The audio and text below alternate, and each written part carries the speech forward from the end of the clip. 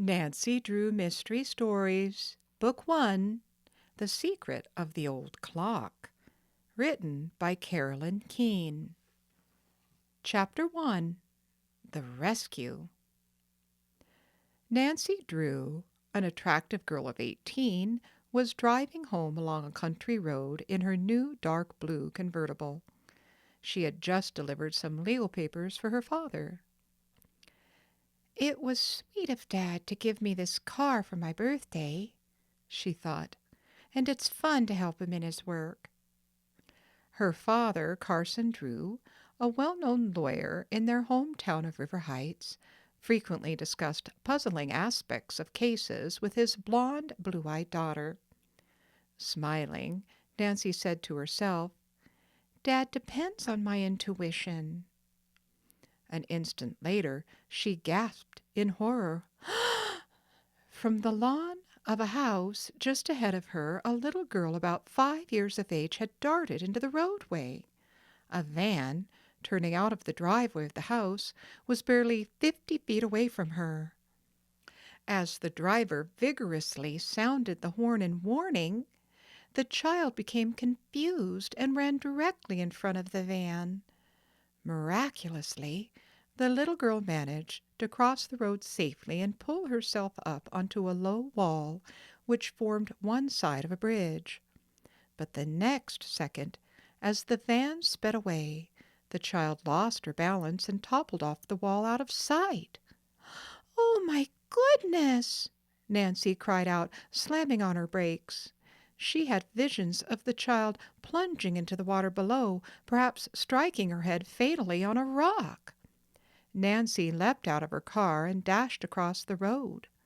At the foot of the embankment, she could see the curly-haired little girl lying motionless, the right side of her body in the water. "Oh, I hope—" Nancy dared not complete the harrowing thought as she climbed down the steep slope. When she reached the child, she saw to her great relief that the little girl was breathing normally and no water had entered her nose or mouth. A quick examination showed that she had suffered no broken bones. Gently, Nancy lifted the little girl and, holding her firmly in both arms, struggled to the top of the embankment. Then she hurried across the road and up the driveway to the child's house. At this moment, the front door flew open and an elderly woman rushed out crying, "Judy! Judy!" "I'm sure she'll be all right," said Nancy quickly. The woman, seeing Nancy's car, asked excitedly, "Did you run into her?" "No, no, Judy fell off the bridge."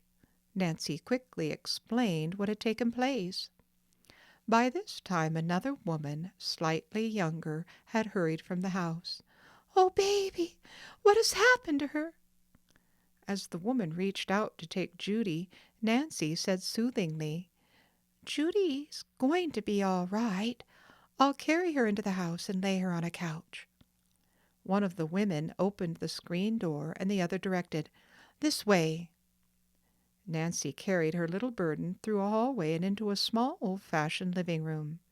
As soon as she laid the child on the couch, Judy began to murmur and turn her head from side to side. "I believe she'll come to in a few minutes," said Nancy. The two women watched Judy intently as they introduced themselves as Edna and Mary Turner, great-aunts of the little girl. "Judy lives with us," explained Edna, the older sister. "We're bringing her up." Nancy was somewhat surprised to hear that these elderly women were rearing such a small child. She gave her name and address just as Judy opened her eyes and looked around. Seeing Nancy, she asked, "Who are you?" "My name is Nancy. I'm glad to know you, Judy." "Did you see me fall?" Nancy nodded as the child's Aunt Mary said, "She rescued you from the river after you fell in." Judy began to cry. "I'll never, never run into the road again, really I won't," she told her aunts. Nancy said, She was sure that Judy never would. She patted the child, who smiled up at her. Although Nancy felt that Judy would be all right, she decided to stay a few minutes longer to see if she could be of help. The child's wet clothes were removed and a robe put on her. Mary Turner started for the kitchen door. "I'd better get some medication and wet compresses for Judy. She's getting a good-sized lump on her head. Nancy, will you come with me?" She led the way to the kitchen and headed for a first-aid cabinet which hung on the wall. "I want to apologize to you, Nancy, for thinking you hit Judy," the woman said. "I guess Edna and I lost our heads. You see, Judy is very precious to us. We brought up her mother, who had been an only child and was orphaned when she was a little girl.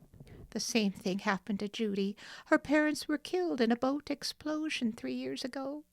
The poor little girl has no close relatives except Edna and me." "Well, Judy looks very healthy and happy," Nancy said quickly, "so I'm sure she must love it here." Mary smiled. "We do our best we can on our small income. Sometimes it just doesn't suffice, though. We sold some old furniture to the 2 men in that van you saw. I don't know who they were, but I guess the price was all right." Mary Turner's thoughts went back to little Judy. "She's so little now that Edna and I are able to manage with our small income. But we worry about the future. We're dressmakers, but our fingers aren't so nimble with the needle as they used to be. To tell you the truth, Nancy, at the time Judy's parents were killed, Edna and I wondered whether we would be able to take care of Judy properly. But we decided to try it, and now we wouldn't part with her for anything in the world. She's won our hearts completely." Nancy was touched by the story. She knew what was in the minds of the Turner sisters. Living costs would become higher, and with their advancing years, their own income would become lower. "Unfortunately," Mary went on, "Judy's parents left very little money. But they were extremely bright people, and Judy is going to be like them. She ought to study music and dancing and have a college education. But I'm afraid we'll never be able to give her those things."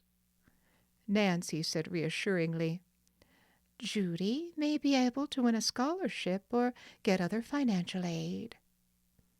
Mary, finding Nancy a sympathetic listener, continued, "A cousin of our father's named Josiah Crawley used to help us, but he passed away a couple of months ago. For years he used to pay us long visits and was very generous with his money." Miss Turner sighed. "He always promised to remember us in his will. He loved little Judy, and I am afraid Edna and I came to depend on that in our plans for her, but he did not carry out his promise." Nancy smiled understandingly and made no comment, but she did wonder why Mr. Crowley had changed his mind. "Josiah went to live with some other cousins, and after that things changed. He rarely came to see us.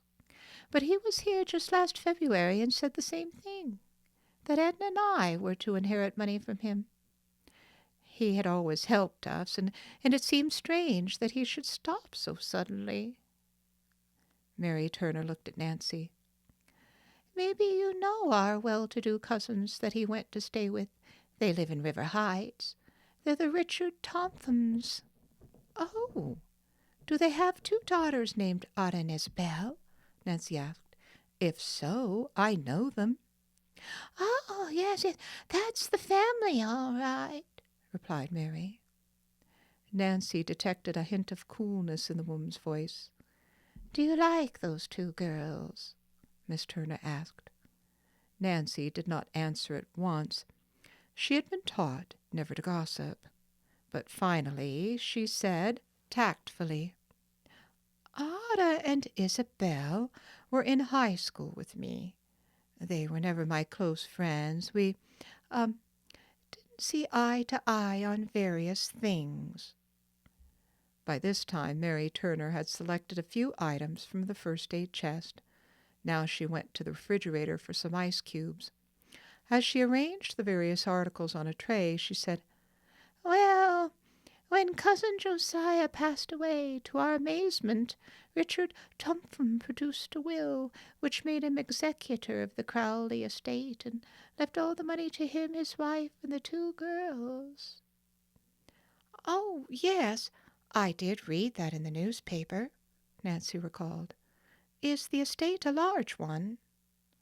"Oh, I understand there's considerable money in it," Mary Turner replied. "Some of Josiah's other cousins say he told them the same thing he told us, and they are planning to go to court about the matter." The woman shrugged. "But I guess a fight to break the will would be hopeless. Nevertheless, Hedda and I cannot help feeling there must be a later will, although as yet no one has presented it."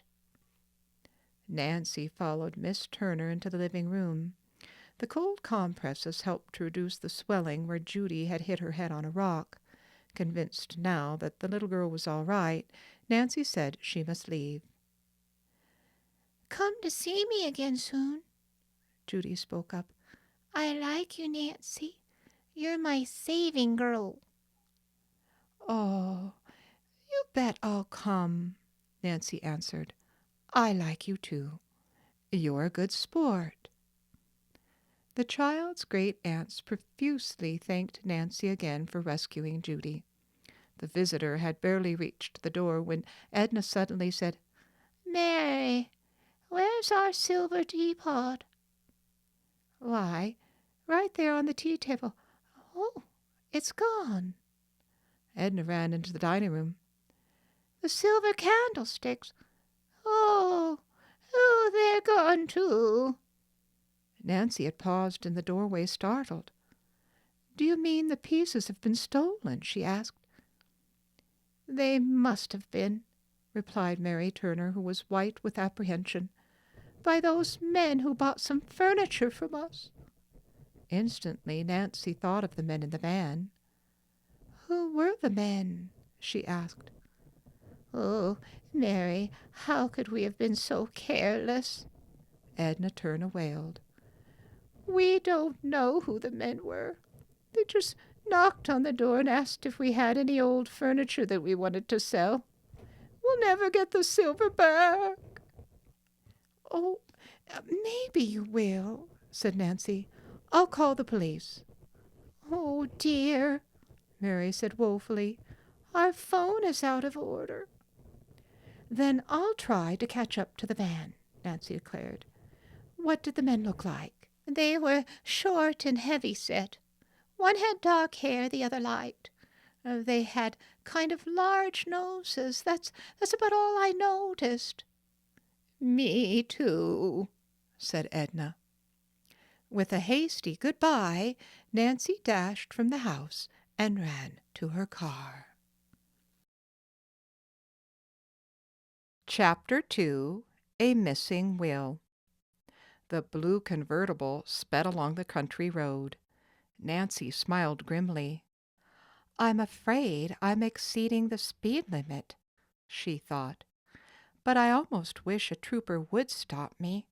Then I could tell him what happened to the poor Turner sisters." Nancy watched the tire marks which the van driven by the thieves had evidently made in the dirt road. But a few miles farther on a feeling of dismay came over her. She had reached a V-shaped intersection of 2 highways. Both roads were paved, and since no tire impressions could be seen, Nancy did not know which highway the thieves had taken. "Oh, dear," she sighed. "Now what shall I do?" Nancy concluded that her wisest move would be to take the road which led to River Heights. There was a state police barracks just a few miles ahead. "I'll stop there and report the theft." She kept looking for the van, which she recalled as charcoal gray.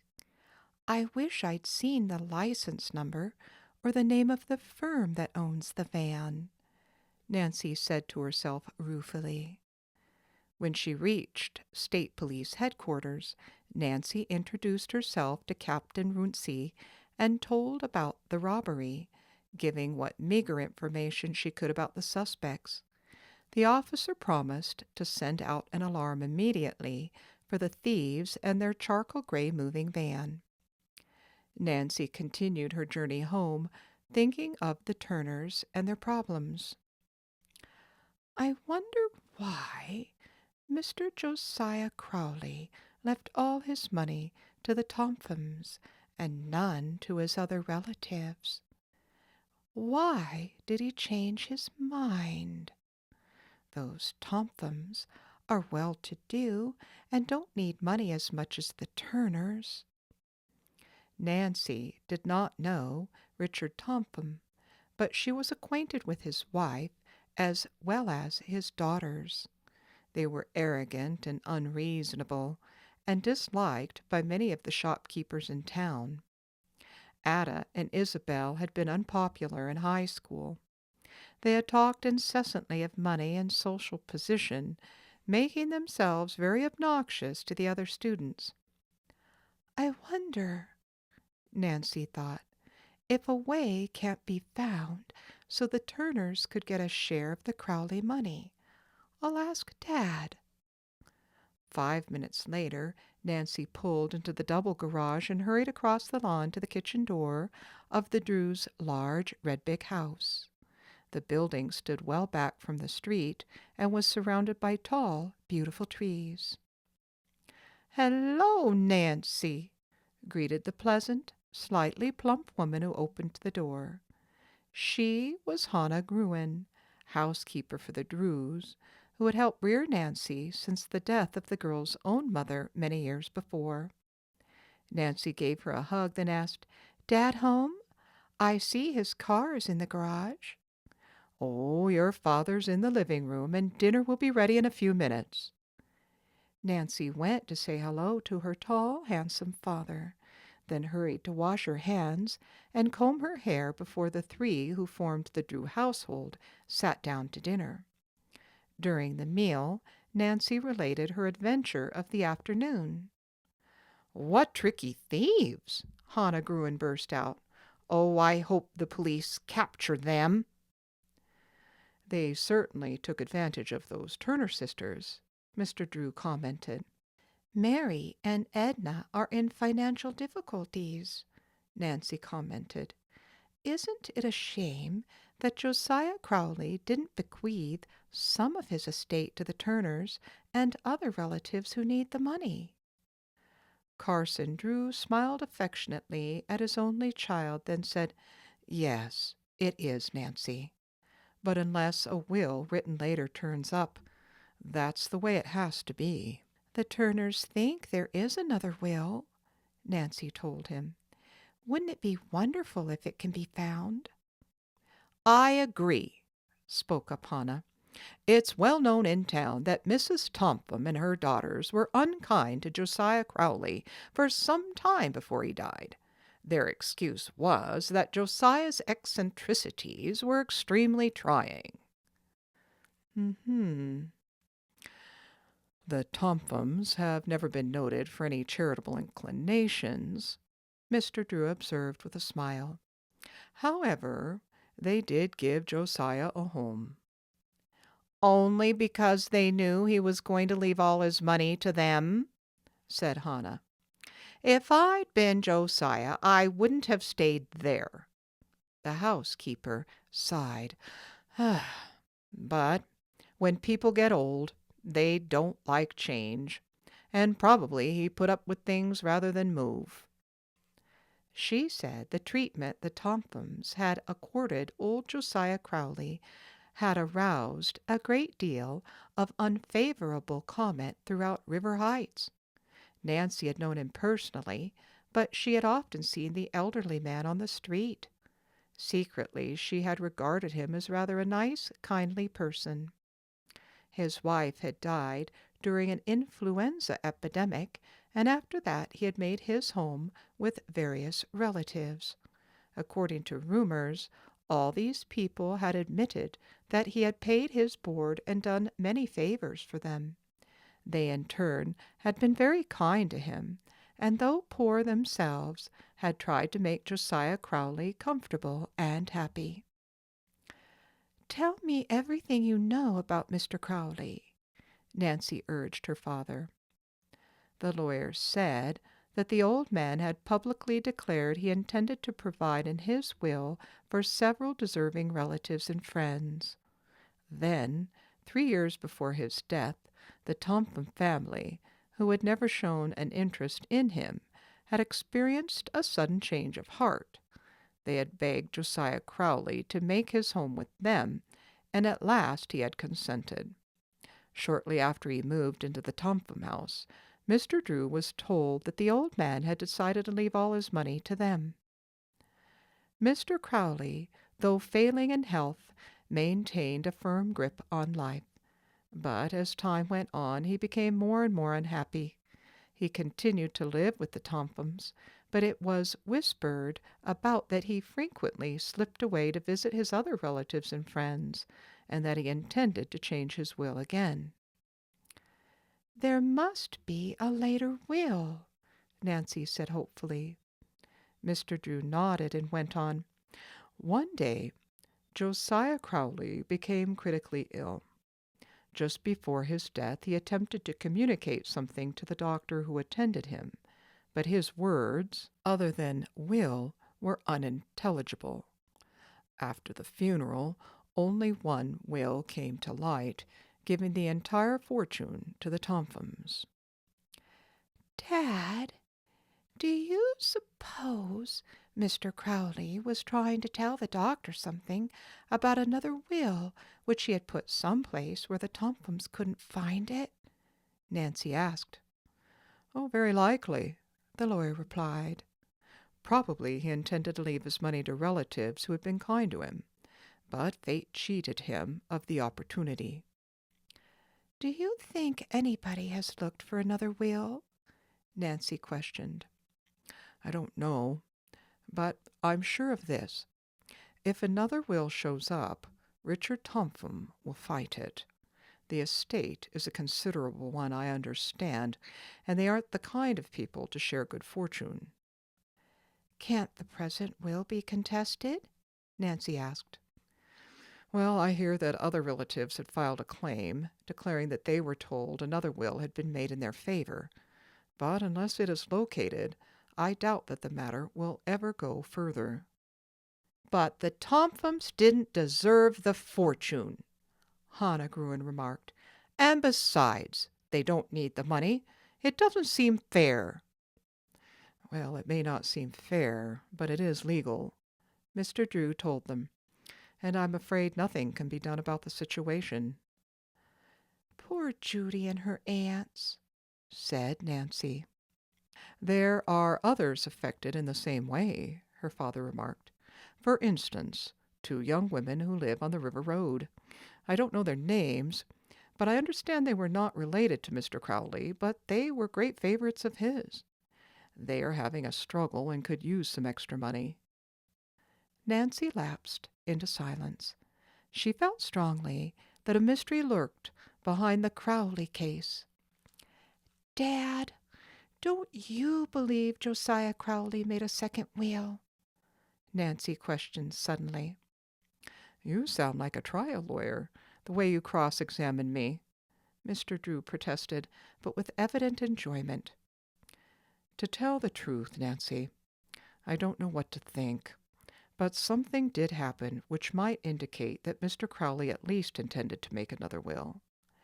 "Oh, please go on," Nancy begged impatiently.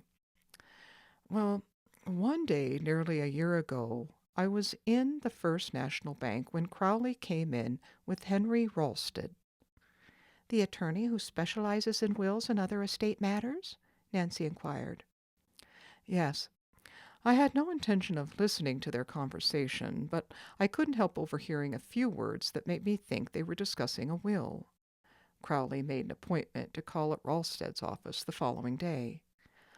"Oh!" cried Nancy excitedly.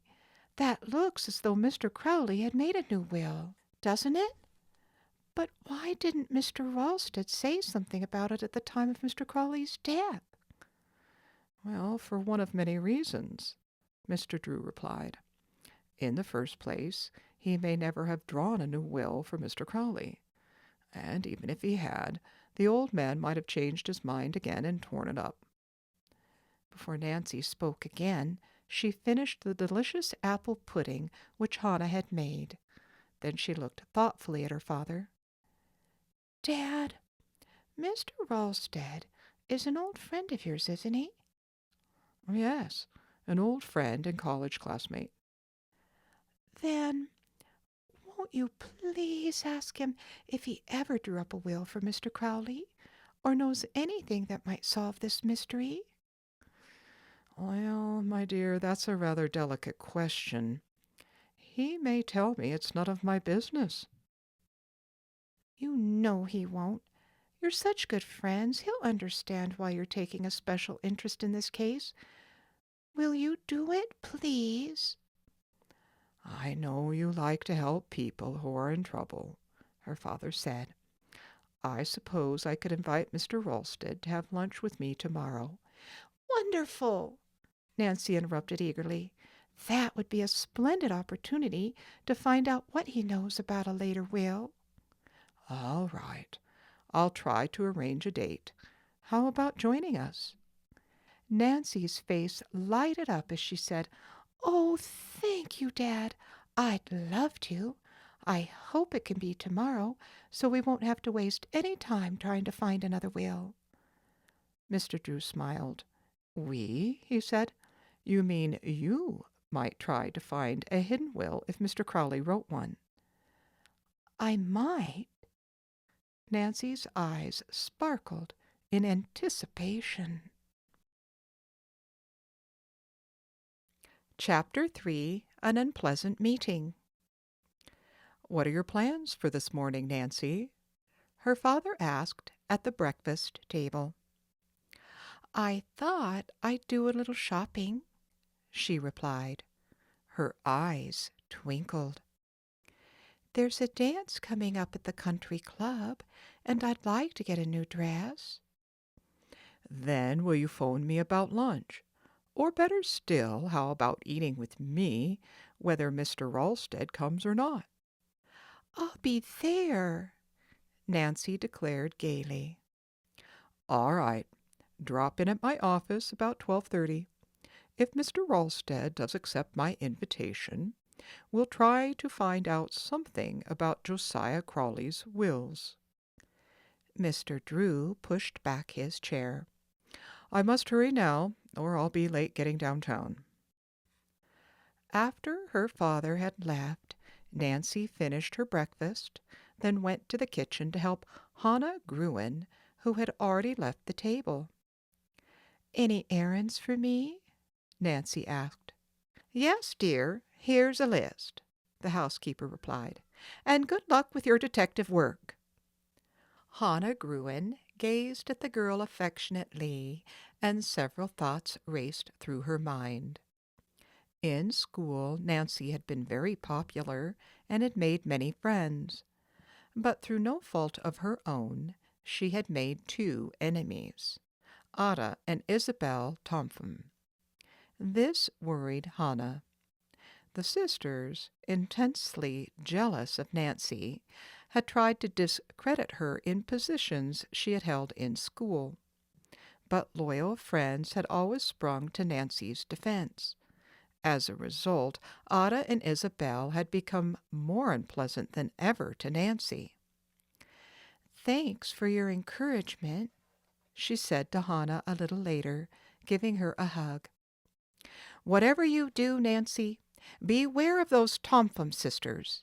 They'd be only too happy to make things difficult for you.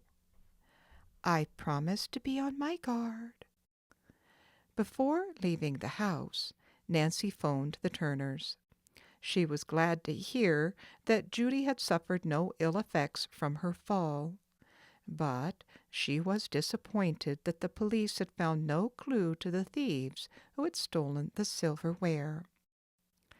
Please let me know if you learn anything, Nancy said, and Edna promised to do so. Becomingly dressed in a tan cotton suit, Nancy set off in her convertible for the shopping district. She drove down the boulevard, and upon reaching the more congested streets, made her way skillfully through heavy traffic, then pulled into a parking lot. I think I'll try Taylor's department store first for a dress, she decided. Taylor's was one of River Heights' finest stores. Nancy purchased several items for Hannah on the main floor, then went directly to the Mrs. Wearing Apparel section on the second floor. Usually Nancy had no trouble finding a sales clerk, but this particular morning seemed to be an especially busy one in the department, and an extra rush of customers had temporarily overwhelmed the sales force. Nancy sat down in a convenient chair to await her turn. Her thoughts wandered to the Turner sisters and little Judy. Would she be able to help them? She was suddenly brought out of her reverie by loud-voiced complaints. "We've been standing here nearly 10 minutes," a shrill voice declared. "Send a saleswoman to us immediately." Nancy turned to see Ada and Isabel Tomtham speaking to the floor manager. "I'm afraid I can't," the man replied regretfully. "There are a number of others ahead of you. All our salespeople are—" "Perhaps you don't know who we are?" Ada interrupted rudely. Indeed, I do," the floor manager told her wearily. "I will have a saleswoman here in a few moments, if you will only wait." "We're not accustomed to waiting," Isabel Tomtham told him icily. "Such service," Ada chimed in. "Do you realize that my father owns considerable stock in Taylor's? If we report your conduct to him, he could have you discharged." I'm sorry," the harassed man apologized, "but it is a rule of the store. You must wait your turn." Ada tossed her head and her eyes flashed angrily. This did nothing to improve her looks. In spite of the expensive clothes she wore, Ada was not attractive. She was very thin and sallow, with an expression of petulance. Now that her face was distorted with anger, she was almost ugly. Isabel, the pride of the Tomtham family, was rather pretty, but her face lacked character. She had acquired an artificially elegant manner of speaking which, although irritating, was sometimes amusing. It was her mother's ambition that Isabel marry into a socially prominent family. "I pity any future husband of hers," Nancy thought with a chuckle. Suddenly Ada and Isabel saw Nancy, who nodded a greeting. Isabel coldly returned the nod, but Ada gave no indication that she had even noticed Nancy. At that moment a saleswoman hurried toward the Tomtham sisters. At once they began to shower abuse upon the young woman for her failure to wait on them sooner. What is it you wish to look at, Miss Tomtham?" the clerk said, flushing. "Evening dresses." The saleswoman brought out several dresses. Nancy watched curiously as the Tomthams, in an unpleasant frame of mind, tossed aside beautiful models with scarcely a second glance. They found fault with every garment. This is a very chic gown," the saleswoman told them hopefully, as she displayed a particularly attractive dress of lace and chiffon. "It arrived only this morning." Ada picked it up, gave the dress one careless glance, then tossed it into a chair as the distracted clerk went off to bring other frocks. The fluffy gown slipped to the floor in a crumpled mess. To Nancy's horror, Ada stepped on it as she turned to examine another dress. In disgust, Nancy went to pick it up. Leave that alone, Ada cried out, her eyes blazing. Nobody asked for your help. Are you buying this?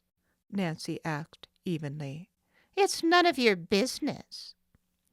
As Nancy continued to hold the dress, Ada, in a rage, snatched it from her hands, causing a long tear in the chiffon skirt. Oh!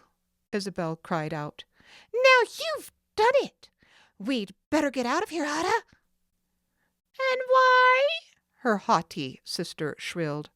It was Nancy Drew's fault.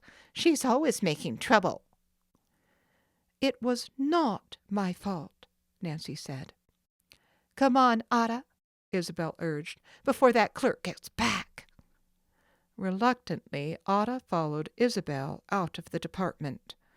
As they rushed toward a waiting elevator, Nancy gazed after them. At this moment the saleswoman reappeared with an armful of lovely frocks. She stared in bewilderment at the torn dress. "Where did my customers go?" she asked Nancy worriedly. Nancy pointed toward the elevator, but made no comment. Instead she said, "I'm looking for an evening dress myself. This torn one is very pretty. Do you think it could be mended?" "Oh, I don't know," the woebegone clerk wailed. "I'll probably be held responsible, and I can't afford to pay for the dress." "I'm sure tailors wouldn't ask you to do that," Nancy said kindly. "If there's any trouble, I'll speak to the manager myself. What usually happens is that such a dress is greatly reduced." "Thank you," the clerk replied. "I'll call Miss Reed, the fitter, and see what can be done." "First, let me try on the dress," Nancy said, smiling. She found a vacant fitting room, and Nancy took off her suit and blouse. Then she slipped the lovely pale blue dance creation over her head, and the saleswoman zipped it up. "Ooh, it's darling on you," she said enthusiastically. Nancy grinned. "I kind of like myself in it," she said. "Please call the fitter now." Presently Miss Reed, a gray-haired woman, appeared. Within seconds she had made a change in an overlap of the chiffon skirt. The tear was no longer visible, and the style of the dress was actually improved. "I told our manager what happened," said the saleswoman. "If you want the dress, he will reduce the price 50%. "How wonderful!" Nancy exclaimed, laughing. "Ha!" she said. "That price will fit into my budget nicely. I'll take the dress. Please send it." She gave her name and address. To herself she added, "Ada Tompum did me a favor, but if she ever finds out what happened, she'll certainly be burned up." Nancy suppressed a giggle. "It's been a real pleasure waiting on you, Miss Drew," the saleswoman said after Miss Reed left and Nancy was putting on her suit. "But how I dread to see those Tompum sisters come in here. They're so unreasonable, and they'll be even worse when they get Josiah Crowley's money." The woman lowered her voice. "The estate hasn't been settled, but the girls are counting on the fortune already. Last week I heard Ada say to my sister, 'Oh, I guess there's no question about our getting old Crowley's fortune, but I wish Father would stop worrying that somebody is going to show up with a later will which may do us out of it.'"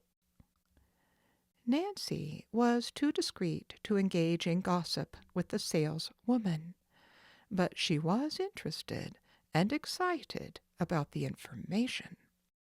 The fact That Mr. Tompum was disturbed indicated to her that he too suspected Josiah Crowley had made a second will. The conversation reminded Nancy of her date. She glanced at her wrist watch and saw that it was after 12 o'clock. "Oh, I must hurry, or I'll be late for an appointment with my dad," she told the saleswoman. Nancy drove directly to her father's office. Although she was a few minutes ahead of the appointment time, she found that he was ready to leave. "What luck, Dad?" Nancy asked eagerly. "Did Mr. Ralsted accept our luncheon invitation?" "Yes. We are to meet him at the Royal Hotel in 10 minutes. Do you still think I should quiz him about the Crawley will?" "Oh, I'm more interested than ever in the case." She told her father about the saleswoman's gossipy remarks. Said Mr. Drew. "It's not what you'd call evidence, but the old saying usually holds good. Where there's smoke, there's fire. Come, let's go." The Royal Hotel was located less than a block away, and Nancy and her father quickly walked the distance. Mr. Ralsted was waiting in the lobby. Carson Drew introduced his daughter. Then the three made their way to the dining room where a table had been reserved for them. At first, the conversation centered about a variety of subjects. As the luncheon progressed, the two lawyers talked enthusiastically of their college days together and finally of their profession. Nancy began to fear that the subject of the Crawley estate might never be brought up. Then, after the dessert course, Mr. Drew skillfully turned the conversation into a new channel and mentioned some strange cases which he had handled. "By the way," he said, "I haven't heard the details of the Crawley case. How are the Tompums making out? I understand other relatives are trying to break the will." For a moment Mr. Ralsted remained silent. Was he reluctant to enter into a discussion of the matter? Nancy wondered. Finally, the lawyer said quietly, "The settlement of the estate wasn't given to me, Carson, but I confess I've followed it rather closely because of something that happened a year ago. As the present will stands, I do not believe it can be broken." "Then the Tompums fall heir to the entire estate," Mr. Drew commented. "Yes, unless a more recent will is uncovered."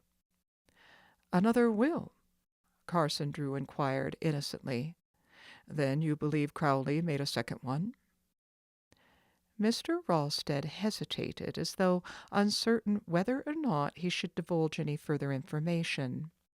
Then, with a quick glance about, he lowered his voice and said, "Of course, this is strictly confidential."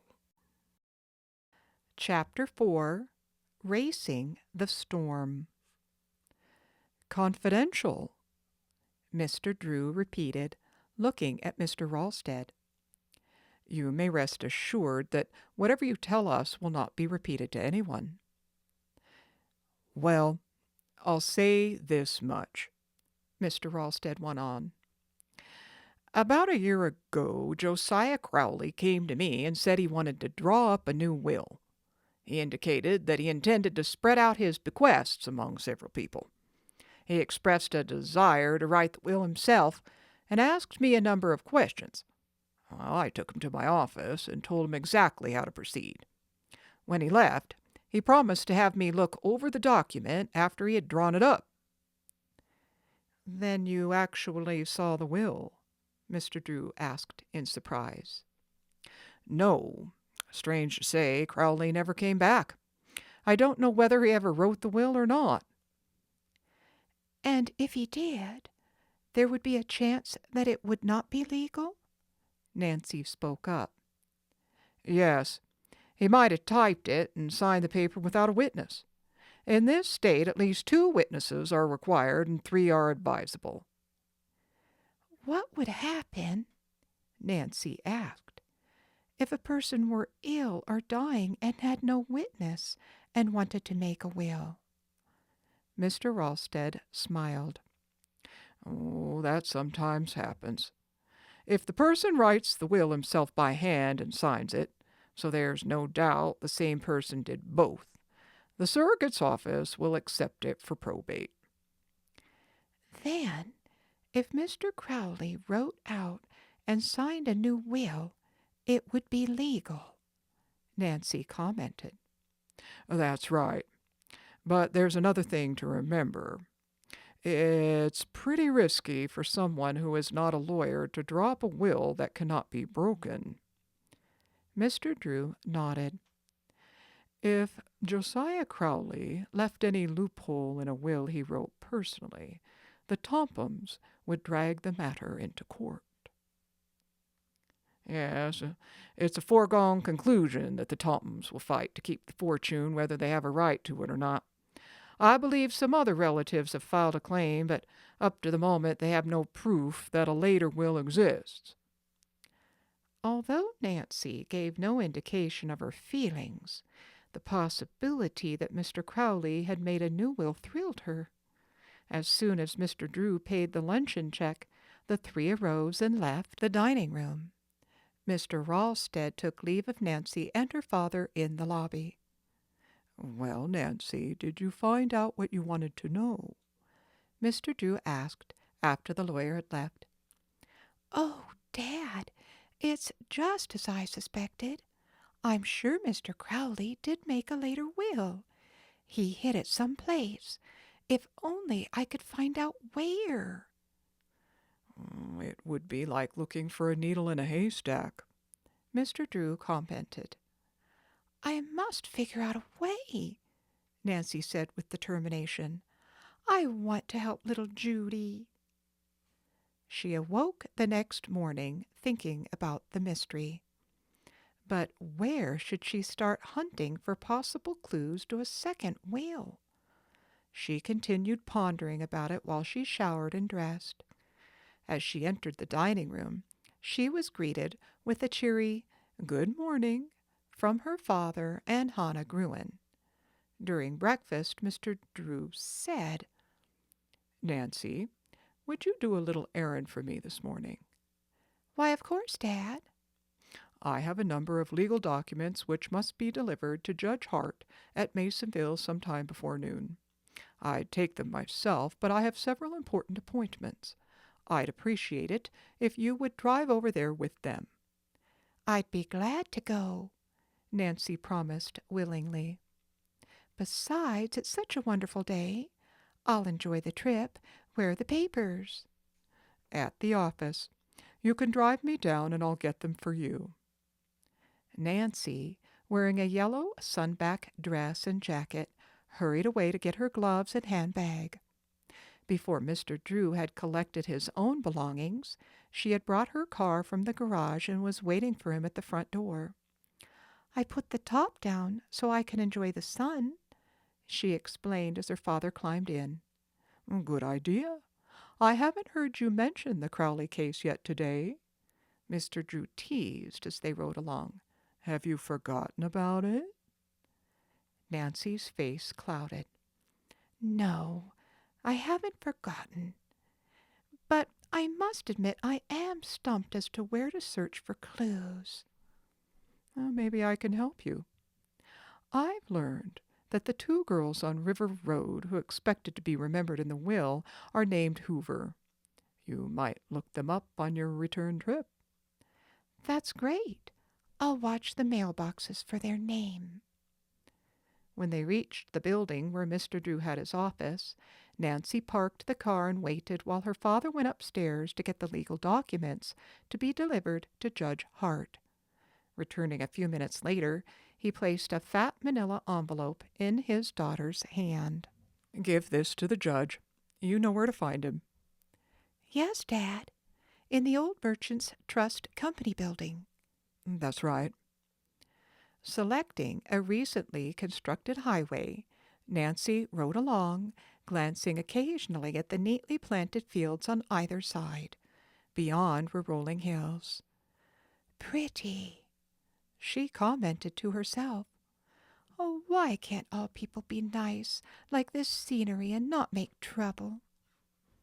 It was nearly 11 o'clock when she finally drove into Mansonville. Nancy went at once to Judge Hart's office, but was informed he had gone to the courthouse.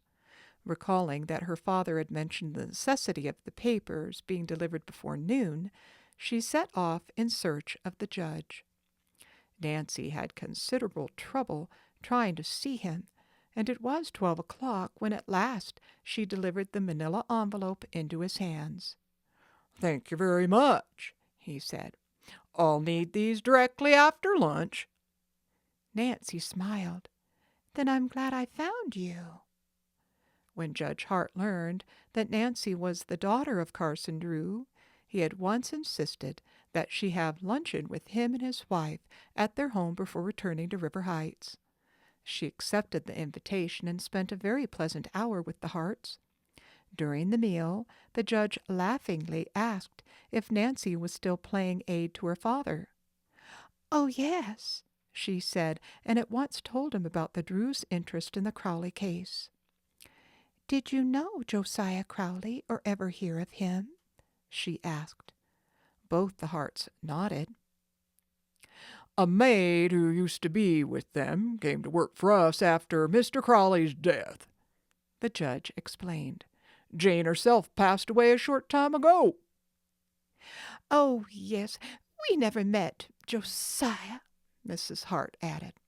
But Jane pointed him out to my husband and me one time down on Main Street. Did he have relatives or friends in town? Nancy inquired. "I think not," the judge replied. Nancy wondered what old Josiah had been doing in Mansonville if he had no relatives or friends there. The town was not known as a spot for sightseeing. Her interest was further quickened when Mrs. Hart remarked that she had seen Mr. Crowley in town at another time also. How long ago was that? The girl asked. Mrs. Hart thought a minute, then replied, Oh, less than a year, I'd say. When luncheon was over, the judge said he must leave. Nancy told the Harts she too should go. She thanked them for their hospitality, then said good-bye. Soon she was driving homeward. Why had Mr. Crowley gone to Mansonville? She asked herself. Could it have had anything to do with a later will? Nancy had chosen a route which would take her to River Road. Half an hour later she turned into the beautiful country road which wound in and out along the Muskoka River, and began to look at the names on the mailboxes. Hoover, she reminded herself. About halfway to River Heights, while enjoying the pastoral scenes of cows standing knee-high in shallow sections of the stream, and sheep grazing on flower-dotted hillsides, Nancy suddenly realized the sun had been blotted out. Oh, a thunderstorm's on the way, she told herself, glancing at black clouds scudding across the sky. Guess I'd better put the top of the car up. She pressed the button on the dashboard to raise the top, but nothing happened. Puzzled, Nancy tried again. Still there was no response. By this time, large drops of rain had started to fall. I'll get soaked, Nancy thought as she looked around. There was no shelter in sight, but ahead, past a steep rise, was a sharp bend in the road. Hopeful that there would be a house or barn beyond, Nancy started the car again. Vivid forked lightning streaked across the sky. It was followed by an earth-shaking clap of thunder. The rain came down harder.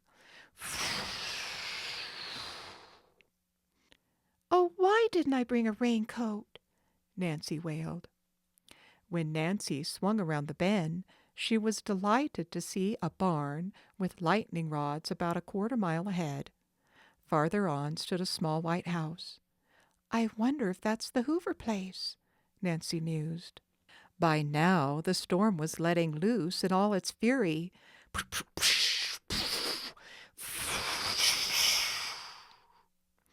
The sky was as dark as night, and Nancy had to switch on her headlights to see the road. She was already thoroughly drenched, and her thought of shelter at this point was one of safety rather than of keeping dry. Nancy turned on the windshield wipers, but the rain was so blinding in its intensity it was impossible to see more than a few feet ahead. Almost in an instant the road had dissolved into a sea of mud. Nancy had been caught in a number of storms, but never one as violent as this. She feared a bad skid might land her in a ditch before she could reach the shelter of the barn. "How much farther is it?" she worried. "It didn't seem this far away." The next instant, to Nancy's right, a ball of fire rocketed down from the sky. "Oh, that was close," she thought fearfully. Her skin tingled from the electrical vibrations in the air. A moment later, a surge of relief swept over Nancy. "Oh, at last," she breathed. At the side of the road, the barn loomed up. Its large double doors were wide open. Without hesitation, Nancy headed straight for the building and drove in. The next moment, she heard a piercing scream.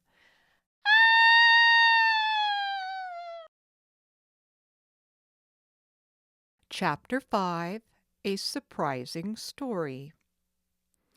Nancy froze behind the wheel. Had she inadvertently hit someone? Her heart pounding in fright, she opened the car door to step out. At the same instant, a shadowy figure arose from a pile of hay near her. "I guess I must have scared you silly when I screamed," said a girl of Nancy's age, stepping forward. "You... you're all right?" Nancy gasped. "Yes, and I'm sorry I yelled. I came out here to check on our supply of feed for the chickens. I didn't think it was going to be a bad storm, so I didn't bother to go back to the house." "It's pretty bad," said Nancy.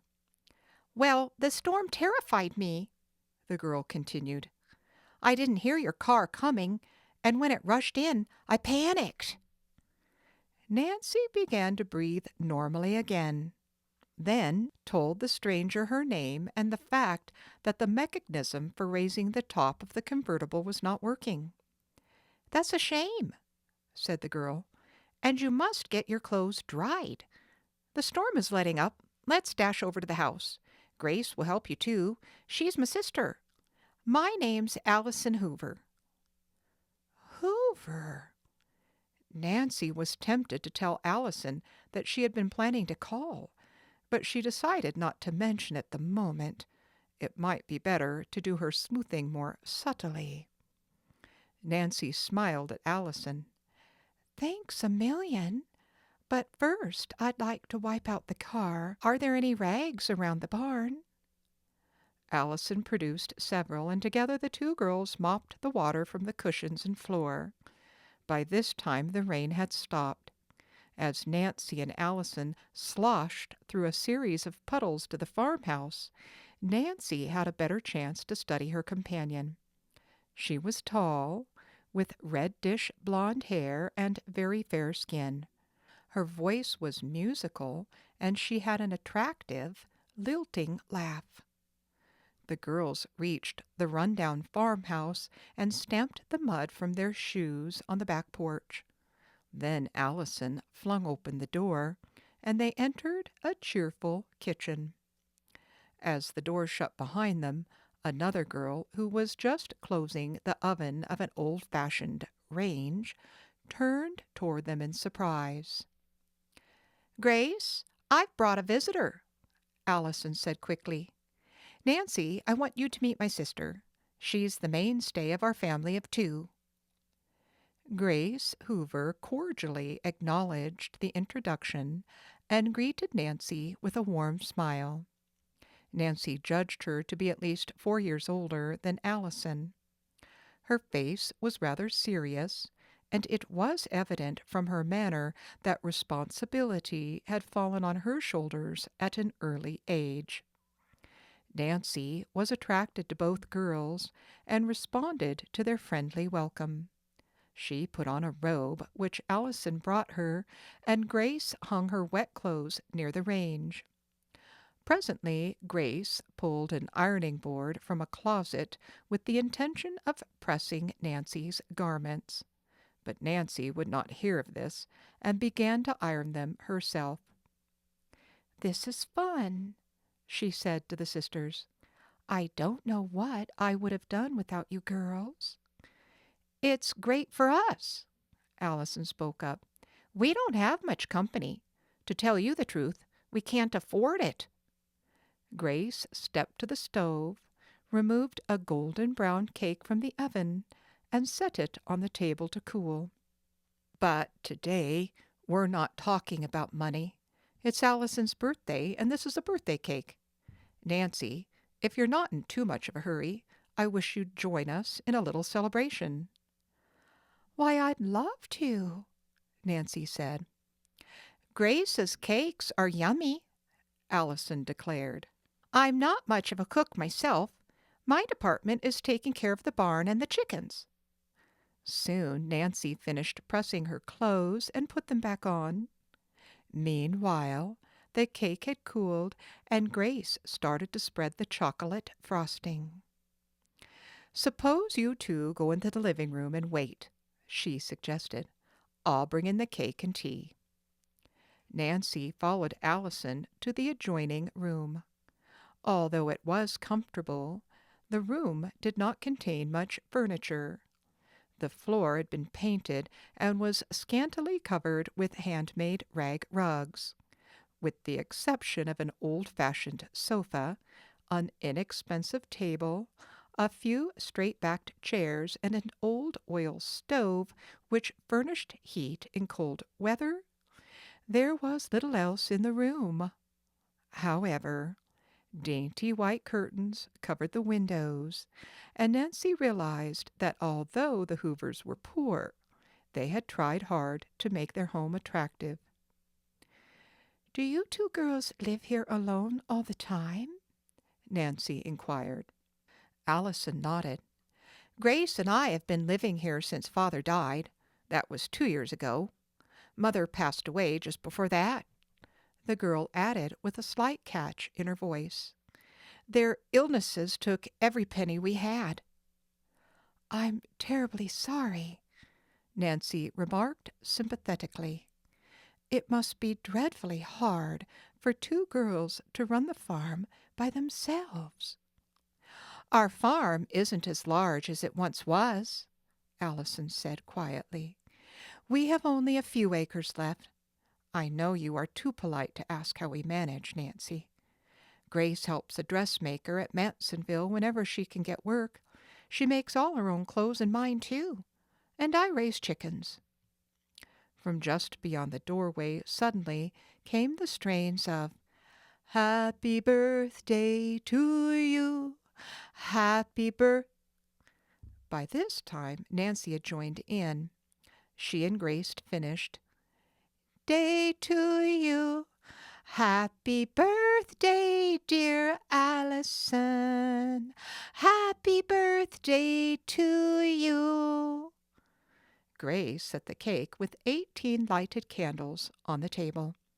She and Nancy sang the second verse with the words, "May you have many more."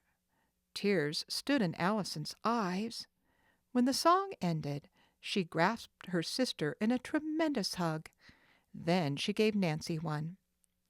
This is the nicest birthday I've had in years," she quavered. "And it's one of the most enjoyable I've ever attended," Nancy said sincerely. Suddenly, Allison began to sing a tuneful old English ballad about the birthday of a village lass. Nancy listened entranced to Allison's clear, bell-like tones.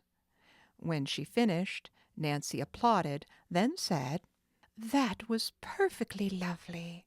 You have a beautiful voice, Allison." The singer laughed gaily. "Oh, thank you, Nancy. I've always wanted to take lessons, but as you know, voice training is pretty expensive." At that moment, Grace brought in a tray of fragrant tea. As she poured 3 cups, Allison blew out the candles and served the cake. Mmm, I've never tasted anything more delicious in all my life," Nancy said enthusiastically. The 3 girls chatted like old friends. Finally, the sun broke through the clouds. As Nancy rose to leave, she noticed an unusual picture on the wall opposite her and commented on its beauty. "Oh, Uncle Josiah Crowley gave it to us," Allison told her. "If he were only alive now, things would be different." At the mention of the name, Nancy sat down again. Was she going to pick up a clue to the possibility that Mr. Crowley had made a later will? "He wasn't really our uncle," Grace explained, "but we loved him as much as though he were a relative." Her voice broke, and for a moment she could not go on. Then, gaining control of herself, she continued. "He lived on the farm next to us. That was when Mother and Father were alive. All of Allison's and my misfortunes seemed to come at once." "He was the dearest man you ever saw," Allison added. "Some people thought him queer, but you never minded his particular ways after you knew him. Uncle Josiah was very good to us. He always told me that he'd back me in a singing career." "Yes," Grace added. "Uncle Josiah used to say Allison sang as sweetly as a bird, and he wanted to pay for lessons with a famous teacher. But after he went to live with the Tomphams, he never said any more about it." "He never liked it with the Tomphams, though," Allison declared. "They weren't kind to him, and he used to slip away to visit us." "Uncle Josiah often said that we seemed like his own children," Grace spoke up. "He brought us many nice gifts, but we loved him for himself and not his money. I remember, though, the very last day we saw him alive, he told us, 'I have planned a big surprise to make you girls happy, but I can't tell you now what it is. You'll see it in my will.' Those were his very words." "And then the Tomphams got everything," Allison said. "He must have changed his mind for some reason." "It's hard to believe he would forget his promise to us," Grace said sadly. "Oh, wouldn't it be wonderful if a later will could be found?" Allison exclaimed. "Yes," Nancy replied slowly. "I've heard that Mr. Crowley told other people he was leaving money to them. The Turner sisters, for instance. Do you know them?" "Slightly," Grace answered.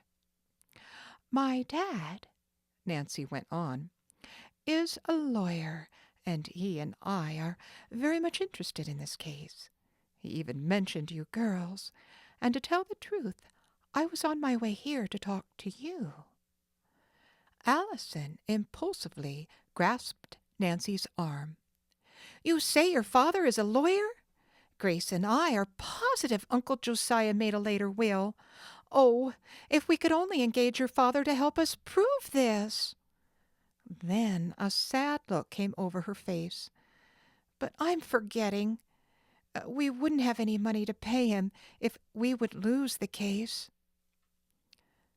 "Don't let that worry you," said Nancy kindly. "This is your birthday, and you must be happy, Allison. My special wish for you is that before you're 1 year older, you'll inherit some of the Crowley money, so that you can take those singing lessons. Chapter 6, An Exciting Appointment. The Hoover girls walked out of the barn with Nancy. "Do come to see us again," Grace called, as the young detective climbed into her car. "Yes, please do," Allison added. Nancy promised that she would. "As soon as I have some news," she said. Although the weather had cleared, the river road remained muddy and slippery. Nancy found it necessary to drive with extreme care for the next 2 miles until she reached the main highway. "Oh, no wonder this river road isn't used very much," she thought. "And how do Grace and Allison get to town?" Nancy wondered. She had not seen a car at the Hoover home and knew that no bus passed their door. "I certainly wish," she thought, "that I or somebody else could locate a later will of Josiah Crowley's by which the Hoovers and the Turners would receive much needed money.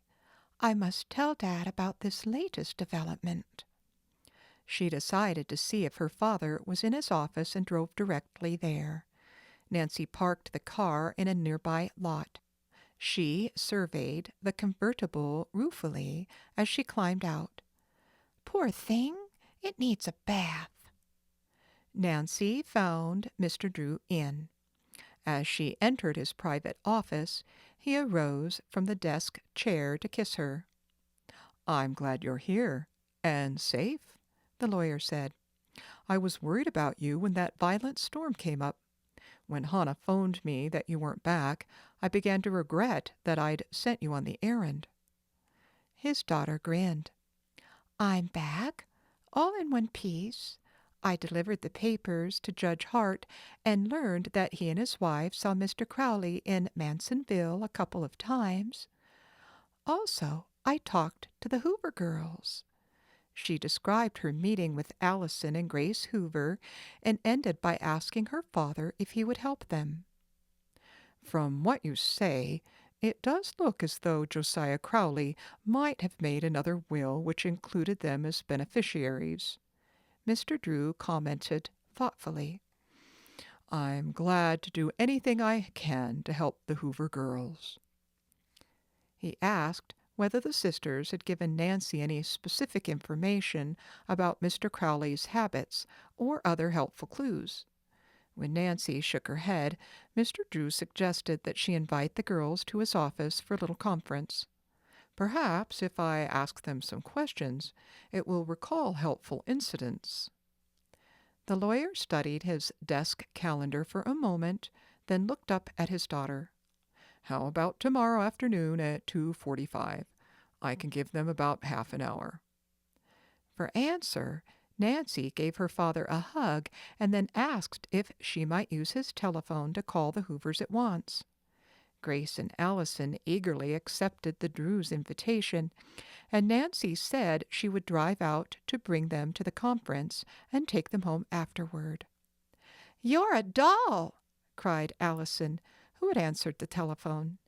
"Nancy, I just know you're going to solve this mystery." Suddenly an idea came to Nancy. She asked Allison how long the girls would be able to stay in River Heights. "Oh, as long as you need us," Allison replied. "Good. Then I'd like to take you both to stay and have supper with us," Nancy said. "Sorry I can't join you," Mr. Drew told his daughter as she hung up. "I have a dinner engagement and conference in the evening." Just then, the mayor of River Heights was shown into the lawyer's office, and Nancy arose to leave. She spoke to the mayor for a moment, then said, "See you later, Dad." Before Nancy returned home, she stopped at an old-fashioned house on a side street. It was the home of Signor Mascagni, a famous voice teacher who had retired to the small city the year before, but took a few outstanding pupils. Nancy introduced herself to the white, bushy-haired, florid-faced man, then said, "Signor Mascagni, would you be willing to listen to the voice of a friend of mine and give your honest opinion as to whether or not she might become a great singer? If she might, and she can obtain the money for lessons, would you be able to take her as a pupil?"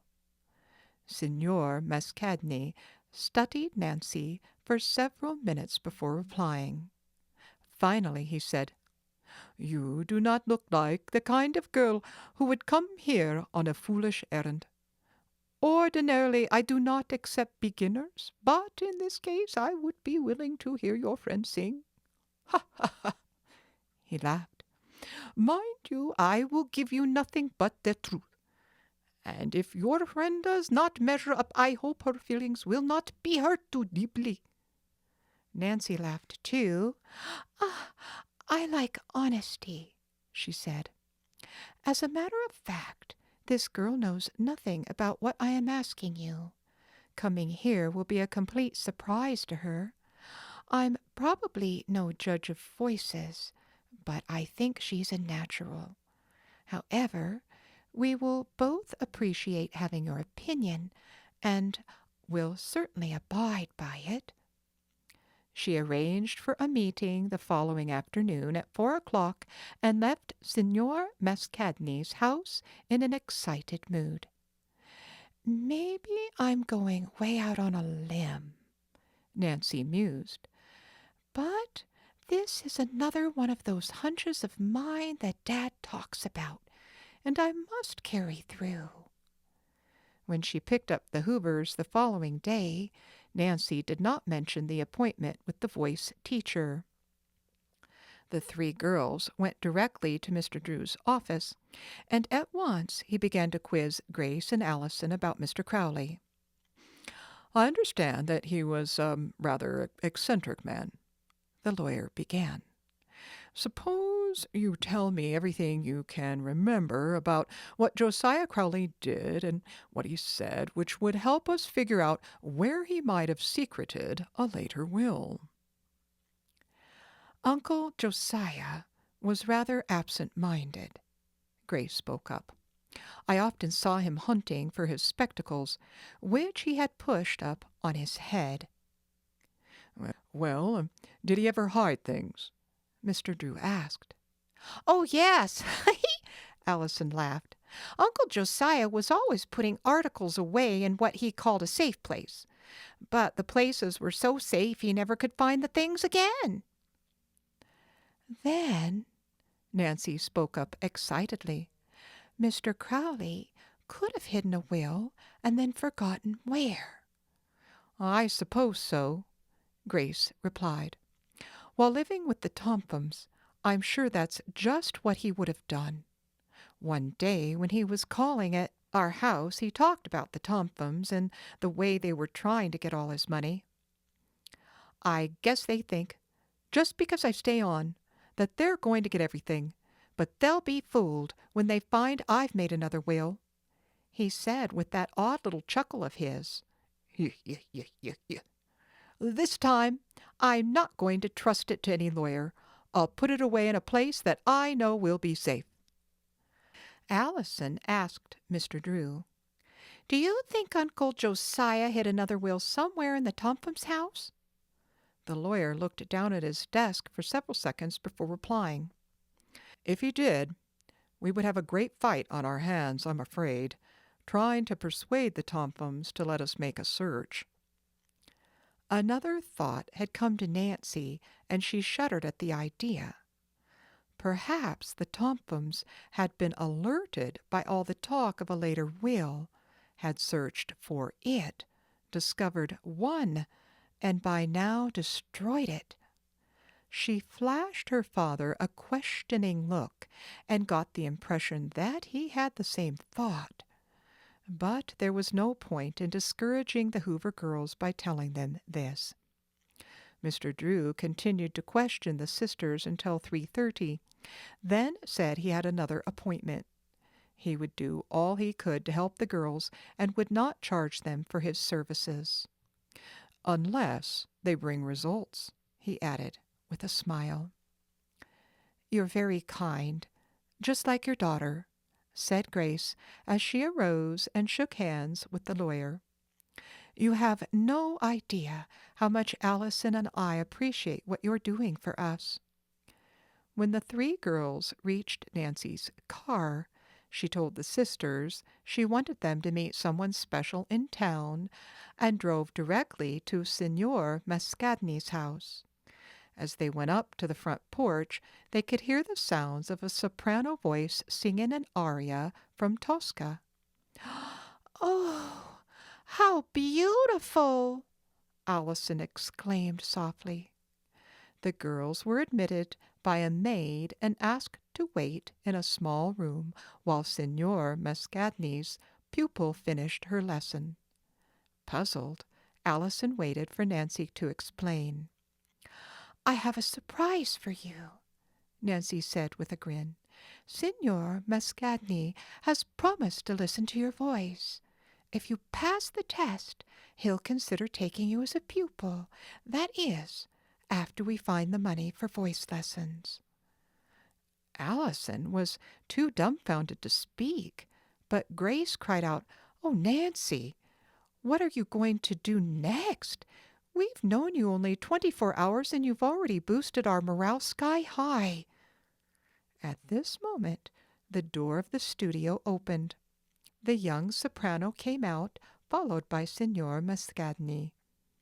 He said good-bye to his pupil, then invited the three callers into the studio. Nancy quickly introduced the Hoover sisters. "Ah, and you are the singer," the man said almost at once, addressing Allison. "I can tell from your singing voice." Apparently, the teacher sensed that Allison had been taken by surprise and was a little nervous. Accordingly, he began to talk on other subjects than music. He showed the girls several paintings in the room and pieces of statuary which had come from Italy. "I prize them highly," he said. "They are exquisite," Allison remarked. Signor Mascagni walked to a rear window and pointed out a lovely garden in back of the house. Then, evidently satisfied that Allison was at ease, he led the way to the grand piano and sat down. "Now, what would you like to sing?" he asked Allison with a smile. "Please stand right here facing me." "Oh, something very simple," she replied. "America the Beautiful?" The teacher nodded, asked her what key she would like it played in, then began to accompany her. Allison sang as though inspired. Her voice sounded even more beautiful than it had at the farmhouse, Nancy thought. When Allison finished the song, Signor Mascagni made no comment. Instead, he asked her to try a scale, then to sing single tones, jumping from octave to octave. "You have a very fine range, Miss Hoover," was his only comment. For half an hour he had Allison try short songs in various keys, and at one point joined with her in a duet. At last he turned around on the piano bench and faced Nancy and Grace. "I believe," he said slowly, "I believe that someday we shall know Allison Hoover as an operatic star." Before the girls could say anything, he jumped up and turned to shake Allison's hand fervently. By this time the full import of his words had dawned on the younger sister. Tears began to roll down her cheeks. "Bravissimo! Bravissimo!" he exclaimed. "You sing, you cry, you smile. Magnifico! You will also be a dramatic actress splendida." Nancy and Grace were nearly on the verge of tears also. They were so overwhelmed by the happy news. Then suddenly the three girls became serious, remembering that there was still the problem of money for lessons from this great man. They knew his fee per hour must be very high. Allison suddenly began to talk and poured out her whole story to the white-haired teacher. "But I know," she declared with a brave smile, "that somehow I'm going to get the money for the lessons, and I wouldn't want to take them from anybody but you, Signor Mascagni. I'll come back to you just as soon as I can. Thank you very, very much. Please, girls, I'd like to leave now." As Allison rushed toward the front door, Signor Mascagni detained Nancy and Grace. This Allison, she is wonderful," he exclaimed. "I want to give her lessons to see that her training is correct." He threw up his hands and shook his head. "But I cannot afford to give the lessons free. Perhaps I could cut my price." "We'll find the money somehow, Signor," Nancy promised. Then she and Grace thanked the teacher and followed Allison outside. At the Drew home that evening, there were mixed emotions on everyone's part. Hannah Gruen had taken a great fancy to the Hoover sisters, and the news of Allison's talent had thrilled her, as well as the girls. Conversation at supper was gay and animated. Nancy and Mrs. Gruen drove the sisters to their farm, and on parting Nancy again promised to do all she could to help find a will from which the girls might possibly benefit. But figuring out how to do this became a problem that seemed insurmountable to Nancy. At breakfast the next day, Mr. Drew suggested, "Nancy, perhaps if you'd give your mind a little rest from the Crowley matter, an inspiration about the case might come to you." His daughter smiled. "Good idea, Dad. I think I'll take a walk in the fresh air and clear the cobwebs from my brain." As soon as she had finished eating, Nancy set out at a brisk pace. She headed for River Heights, attractive park, to view the display of roses, which was always very beautiful. She had gone only a short distance along one of the paths when she caught sight of Isabel and Ada Tompum seated on a bench not far ahead. "Oh, they're the last people in the world I want to see right now," Nancy thought. "They'll probably say something mean to me, and I'll lose my temper. Oh, when I think how Grace and Allison and the Turners could use just 1/10 of the Crowley money, which the Tompums are going to inherit, oh, I could just burst." Nancy had paused, wondering whether she should turn back. "No," she told herself. "I'll go on to see the roses. I'll take that path back of the Tompums, and they won't notice me." Nancy made her way along quietly, with no intention of eavesdropping on the two girls. But suddenly 2 words of their conversation came to her ears, bringing Nancy to an involuntary halt. She had distinctly heard Isabel say, "The will." In a flash, Nancy's detective instincts were aroused and her heart pounded excitedly. "It must be Josiah Crowley's will they're talking about," she reasoned. Chapter 7. The Angry Dog. With the instinct of a detective who dared not miss a clue, Nancy deliberately moved closer to the bench on which the Tompum girls were seated. "If there should be another will, I'm afraid we'd be out of luck." The words, in Ada's nasal voice, came clearly to Nancy.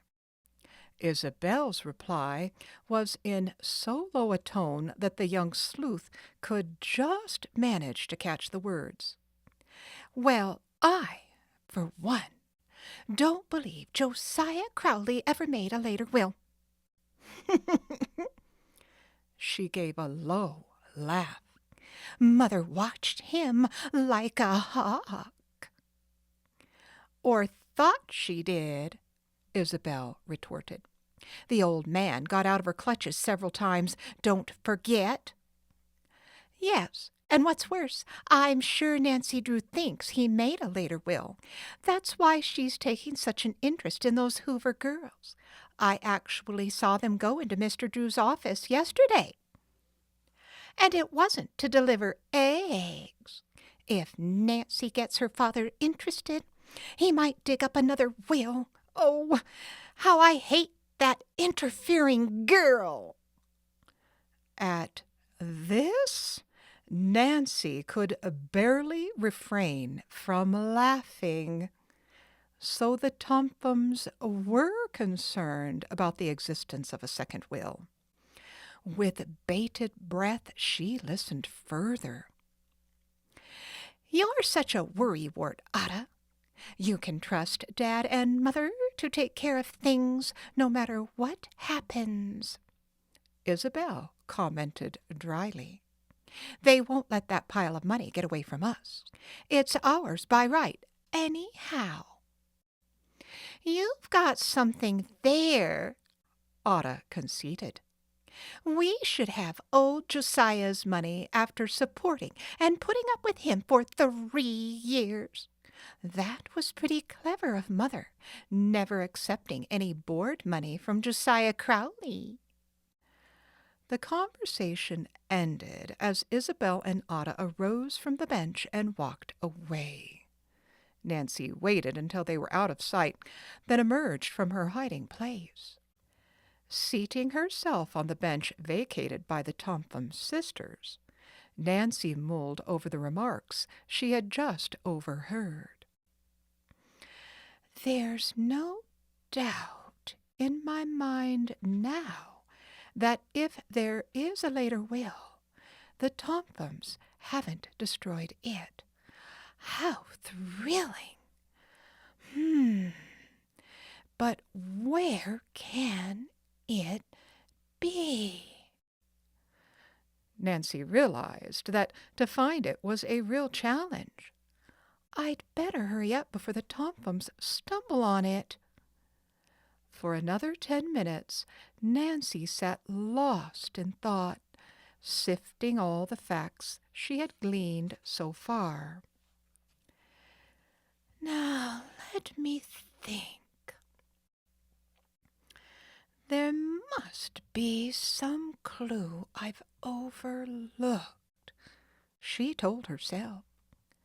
Suddenly, "Ah!" With a cry of delight, she sprang to her feet. "Why didn't I think of that before? The Hoover girls and the Turners aren't the only ones who should have figured in this will. There are other relatives of Mr. Crowley who have filed a claim. I wonder who they are. If I could only talk with them, I might pick up a clue." Immediately, Nancy set off for her father's office. He was engaged in an important conference when she arrived, and she had to wait 10 minutes before being admitted to the inner office. "Now what?" Mr. Drew asked, smiling, as she burst in upon him. "Have you solved the mystery, or is your purse in need of a little change?" Nancy's cheeks were flushed and her eyes danced with excitement. "Oh, don't tease me," she protested. "I need some information." "At your service, Nancy." The young sleuth poured out the story of the Tompkins sisters' conversation in the park, and told him of her own conclusions. Mr. Drew listened with interest until she had finished. "Excellent deducting," he praised his daughter. "I'm afraid, though, I can't help you obtain the relatives' names. I don't know any of them." Nancy looked disappointed.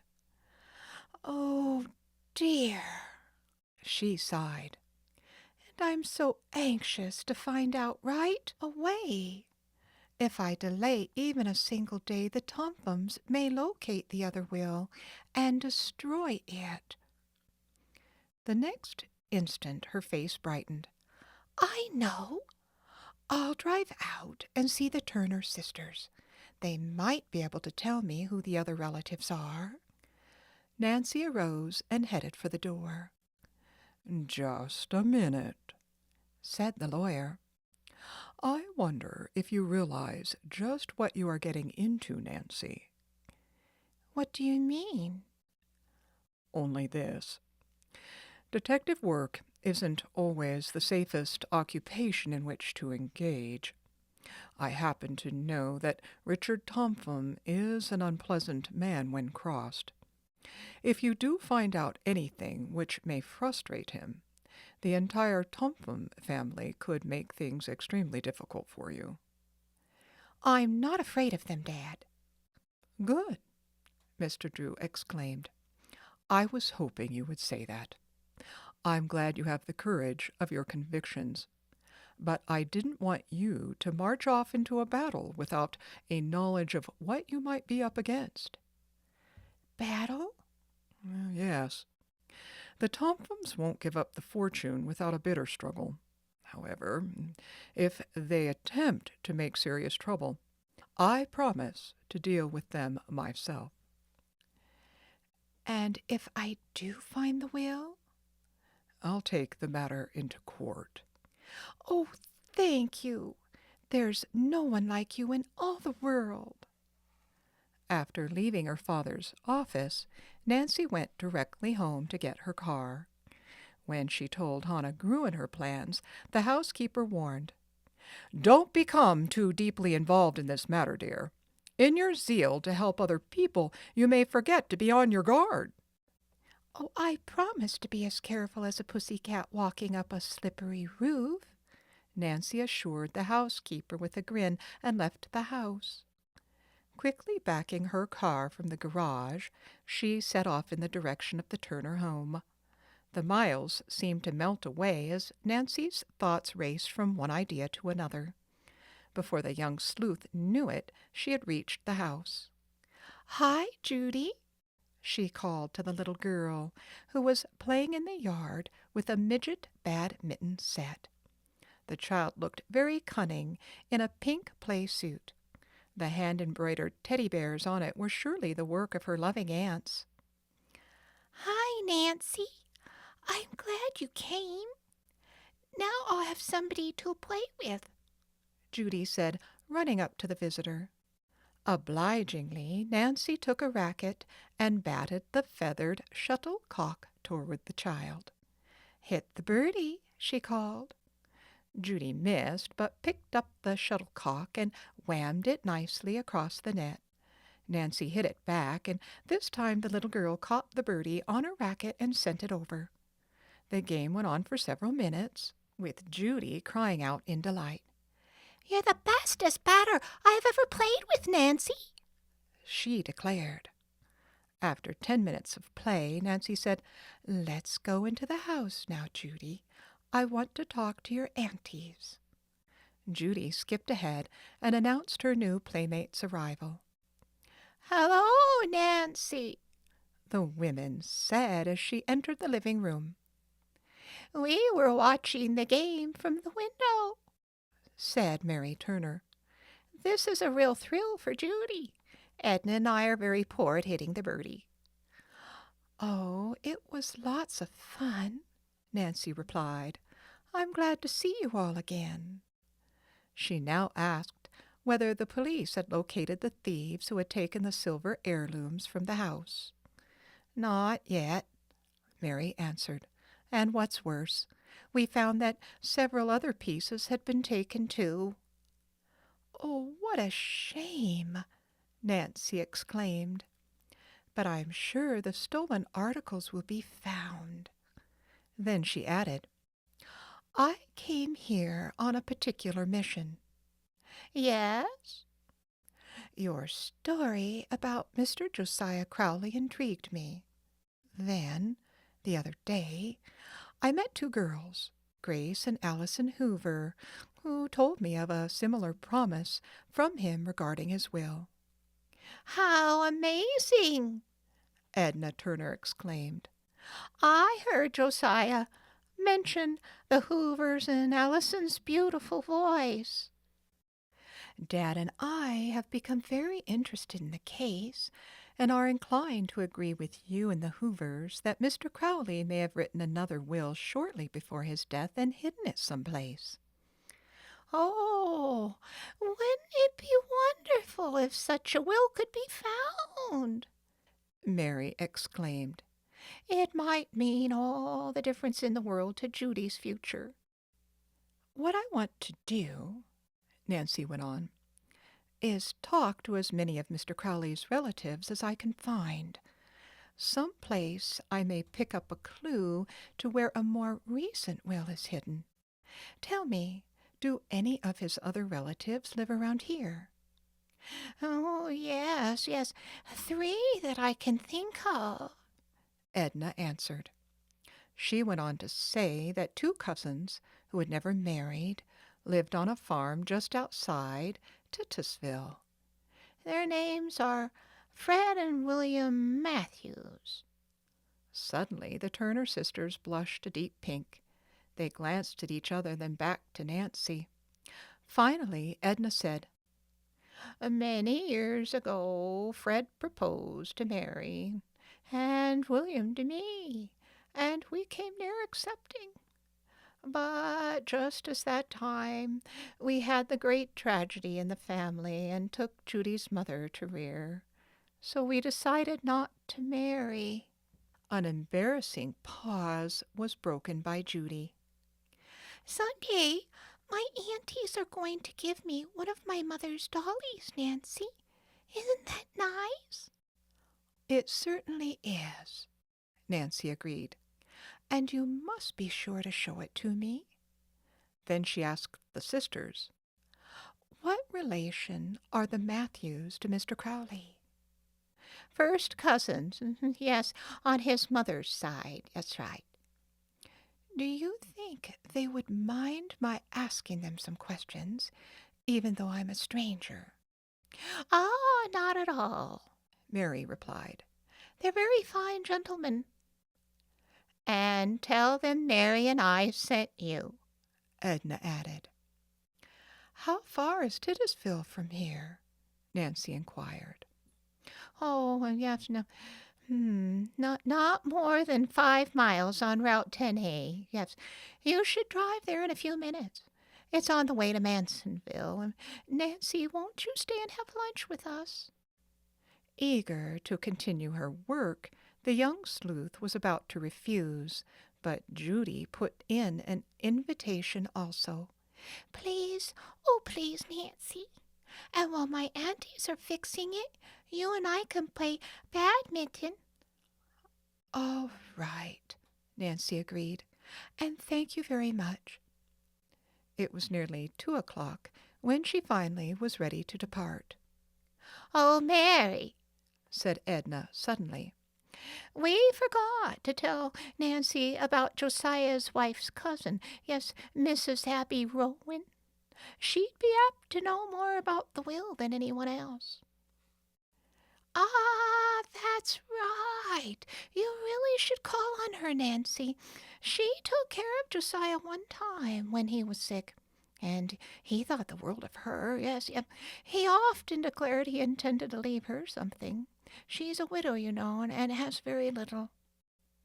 Even a few $1,000s would mean a lot to her, Edna added. Abby must be, well, yes, over 80 years of age and growing forgetful. She has no children, and there's no one to look after her. Where shall I find Mrs. Rowan? Nancy asked, hoping it was not far away. Abby lives on the West Lake Road, Edna responded.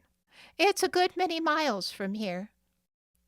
Then I shan't have time to go there today, the young sleuth said, but I'll surely see her as soon as I can. And now I must be going.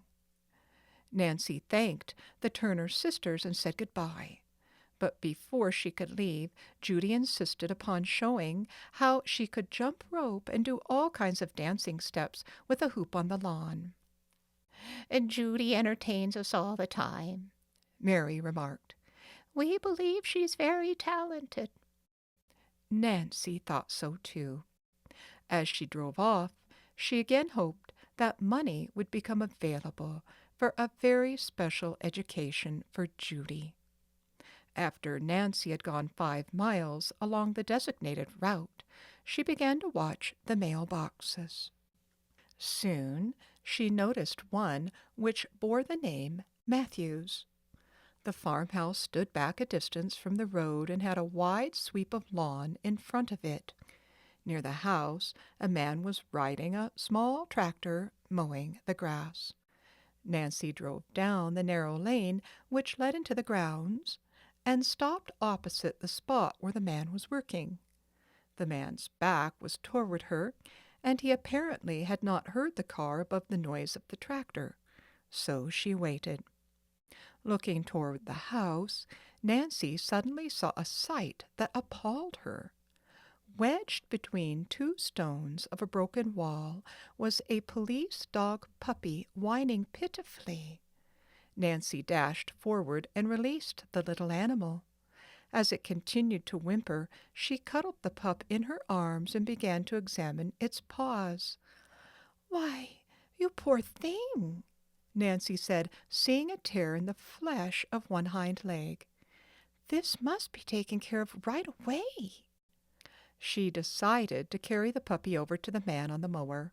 As Nancy walked across the lane, she suddenly heard an angry growl near her. Looking back, she saw a huge police dog, evidently the pup's mother, bounding toward her. "It's all right," Nancy called soothingly to the dog. "I'm not going to take your baby away." She took 2 more strides, but got no farther. With a fierce snarl, the dog leapt on Nancy, knocking her flat. Chapter 8. A Forgotten Secret. "Ah!" Nancy screamed for help, hoping to attract the farmer's attention. She expected momentarily to be bitten by the angry dog, but to her great relief the animal did not harm her. The young sleuth's sudden fall had caused the puppy to fly from her arms. With a leap, its mother was at the pup's side. She grabbed her baby by the back of its neck and trotted off toward the barn. "Oh, that was a narrow escape." Nancy took a deep breath as she got to her feet, brushed herself off, and ruefully surveyed a tear in her sweater. By this time the man on the tractor, having changed direction, saw the fracas and came running. He apologized for the dog's actions, but Nancy said quickly, "It was my fault. I should have set the pup down. Its mother probably thought I was trying to dog-nap her baby." "Possibly." Nancy explained why she had picked up the little animal, and the farmer said he would look at the cut later. "I'm glad you weren't hurt," he added. "Thanks for being such a good scout about it. Did you come to see me or my brother?" he asked. "I'm Fred Matthews." Nancy gave her name and added that she was acquainted with the Turner sisters and others who had been told they would benefit under Josiah Crowley's will. "My dad, the lawyer Carson Drew, and I are working on the case. We believe there might have been a later will than the one presented by Mr. Topham, and we'd like to find it." "Aha! And you came to see if William and I could give you a clue." Fred's bright blue eyes sparkled boyishly. "That's right, Mr. Matthews. Also, did Mr. Crowley ever tell you he was going to leave you some money?" "Indeed he did." At this moment another man came from the house, and Fred introduced him as his brother William. Both were tall, spare, and strong-muscled. Though their hair was gray, the men's faces were youthful and unwrinkled. Let's sit down under the tree here and discuss this, Fred suggested, leading the way to a group of rustic chairs. He told William of Nancy's request, then asked him, "Did Cousin Josiah ever give you any idea he made a will in which we were not beneficiaries?" "No, I thought one would come to light when he died.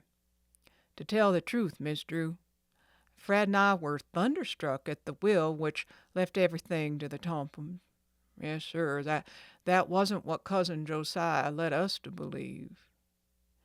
"It certainly wasn't," Fred spoke up. "But I guess William and I counted our chickens before they were hatched. Yes, sirree, we just about make ends meet here with our small fruit farm. Help and equipment cost such a lot, you know. One thing we've always wanted to do but couldn't afford was to travel. We thought we'd use the money from Cousin Josiah to do that." "But our dream bubble burst," said William. "No trips for us." Nancy smiled. "Don't give up hope yet. Dad and I haven't." She was disappointed that the brothers could offer her no clues about a place to look for another will. A little while later she left the farm and returned home. "No new evidence," she told her father. "Let's hope Mrs. Abby Rowan has some." Early the next morning she set off for the elderly woman's home and reached her destination by asking directions of people living along West Lake Road. "This must be Abby Rowan's house," Nancy told herself. "It fits the description." She climbed out of her car and stood before the one-story frame building which was badly in need of paint and repair. The yard around it was overgrown with weeds, and the picket fence enclosing the cottage sagged dejectedly. "This place looks deserted," Nancy mused. "But I'll see if Mrs. Rowan is at home." Nancy made her way up the scraggly path to the house and rapped on the front door. There was no response. After a moment she knocked again. This time a muffled voice called, "Who's there? If you're a peddler, I don't want anything." "I'm not selling anything," Nancy called out reassuringly. "Won't you let me in, please?" There was a long silence. Then the quavering voice replied, "I can't open the door. I've hurt myself and can't walk." Nancy hesitated an instant before pushing open the door. As she stepped into the dreary living room, she saw a frail figure on the couch. Abby Rowan laid huddled under an old shawl, her withered face drawn with pain. "I am Nancy Drew, and I've come to help you, Mrs. Rowan." The old lady turned her head and regarded Nancy with a stare of wonder. "You've come to help me," she repeated unbelievingly. "I didn't think anyone would ever bother about old Abby again. Here, let me arrange the pillows for you." Gently, Nancy moved the old woman into a more comfortable position. "Yesterday I fell down the cellar stairs," Mrs. Rowan explained. "I hurt my hip and sprained my ankle." "Haven't you had a doctor?" Nancy asked in astonishment. "No," Abby Rowan sighed. "Oh, not a soul has been here, and I couldn't get in touch with anybody. I have no telephone." "Can you walk at all?" Nancy asked. "A little." "Then your hip isn't broken," Nancy said in relief. "Let me see your ankle. Oh, my, it is swollen. I'll bandage it for you. There's a clean cloth in the closet, my dear, in the kitchen," Abby told her. "I haven't any regular bandages." You really should have a doctor, Nancy remarked. Let me drive you to one. "Oh, no, I can't afford it," The old woman murmured. "My pension check hasn't come, and it's too small anyway." Let me pay the doctor, Nancy offered. Abby Rowan shook her head stubbornly. I'll not take charity. I'd rather die first." Well, if you insist upon not having a doctor, I'm going to the nearest drugstore and get some bandaging and a few other things, Nancy told her. But before I go, I'll make you a cup of tea. "Oh, there's no tea in the house." Then I'll get a box. What else do you need? "Oh, I need most everything, but I can't afford anything right now. You might get me some tea and a loaf of bread. That's enough. You'll find the money in a jar in the cupboard. It's not very much, but it's all I have." I'll be back in a few minutes, Nancy promised. She stopped in the kitchen long enough to examine the cupboards. With the exception of a little flour and sugar and a can of soup, there appeared to be nothing in the house to eat. Nancy found that the money jar contained less than $5. Oh, I'll not take any of it, she decided. Quietly, the young sleuth slipped out the back door. She drove quickly to the nearest store and ordered a stock of groceries. Then she stopped at a drugstore and purchased bandages and liniment. Reaching the cottage, she carried the supplies inside and deftly set about making Abby Rowan more comfortable. She bathed the swollen ankle and bound it neatly with the antiseptic bandage. "It feels better already," Mrs. Rowan told her gratefully. "I don't know what would have happened to me if you hadn't come." Oh, someone would have dropped in, said Nancy cheerfully. She went to the kitchen and in a short while prepared tea and a light lunch for the elderly woman. As Abby Rowan ate the nourishing meal, Nancy was gratified to observe that almost immediately her patient became more cheerful and seemed to gain strength. She sat up on the couch and appeared eager to talk with Nancy. "There aren't many folks willing to come in and help an old lady. Oh, if Josiah Crowley had lived, things would have been different," She declared. "I could have paid someone to look after me." It's strange that he didn't provide for you in his will, Nancy replied quietly. She did not wish to excite the woman by telling her her real mission. Yet Nancy hoped that she might lead her tactfully into a discussion of Josiah Crowley's affairs without raising hopes which might never be realized.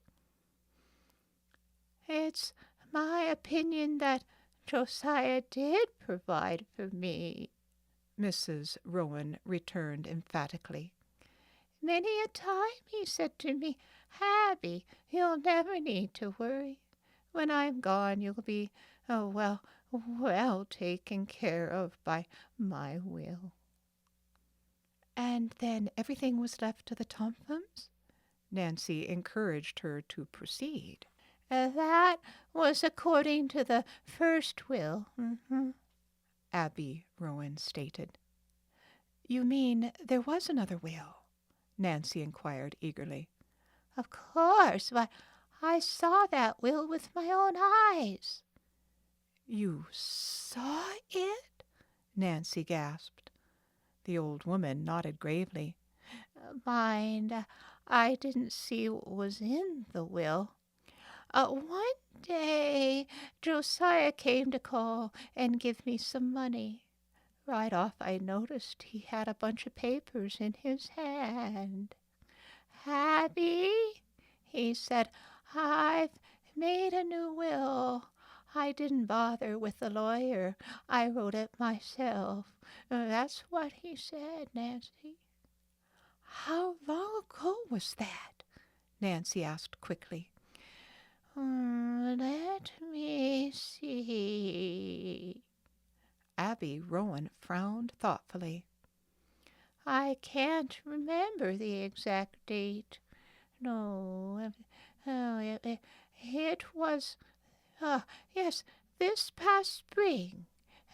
Anyway, Josiah hinted that he'd done well by me. But Josiah, I, I, I said, are you sure it's legal to write it yourself? Of course it is, he said. A lawyer told me it was all right, just so long as I wrote it myself and signed it. But I did have it witnessed. Do you know who witnessed the will? Nancy broke in. No, he didn't say. Haven't you any idea what became of the will? Nancy asked hopefully. Well, I remember Josiah did say something about putting it where nobody could get it unless they had legal authority. But I really don't know what became of it. Are you certain that was all Mr. Crowley said? Nancy inquired gently. She recalled the Turners saying that Abby had become forgetful. The elderly woman shook her head and sighed. Well, many a night I've lain awake trying to think what else he did say about where he would put the will. I just can't recollect. Try to think, Nancy begged. I can't remember, Abby Rowan murmured hopelessly. I've tried and tried. She leaned against the cushions and closed her eyes, as though the effort had exhausted her. At that very moment the clock on the mantel chimed 12. Abby's eyes fluttered open, and an odd expression passed over her face. For an instant she stared straight before her, then slowly turned her head and fastened her eyes on the clock. Chapter 9. Helpful Disclosures. Nancy watched Abby Rowan intently as the mantel clock finished striking. The elderly woman's lips had begun to move. The clock, she whispered. That was it. The clock. Nancy gripped the arms of her chair in excitement. Josiah Crowley hid the will in a clock? She prompted. No, it wasn't that, Abby murmured, sighing again. I know Josiah said something about a clock, but whatever it was, it has slipped my mind. Silence descended over the room. Nancy was wondering what connection the timepiece could have with the missing will. Mrs. Rowan was staring at the clock, evidently still trying to probe her memory. Suddenly she gave a low cry. Oh, there! It came to me just like that. What, Mrs. Rowan? Nancy urged quietly, lest she startle the old woman into forgetfulness. A notebook! Abby exclaimed triumphantly. Nancy's heart gave a leap, but she forced herself to say calmly, Please tell me more about this notebook. Well, one day not long before he passed away, Josiah said to me, Abby, after I'm dead, if my last will isn't found, you can learn about it in this little book of mine. Do you know what became of the notebook, Mrs. Rowan? Oh, dearie me, there goes my memory again. No, I don't. Although baffled, Nancy felt a growing conviction that the whereabouts of the Crowley will was definitely tied up with a clock of some kind. But she pondered. Why did the striking of the mantel clock remind Abby Rowan of the notebook? Impulsively, Nancy got up and went over to the mantel. She looked inside the glass front and in the back. There were no papers inside. Returning to her chair, Nancy asked the elderly woman, "What became of the furnishings of the Crowley home when he gave it up?" Oh, yes, the Tomphams got most everything. There must have been a family clock, Nancy mused, half to herself. A family clock? Abby repeated. Oh, my. Yes, yes, there was a clock. Can you describe it? It was just an ordinary mantel type, something like mine, tall, with a square face. The woman told Nancy. Only Josiah's was fancier, had some kind of moon on top. What became of the clock? Nancy questioned. I suppose the Tomphams got it, too. At last Nancy, sure she had done all she could for Abby, and that she had learned as much as possible for the present, rose to depart. After saying good-bye, she stopped at the neighboring house and asked the occupants to look in occasionally on the ailing woman. "I think maybe one of the county's visiting nurses should see Mrs. Rowan," she suggested. "Oh, I'll phone the agency," the neighbor offered. "Meanwhile, I'll go over myself. I'm so sorry I didn't know about Mrs. Rowan." As Nancy drove toward River Heights, she jubilantly reviewed the new facts in the case. Now, if I can only locate Mr. Crowley's notebook, or clock, or both. Nancy's brow knit in concentration. How would she go about tracking down the old timepiece? "I guess," she concluded, "if the Tomphams do have the clock, I'll have to pay them a visit." While she did not relish the idea of calling on the unpleasant family, Nancy was determined to pursue every possible clue. Oh, I can just see Ada's and Isabel's expressions when I appear at their front door, Nancy thought wryly. Well, I'll think of some excuse to see them. She was still mulling over the problem when she pulled into the driveway of her home and heard a familiar voice calling her name.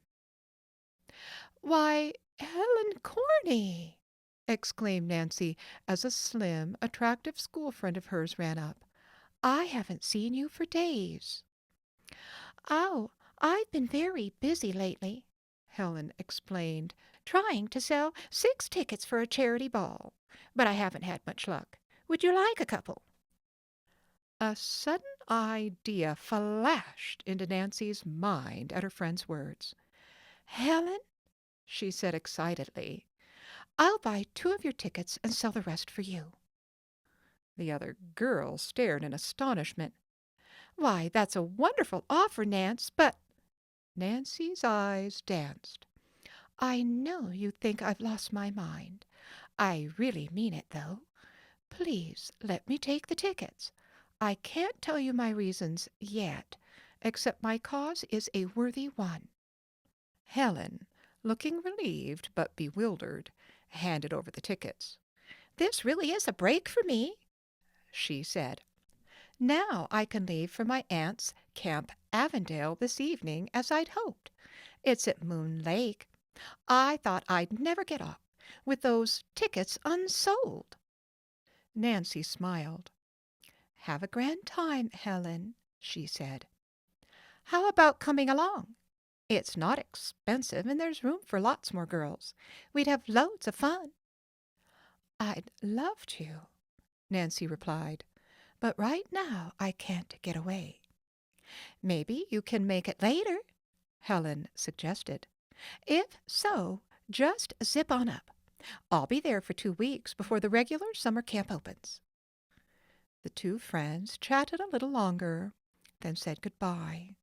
Nancy put the car away, then walked slowly toward her house, looking meditatively at the charity tickets in her hand.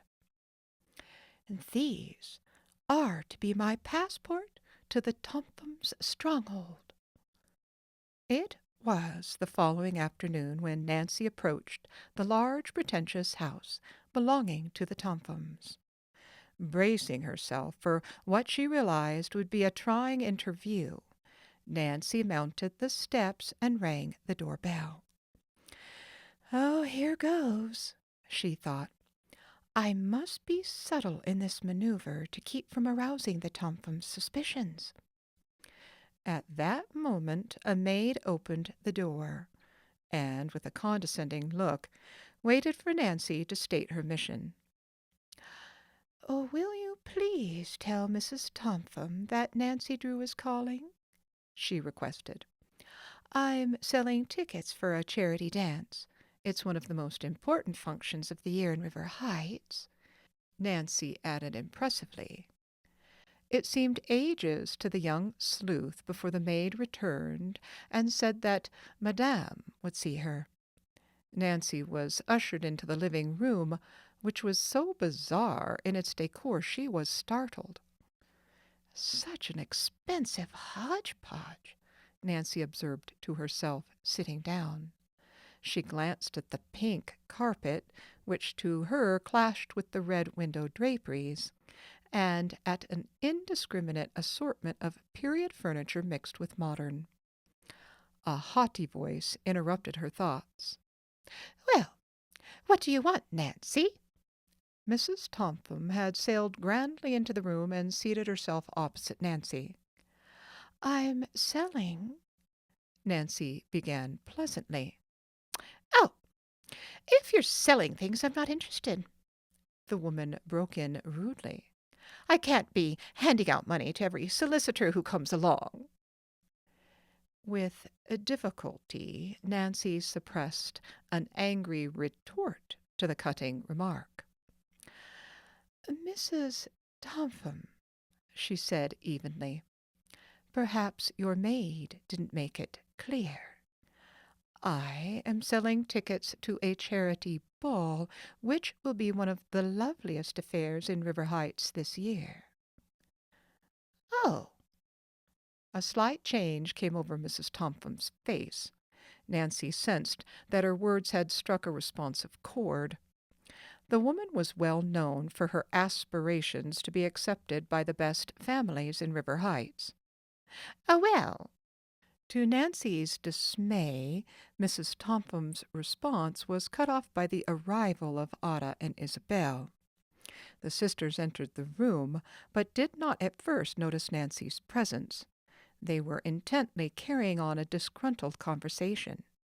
"Really," Ada was complaining, "I'm positive that woman snubbed us deliberately." Then she and Isabel caught sight of Nancy and stopped short. They stared coldly at the visitor. "What are you doing here?" Isabel asked with a patronizing air. Mrs. Tompkins answered her daughter's question. "Nancy is selling tickets to a charity dance, dear." It's to be a very important affair, and I think it will be, beneficial for us to be present." Isabel tossed her head disdainfully. "Don't waste your money, Mother." "Isabel's right," Ada chimed in. "We don't want to go to a ball just anybody can go to.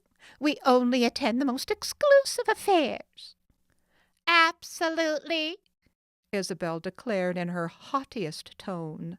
"After all, Ada and I are very particular about the people we choose to meet." Mrs. Tompum hesitated, evidently influenced by her daughter's argument. Nancy's heart sank, and she feared her cause was lost. She fully realized that Ada and Isabel would stay away from the dance just to spite her.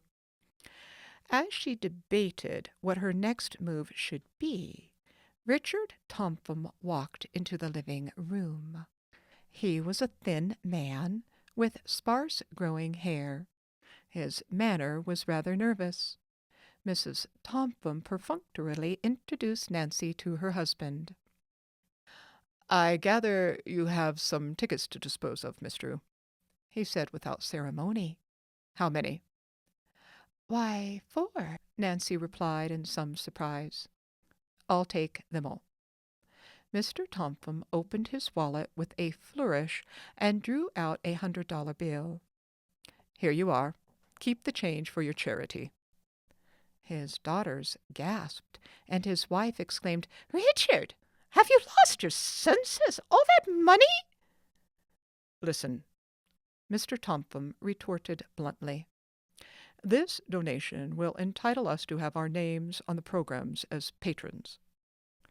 With this remark, he slumped into a chair and buried himself into the financial section of the newspaper. His family stared at one another, but they knew that the matter was closed. They never dared disturb him when he was absorbed in the stock market reports. Nancy arose reluctantly. She still had not accomplished the real purpose of her visit, but she had no excuse for prolonging her stay. How could she find out about the Crowley clock? Was it the one on the mantelpiece? "I must be going," she said. Then, looking at her wrist watch, she pretended that it had stopped, and began to wind it. "What time is it, please?" "There's a clock right in front of you on the mantel," Ada said sharply. Nancy looked at the timepiece. "So there is," she remarked casually. "Is it an heirloom? Perhaps the old Crowley clock I've heard so much about?" Mrs. Tompum looked down her nose. "I should say not. This is a far more expensive one." Isabel also rose to Nancy's bait. "Cousin Josiah's old clock was a monstrosity. We wouldn't even have it cluttering up the attic." Nancy's hopes waned, but she asked quickly, "Oh, then you sold it?" "No." Ada spoke up contemptuously. "Who'd give any money for that piece of junk? We sent it up to our bungalow at Moon Lake." Moon Lake. The words hit Nancy like a thunderbolt. Not only had the Tompum girl given Nancy the very information she sought, but Helen Corning's invitation to Camp Avondale provided a valid reason to visit the resort. Now, if she could only figure out how to see the old clock. As if Ada had read the visitor's thoughts, she said airily, "We have some really fine pieces up at the cottage, Nancy. If you ever get up that way, drop in to see them. The caretaker will show you around." "Thank you. Thank you so much for everything," Nancy said, trying hard to conceal her excitement. As the door closed behind her, Nancy grinned in anticipation. "What luck!" she told herself. "Moon Lake, here I come." Chapter 10, Following a Clue. With soaring spirits, Nancy walked homeward. I wonder, she thought, how the Tomphams will feel about Josiah Crowley's old clock if it costs them the inheritance they're counting on. At dinner that night, Nancy chatted with unusual animation, deciding not to tell of her exciting plans until after Hannah had served dessert. Mr. Drew, however, sensed that big news was coming. "My dear," he said, laying a hand on his daughter's arm, "you look like the cat that swallowed the canary. What's the big scoop?" Nancy giggled. Oh, Dad, I can't keep any secrets from you. Then, as the table was cleared, the young sleuth told of her great stroke of luck. And just think, Helen invited me to her aunt's camp. Good, her father commented, smiling.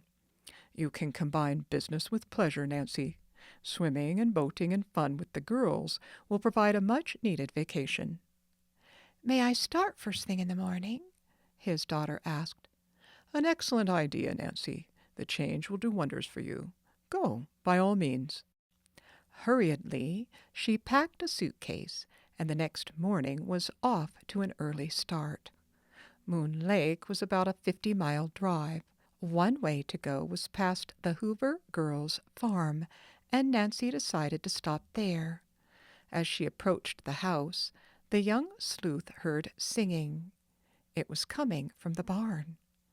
How beautiful, Nancy thought, as the clear soprano voice went through a series of trills and flute-like scales.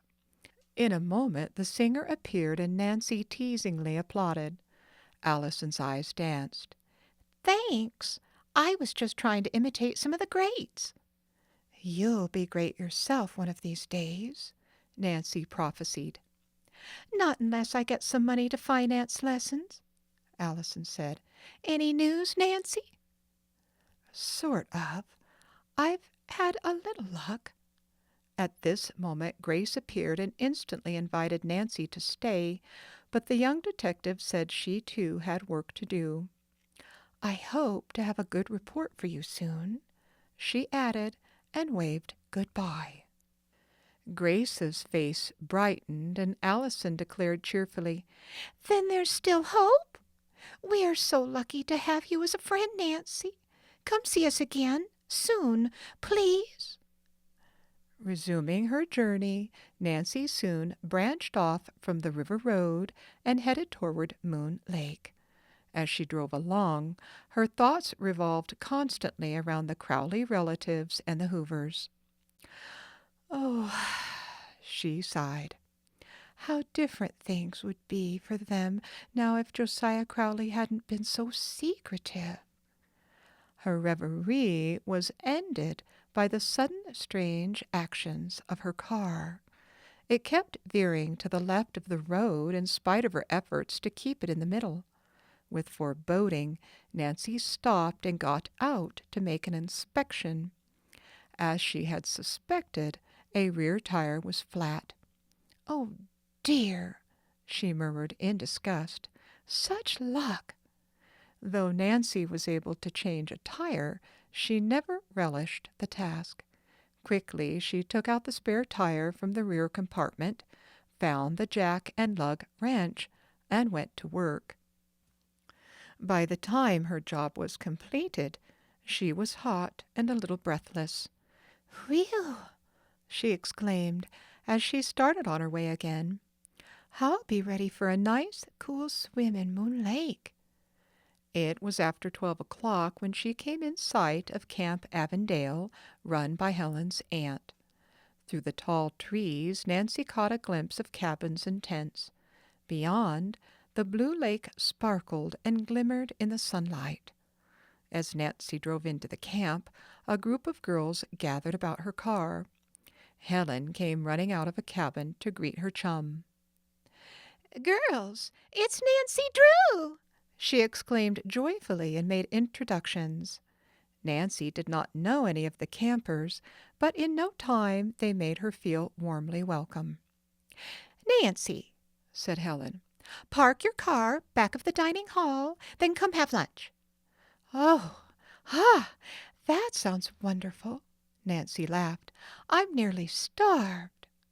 First, she was escorted to the main building where she met Aunt Martha, the camp director, and registered. May she stay with me? Helen asked. Certainly, dear. And I hope you have a splendid time, Nancy. I'm sure I shall, Aunt Martha. As the two girls walked off, Nancy told Helen about selling the charity dance tickets and gave her the money paid by Mr. Topham. He surely was generous, Helen commented in surprise. Then she smiled wryly. I have a feeling he did it more for social prestige than sympathy for the cause.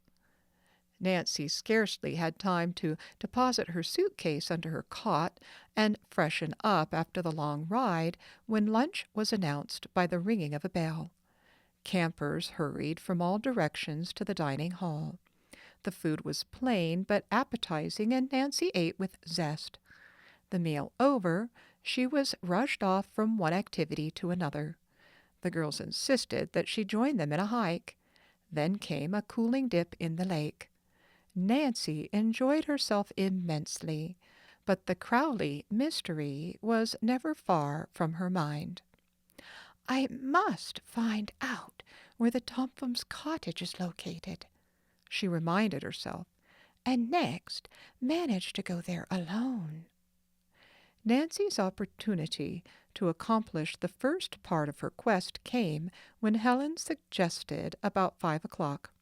How about going for a ride around the lake in the camp launch? There's just time before supper. Wonderful, Nancy accepted readily. By the way, can you see many of the summer cottages from the water? Oh, yes, lots of them. Helen led her friend down to a small dock and with 4 other girls climbed into the launch, a medium-sized craft. As one of the campers started the motor, Helen remarked, It's always a relief to us when this engine starts. Once in a while it balks, but you never know when or where. Yes, spoke up a girl named Barbie. And when you're stuck this time of year, you're stuck. There are hardly any cottagers up here yet, so their boats are still in winter storage. As the little launch turned out into the lake, Nancy was entranced with the beautiful sight before her. The delicate azure blue of the sky and the mellow gold of the late afternoon sun were reflected in the shimmering surface of the water. What a lovely scene for an oil painting, she thought.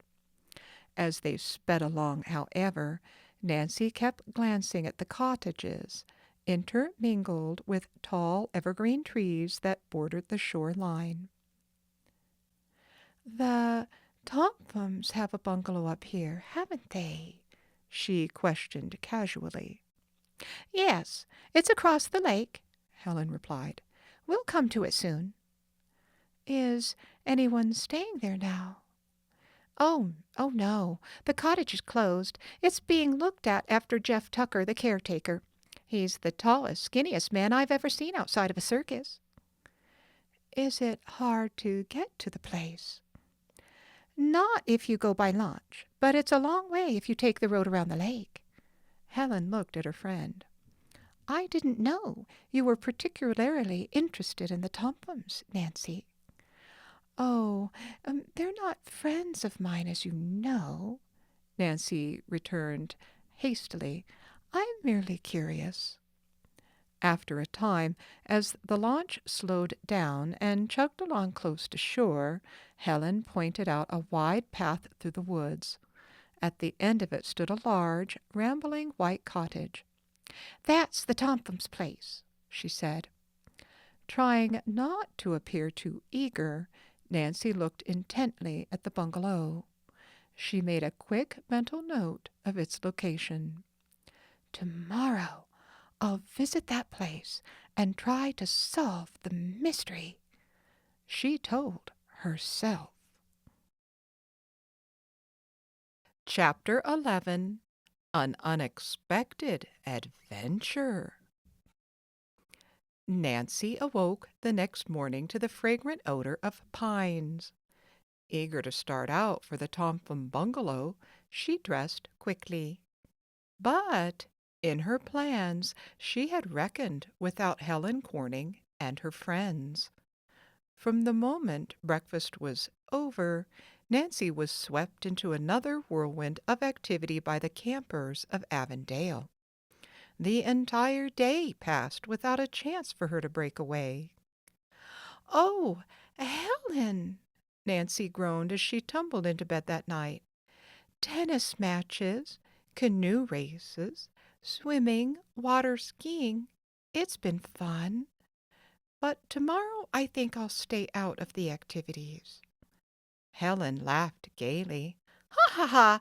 You'll change your mind after a sound sleep, Nancy. Wait and see."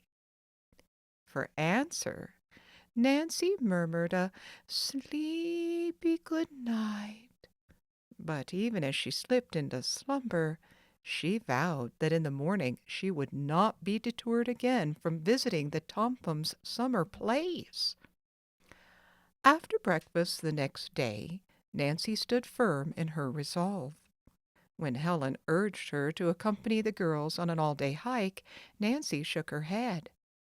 "Thanks a lot, but please excuse me today, Helen."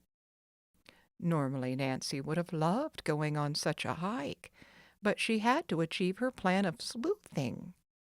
Helen, though disappointed, heeded her friend's plea and trudged off with the other campers into the woods. As soon as they were out of sight, Nancy leapt into action. After obtaining Aunt Martha's permission to use the launch, she hurried down to the dock. Nancy had frequently handled motorboats and was confident she could manage this one. "Now, full speed ahead for the Tompums." To her delight, the motor started immediately, and Nancy steered out into the lake. As the launch cut through the water, a cool spray blew into her face. The young sleuth felt a thrill of excitement as she guided the craft toward her destination, which might hold a solution to the mystery. "If only the Tompum's caretaker will let me in when I get there," she thought. Nancy's heart beat somewhat faster as she neared her goal. But all of the sudden there was a sputter from the engine. The next instant, to Nancy's utter dismay, the motor gave one long wheeze and died. "Oh!" she cried aloud. Nancy knew that the tank held plenty of fuel, for she had checked this before departing. A moment later she recalled Helen's remark about the engine becoming bulky at times. Oh, with a sigh of impatience at the unexpected delay, Nancy examined the motor. For over an hour she worked on it, trying every adjustment she could think of. But her efforts were useless. There was not a sound of response from the motor. "What miserable luck!" she said aloud. "Of all days for the motor to conk out! This means I won't get to the Tompum cottage after all." For a moment Nancy was tempted to swim ashore. To be so close to the bungalow and not be able to reach it was tantalizing. But she resisted the impulse.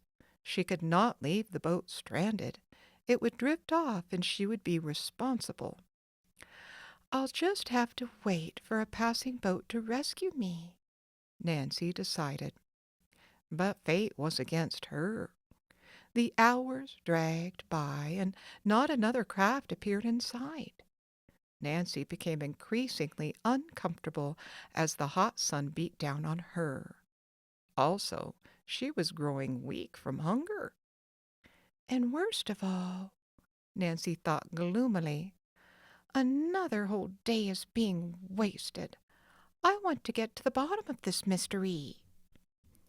To occupy her mind, Nancy concentrated once more on the motor.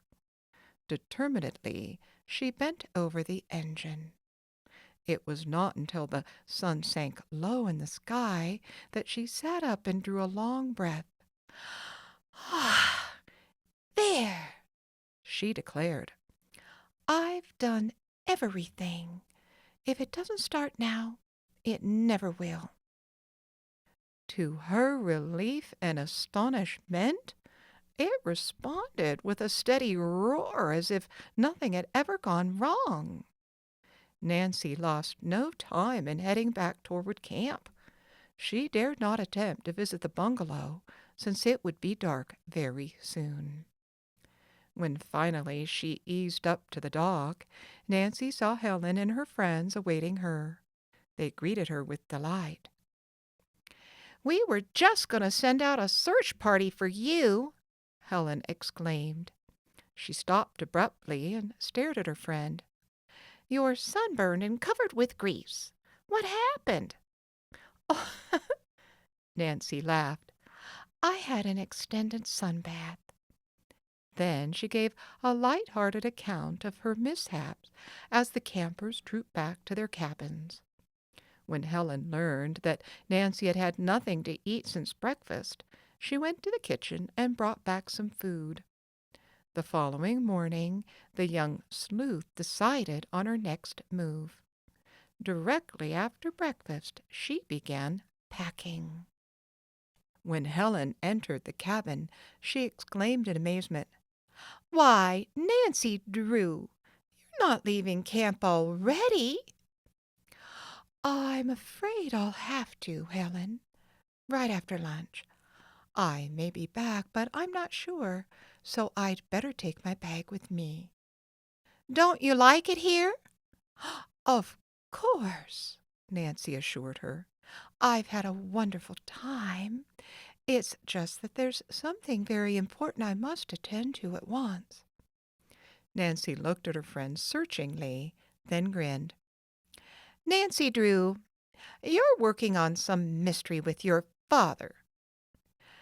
Well, sort of, Nancy admitted. But I'll try to get back, okay? Oh, please do, Helen begged. Nancy went to the office to pay Aunt Martha and explain her hasty departure. After lunch, she set off in her car to a chorus of farewells from the campers who sadly watched her depart. She headed the car toward the end of the lake, then took the dirt road leading to the Topham cottage. Soon she came to a fork in the woods. Now, which way shall I turn for the bungalow? She wondered. After a moment's hesitation, Nancy calculated that she should turn left toward the water, and did so. The going was rather rough due to ruts in the road. Two of them, deeper than the others, apparently had been made by a heavy truck. The tracks appear fresh, Nancy mused. As she drove along, the young sleuth noticed a number of summer cottages. Most of them were still boarded up, since it was early in the season. As she gazed at one of them, the steering wheel was nearly wrenched from her hand by a crooked rut. As Nancy turned the steering wheel to bring the car back to the center of the narrow road, one hand accidentally touched the horn. It blared loudly in the still woods. That must have scared all the birds and animals, Nancy chuckled. Around a bend in the road, she caught sight of a white bungalow ahead on the right side of the road. There was no sign at the entrance to the driveway to indicate who the owner was, but a wooded path leading down to the lake looked like the one she had seen from the water. I think I'll walk down to the shore and look at the cottage from there, Nancy determined. Then I'll know for sure if this is the place Helen pointed out. Nancy parked at the edge of the road and got out. To her surprise, she observed that the truck's tire marks turned in the driveway. A second set of tracks indicated that the vehicle had backed out and gone on down the road.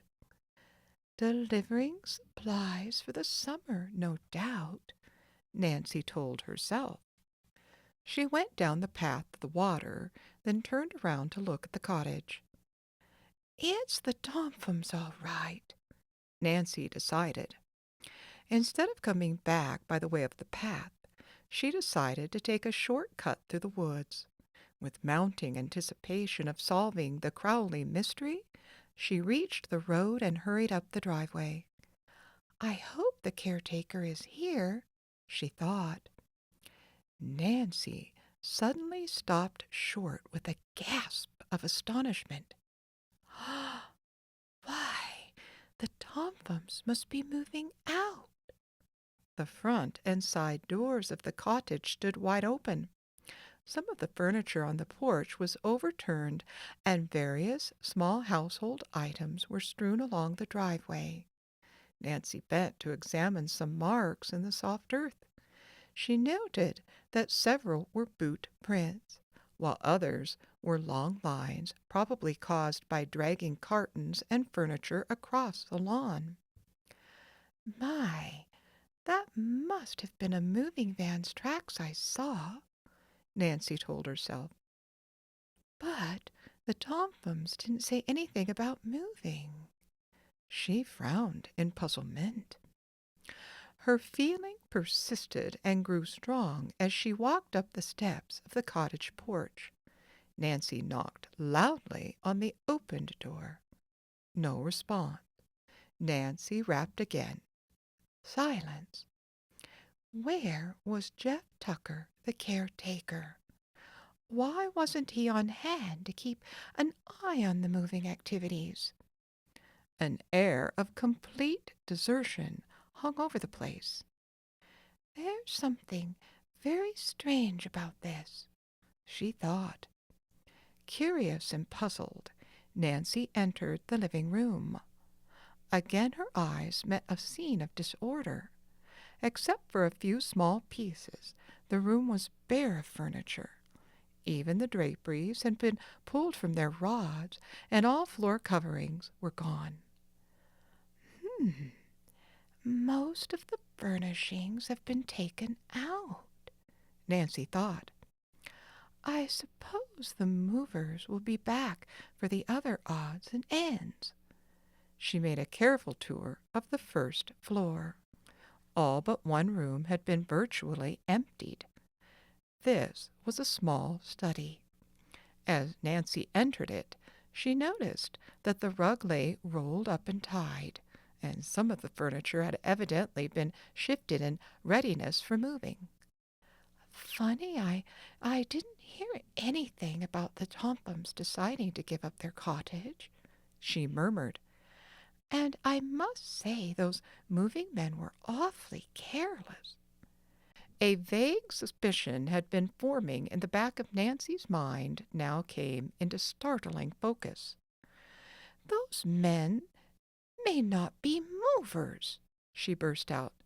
They may be thieves. At once Nancy thought of the dark gray van which had stopped at the Turners. Those men may be the ones who robbed them. That would explain, Nancy thought fearfully, the evidences of the truck's hasty departure. Probably the thieves were scared away when I sounded my horn. Nancy glanced about uneasily. Oh, what if the men were still nearby, watching for a chance to return and pick up the remaining valuables?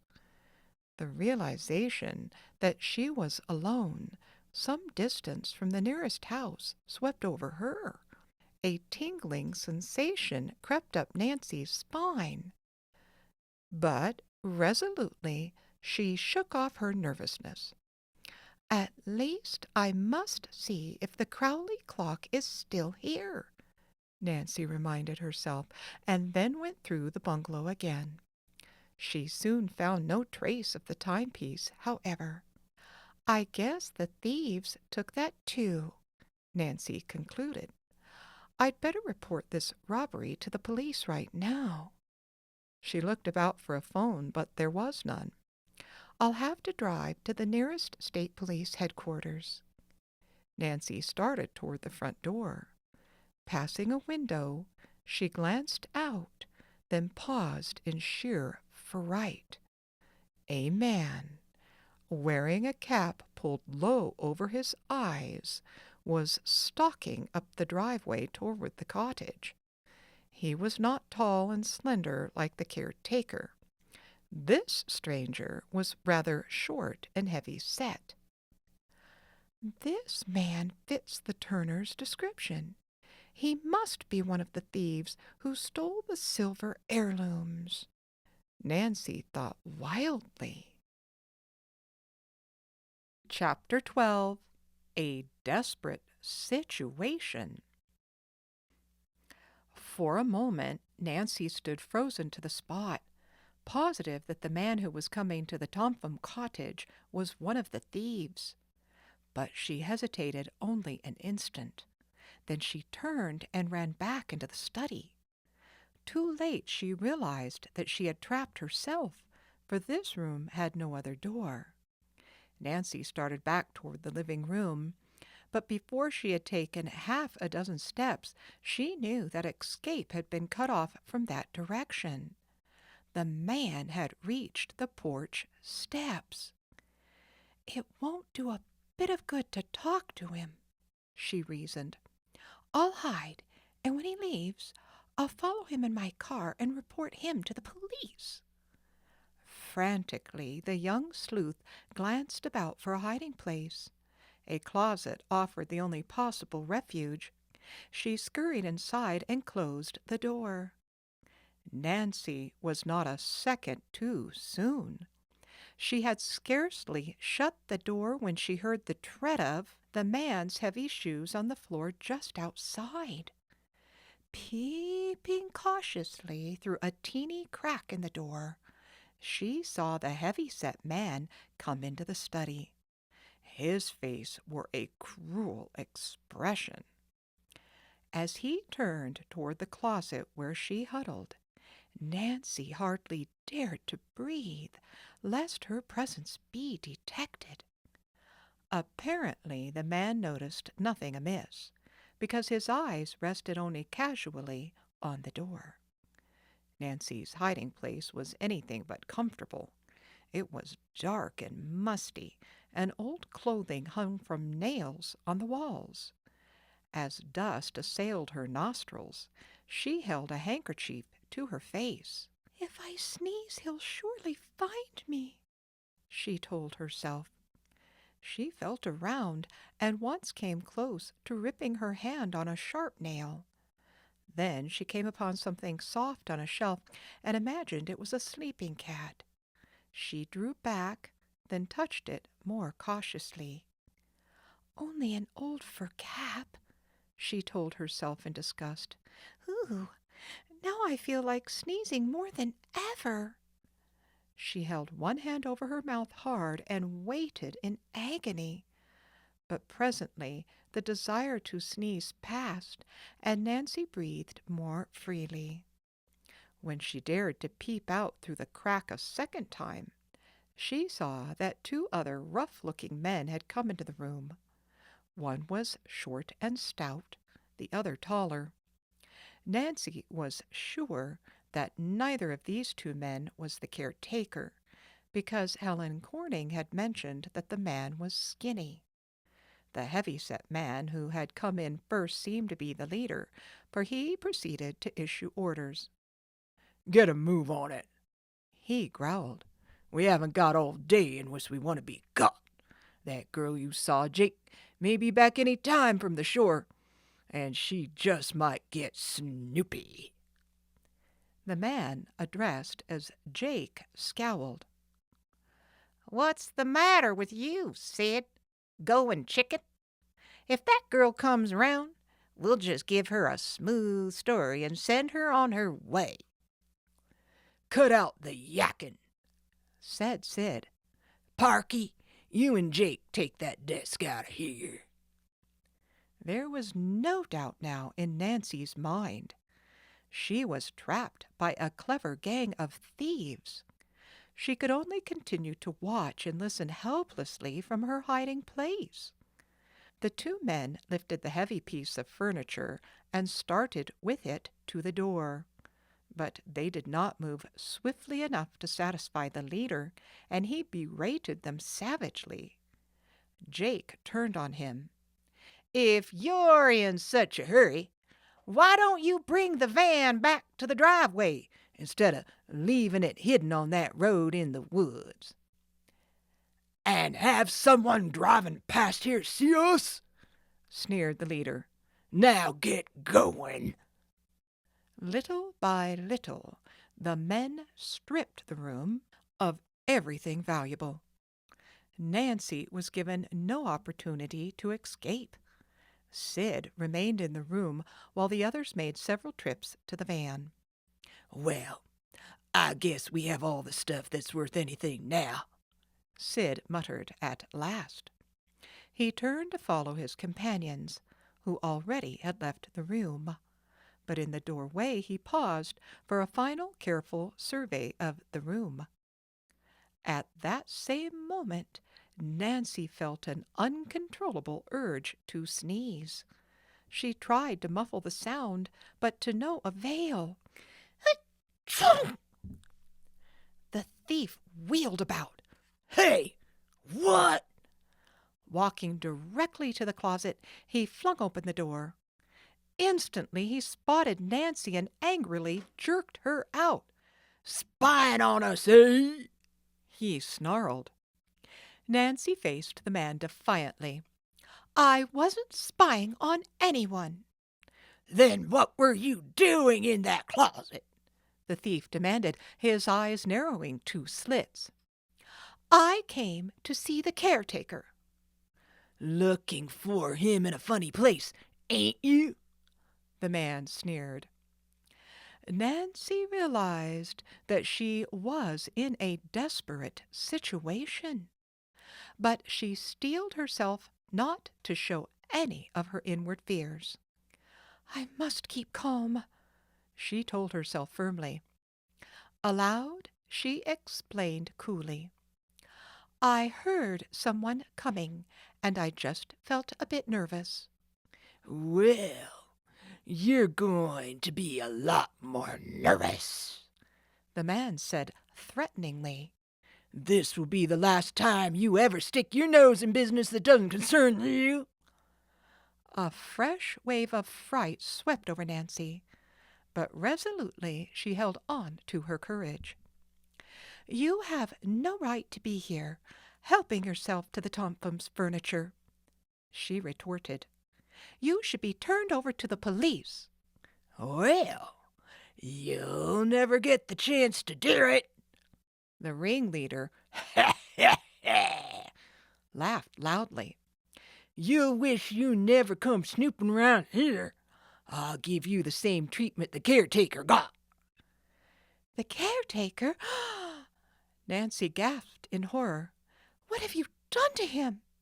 "You'll find out in good time." Nancy gave a sudden agile twist, darted past the man, and raced for the door. The thief gave a cry of rage, "Arr!" and in one long leap overtook her. He caught Nancy roughly by the arm. "Think you're smart, eh?" he snarled. "Well, I'm smarter." Nancy struggled to get away.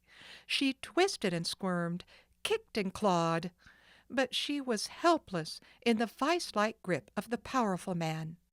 "Let me go!" Nancy cried, struggling harder. "Let me go!" Sid, ignoring her pleas, half dragged her across the room. Opening the closet door, he flung her inside. Nancy heard a key turn. "Now you can spy all you want," Sid sneered. "but to make sure nobody'll let you out, I'll just take this key along." When Nancy could no longer hear the tramp of his heavy boots, she was sure Sid had left the house. For a moment a feeling of great relief engulfed her. But the next instant Nancy's heart gave a leap. As she heard the muffled roar of the van starting up in the distance, a horrifying realization gripped her. Oh, they've left me here to starve. She thought frantically. Chapter 13. The Frustrating Wait. At first, Nancy was too frightened to think logically. She beat upon the door with her fists, but the heavy oak panels would not give way. Help! Help! She screamed. At last, exhausted by her efforts to force the door open, she sank down on the floor. The house was as silent as a tomb. Bad as her predicament was, Nancy felt thankful that enough air seeped into the closet to permit normal breathing. Although she had little hope that there was anyone within miles of the cottage, Nancy got to her feet, raised her voice, and again shouted for help. Her cries echoed through the empty house and seemed to mock her. "Oh, why didn't I have enough sense to tell Helen where I was going?" She berated herself miserably. "The girls at camp will never dream that I came here." Then Nancy remembered mournfully that her father thought she intended to remain at Camp Avondale for a week. He would not become alarmed over her absence until it was too late. "Someone may find my car at the side of the road," Nancy reasoned. "But it isn't very likely. Few persons pass this way so early in the season." She wondered, with a shudder, what had become of Jeff Tucker. The thief called Sid had hinted that the caretaker had received the same treatment as Nancy. If he was locked up somewhere, she could expect no aid from him.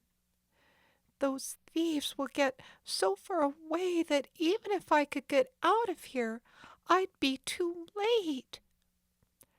As the full significance of the situation dawned upon Nancy, panic again took possession of her. In a desperate attempt to break down the door, she threw her weight against it again and again. She pounded on the panels until her fingers were bruised and bleeding. Oh, at last she sank down again on the floor to rest and tried to force herself to reason calmly. "I'm only wasting my strength this way. I must try to think logically." Nancy recalled that it was sometimes possible to pick a lock with a wire. She removed a bobby pin from her hair, opened it, and began to work at the lock. But in the darkness she could not see and made no progress. After 15 minutes she gave up the task in disgust. "It's no use," she said dejectedly. I guess I'm in here for good." She began to think of her father, of Hannah Gruen, of Helen Corning, and other dear friends. Would she ever see them again? As despondency claimed Nancy, she was dangerously near tears. "This will never do," she reprimanded herself sternly. "I must keep my head and try to think of some way to escape." The trapped girl began to rummage in the closet, hoping that by some lucky chance she might find a tool which would help her force the lock of the door. Nancy searched carefully through the pockets of every garment which hung from the hooks. She found nothing useful, however, and the cloud of dust which she had stirred up made breathing more difficult than before. The closet had become uncomfortably warm by this time. Longingly, she thought of the fresh air and cool lake water from which she was closed off. Then, unexpectedly, Nancy's hand struck something hard. Quickly investigating with her fingers, she discovered a wooden rod suspended high overhead. It was fastened to either side wall and ran the length of the closet. Evidently it had once been used for dress and coat hangers. I might be able to use that rod to break out a panel of the door, Nancy thought hopefully. It feels strong and it's about the right size. She tugged at the rod with all her might. When it did not budge, she swung herself back and forth on it. At last, amid the cracking of plaster, one side gave way. Another hard jerk brought the rod down. To Nancy's bitter disappointment, she found that unfortunately the rod was too long to use as a ram in the cramped space. But after further examination, she discovered that it had pointed ends. I might use this rod as a wedge in the crack, she thought hopefully. The young sleuth inserted one end in the space between the hinges and the door, and threw all her weight against the rod. At first the door did not move in the slightest. That old Greek scientist, Archimedes, didn't know what he was talking about when he said the world could be moved with a lever, Nancy murmured. I'd like to see him move this door. As she applied steady pressure to the rod a second time, she saw that the hinges were beginning to give. Encouraged, Nancy again pushed full force at the lever. It's coming, she cried. Once more she threw her weight against the rod. A hinge tore from the casing and the door sagged. It was now easy to insert the wedge, and Nancy joyously realized that success would soon be hers. With renewed strength she continued her efforts. Then, just as another hinge gave way, she was startled to hear footsteps. Someone came running into the study, and a heavy body hurled itself against the door of the closet. For a moment Nancy was stunned. Could this be one of the thieves who had heard the noise she had made and had returned to make sure that she did not escape? She discarded the theory quickly. Surely the three men would want to get far away as quickly as possible. But who was this newcomer? One of the Tompkins? So, one of you ornery robbers got yourself locked up, did you? Came an indignant male voice. That'll teach you to try putting one over on old Jeff Tucker. You won't be doing any more pilfering. I got you surrounded. The caretaker? Nancy heaved a sigh of fervent relief. Let me out, she pleaded. I'm not one of the thieves.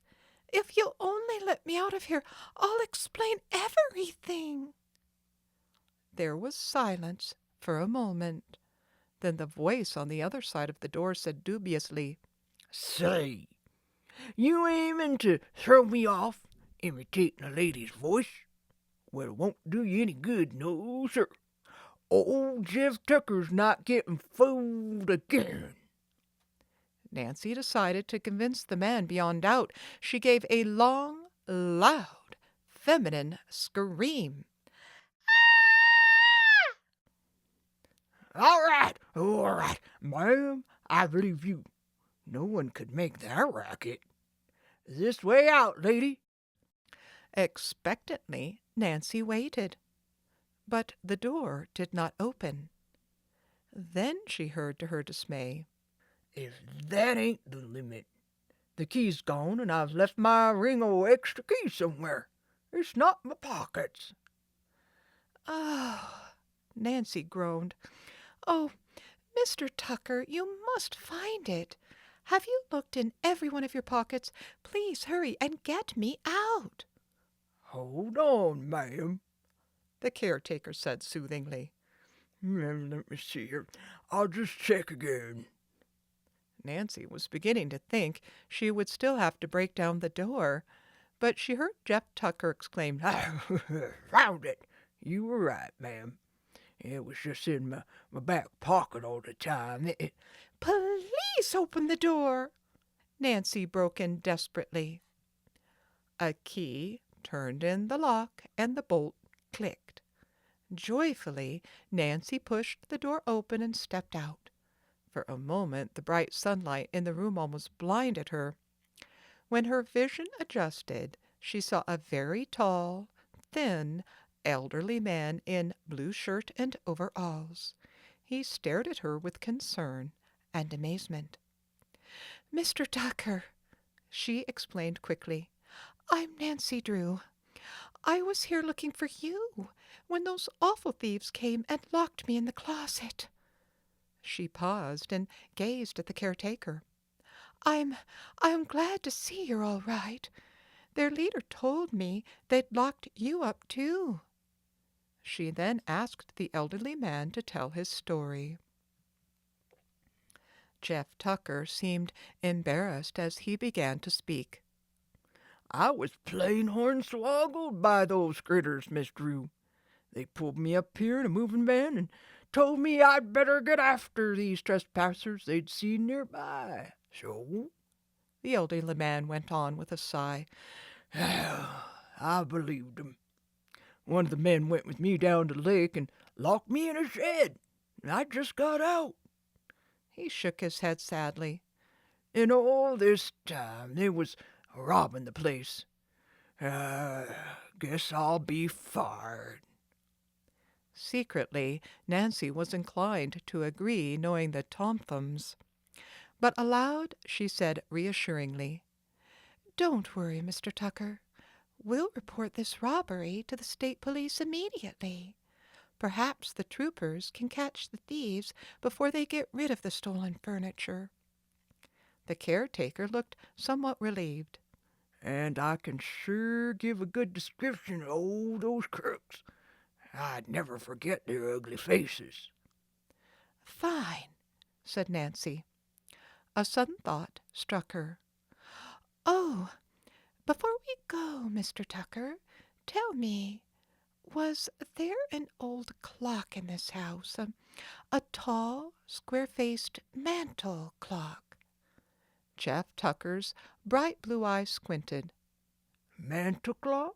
Why, sure enough. He pointed to the mantel over the living room fireplace. Sat right up there, it did.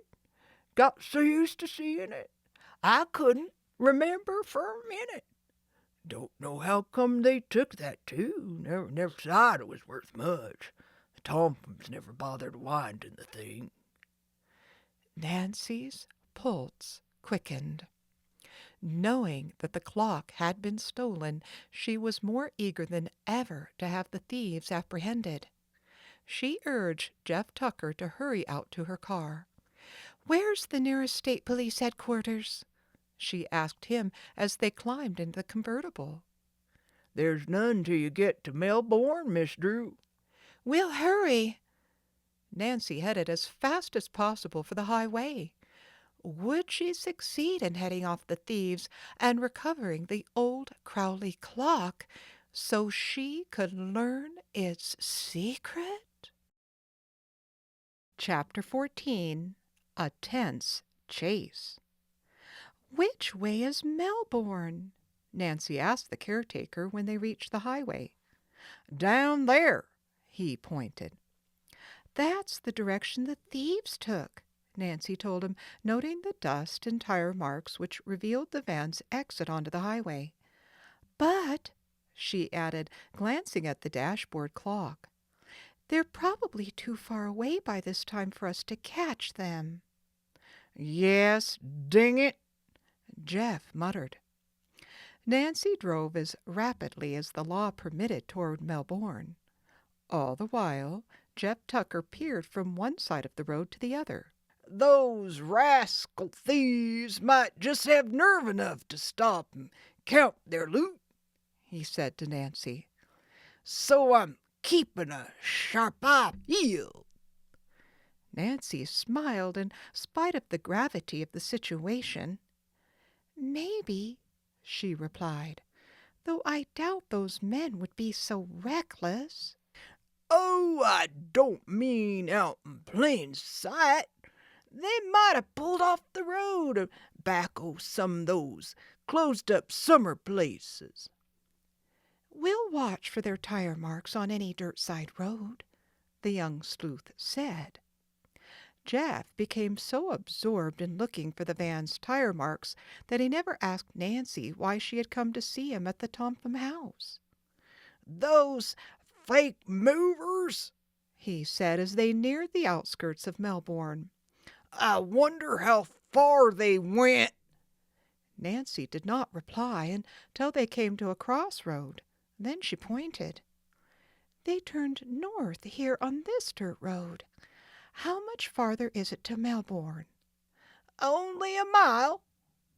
As they came in the little town, Nancy asked her companion, which way to State Police headquarters?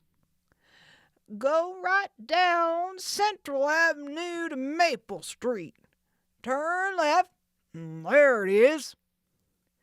Reaching headquarters, Nancy parked the car and hopped out. Jeff Tucker followed as she walked briskly into the office. I want to report a robbery, she told the desk sergeant after identifying herself. For a moment the officer, taken aback, looked in astonishment at Nancy. "You've been robbed?" he asked. "In our town?" No, no, Nancy cried. Then she gave a quick but complete resume of what had taken place at the Tophams' cottage. Jeff Tucker added his account. The police officer needed no further urging. Immediately he summoned 4 men and issued orders.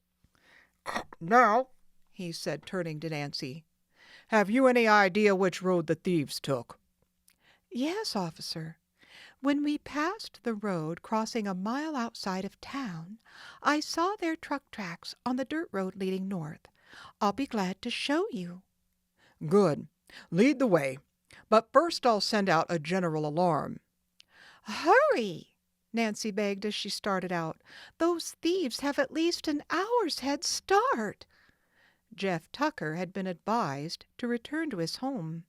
Accordingly, he telephoned his son to come and pick him up in his car. "Good luck," he called as the others pulled away. "I sure don't know how I'm going to break this to the Tophams." Nancy was sorry for him, but she felt a thrill of excitement as she proceeded up the street, the police car following close behind. Beyond the town, Nancy chose the road which she felt certain the thieves had used. The 2 cars sped along until Nancy unexpectedly came to a fork. Both branches were paved, and no tire marks were visible. Nancy stopped. The police car pulled up alongside.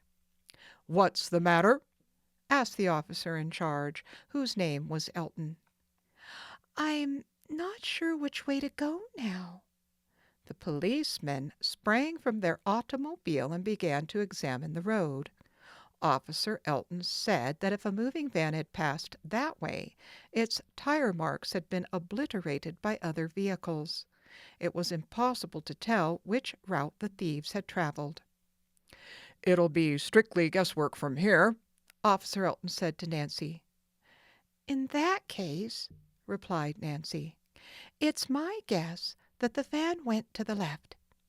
She pointed to a sign which read, "Garwin, 50 miles." "Isn't Garwin a fairly large city?" she queried. "Yes." "Perhaps the thieves headed that way to dispose of the stolen furniture." The officer nodded approvingly. "Sounds reasonable," he said. "Well, in any case, we can't go much farther because we're near the state line." Nancy had another thought. I'll take the road to Garwin and swing around toward River Heights. She smiled. If I see those thieves, I'll let you know. Well, you watch out, young lady. Those men may lock you up again. I will. Anyhow, there'll be plenty of traffic as soon as I reach the main highway. Without giving the policeman an opportunity for further objection, Nancy started up and swung her car to the left. She noted in her rearview mirror that the squad car had turned onto the right-hand road. The officers must have picked up a clue, Nancy said to herself. But I certainly wish I could spot that van and maybe find a chance to look in the old clock. Nancy soon reached the main road. As mile after mile of highway spun behind her, Nancy's hopes grew dim. There were a number of side roads, any one of which the moving van might have taken to elude pursuers. The young sleuth decided to adhere to her original theory that Sid and his pals had headed for Garwin and kept on the main highway. Those thieves think Jeff and I are still locked up and won't suspect they're being followed, she assured herself.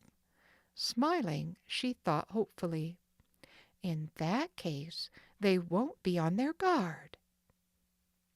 About 10 minutes later, Nancy stopped at a service station to have her car refueled, and on impulse asked the attendant, "Did you by any chance see a moving van pass here recently?" "Oh, sure did, miss," was the prompt answer. "About half an hour ago. I noticed it because the driver was going at a terrific speed for a van." Heartened, Nancy thanked him and resumed her pursuit, going past the turn for River Heights. If only I can overtake the truck and somehow examine the Crowley clock before I have to report to the police, she thought. Again time elapsed, and Nancy still saw no sign of a moving van on the highway. It was growing dusk, and she decided that she would have to admit defeat. I never caught up to them.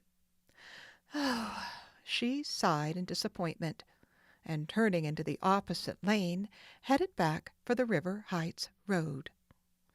Just then, Nancy recalled that a little beyond the service station where she had stopped, she had noticed a rather run-down old inn.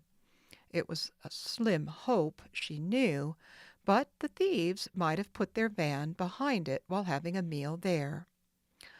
I'll go in and ask, anyhow, she decided. Nancy increased her speed as much as she dared, and within a few minutes came in sight of the inn. It stood back from the road a short distance and was half hidden by tall trees. In front of the building, a battered sign bearing the name Black Horse Inn creaked back and forth from a post. There was no sign of the van. Beyond the inn, Nancy glimpsed a garage and a large barn. The doors to both were closed. I wonder, mused Nancy, if the moving van is parked inside either one. At the far side of the inn was a small woods with a narrow road leading into it. For safety's sake, Nancy thought it best to park her car on this little used road. She turned off the car lights, pocketed the key, and walked back to the curving driveway leading to the inn. As Nancy made her way forward, her heart pounded. There were tire marks which could belong to Sid's van. They led to the barn. Maybe those thieves are eating, she thought. I'll look. As Nancy stepped onto the porch, the sound of raucous laughter reached her ears. She tiptoed to a window and peered inside. What the young sleuth saw made her gasp, but she felt a glow of satisfaction. In a dingy, dimly lighted room, 3 men were seated about a table, eating voraciously. They were the thieves who had robbed the Tompum bungalow. Chapter 15. Nancy's Risky Undertaking. "I must notify the police at once," Nancy told herself as she recognized the 3 thieves. Turning away from the window, she crept noiselessly from the porch. She was about to make a dash for her car when a sudden thought occurred to her. If the gang have parked their van in the barn, now's my chance to look for the Crowley clock. I'm sure those men will be eating for a while, or they may even be staying overnight. Acting on impulse, Nancy sprinted to her car. Hastily, she snatched a flashlight from the compartment, since it was now dark outside. She made her way cautiously to the rear of the inn. Reaching the barn, she tried the closed doors, her heart pounding. They had not been locked. As she slid back one of the doors, it squeaked in an alarming fashion. Anxiously, Nancy glanced toward the inn, but so far as she could tell, her actions were unobserved. There was no one in sight. Focusing her flashlight, she peered hopefully into the dark interior. A cry of satisfaction escaped her lips. In front of her stood the moving van. "What luck!" she exclaimed, snapping off her light. With a last cautious glance in the direction of the inn, she hastily stepped inside and closed the barn door. With it shut, the interior of the barn was pitch dark.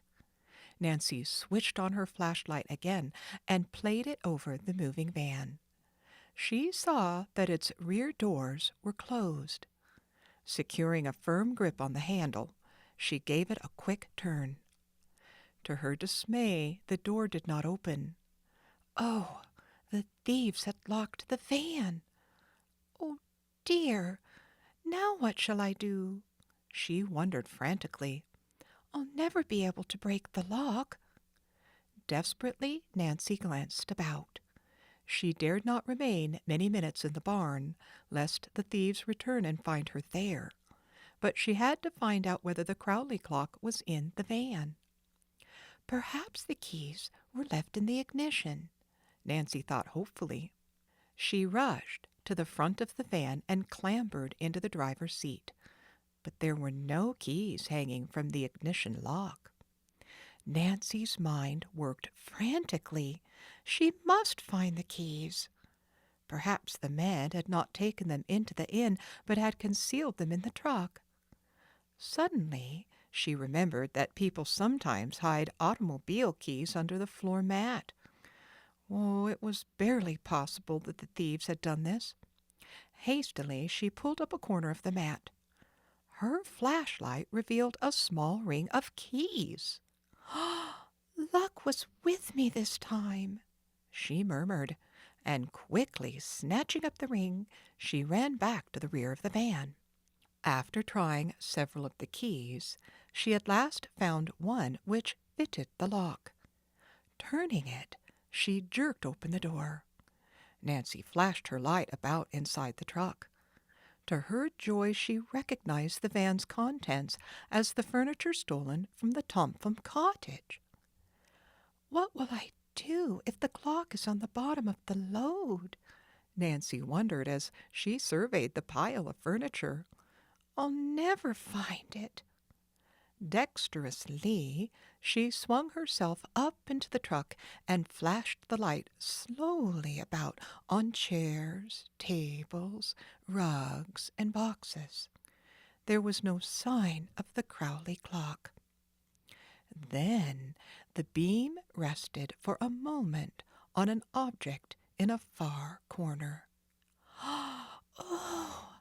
With a low cry of delight, Nancy saw that her search had been rewarded.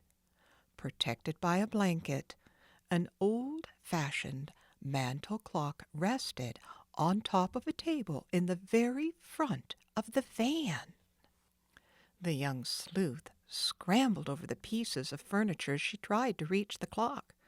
Her dress caught on something sharp and tore. Finally, she arrived within arm's reach of the blanket. She grasped it and carefully pulled the clock toward her. One glance at the timepiece assured her that it fitted the description Abby Rowan had given her. It had a square face, and the top was ornamented with a crescent. The Crowley clock at last, Nancy whispered almost unbelievingly. But as she stood staring at it, her keen ears detected the sound of voices. The thieves! I'll be caught, flashed through her mind. and I won't be able to escape a second time. Clutching the blanket and the clock tightly in her arms, Nancy scrambled over the piled-up furniture as she struggled to get out of the truck before it was too late. Reaching the door, she leapt lightly to the floor. She could now hear heavy footsteps coming closer and closer. Nancy shut the truck doors as quickly as possible and searched wildly for the keys. Oh, what did I do with them? She thought frantically. She saw that they had fallen to the floor and snatched them up. Hurriedly inserting the correct key in the lock, she secured the doors. But as Nancy wheeled about, she heard men's angry voices directly outside. Already someone was starting to slide back the barn door. Oh, what shall I do? Nancy thought in despair. I'm cornered. She realized instantly that she could not hope to run to the front of the car and place the keys under the mat where she had found them. I'll just put them on the floor, she decided quickly. Maybe the men will think they dropped them. Then, glancing frantically about for a hiding place, Nancy saw an empty grain bin. Running to it, still holding the clock, she climbed inside and dropped the blanket over her head just as one of the barn doors slid open. One of the men was speaking loudly. Nancy recognized the voice instantly. It belonged to Sid, the ringleader of the thieves. "You had enough to eat," he growled.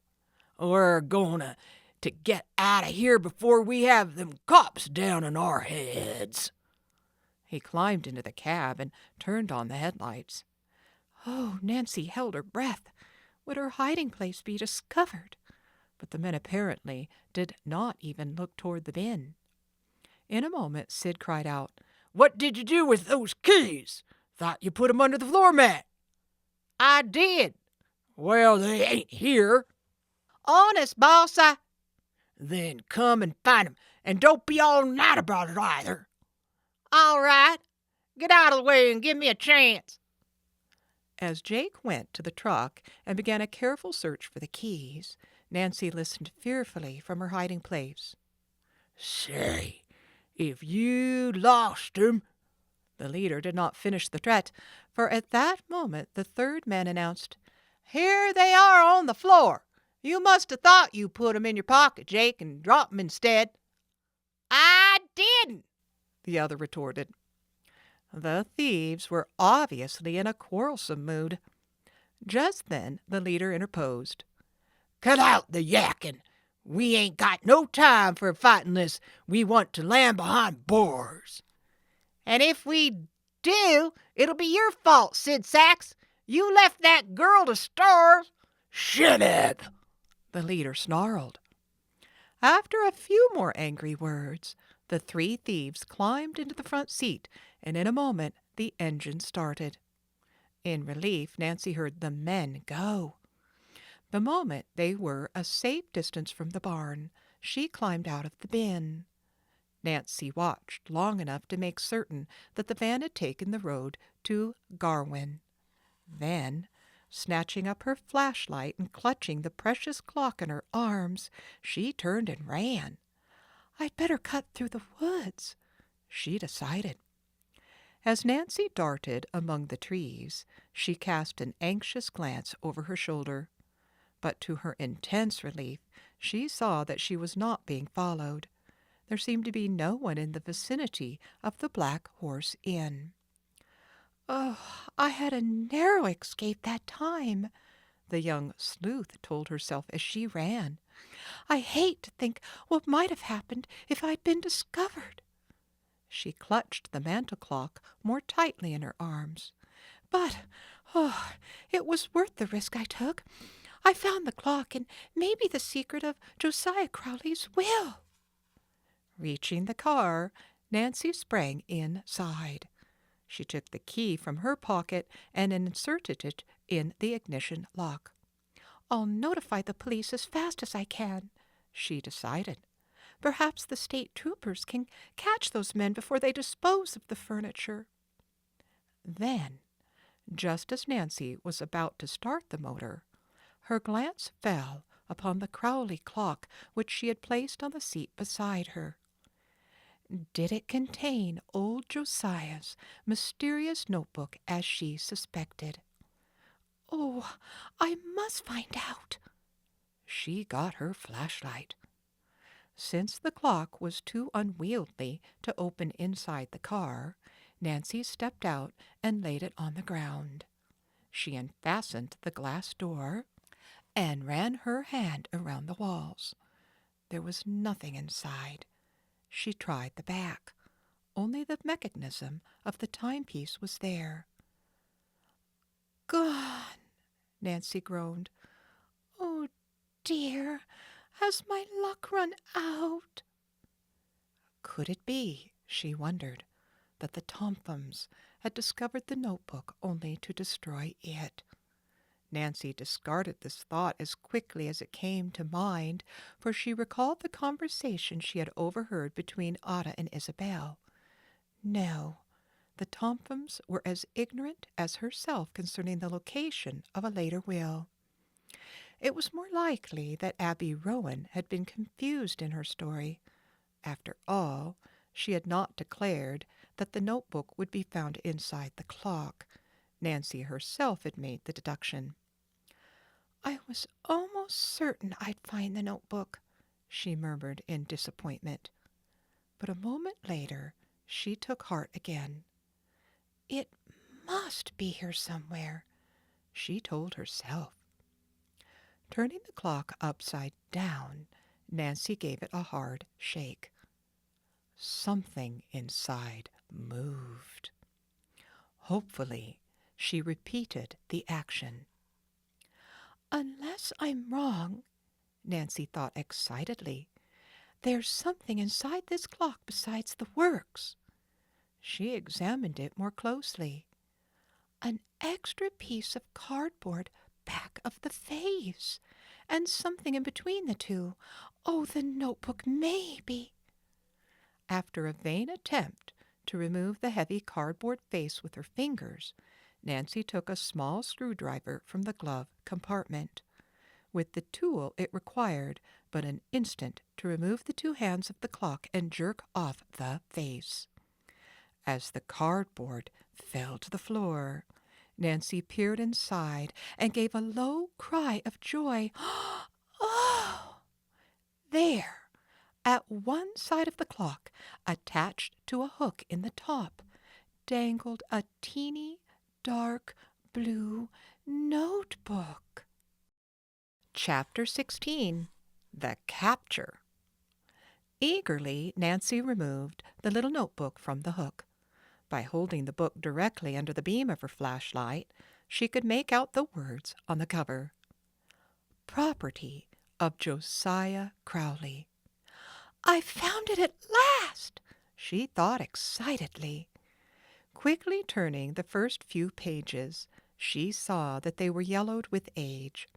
The writing was fine and cramped, and the ink had faded.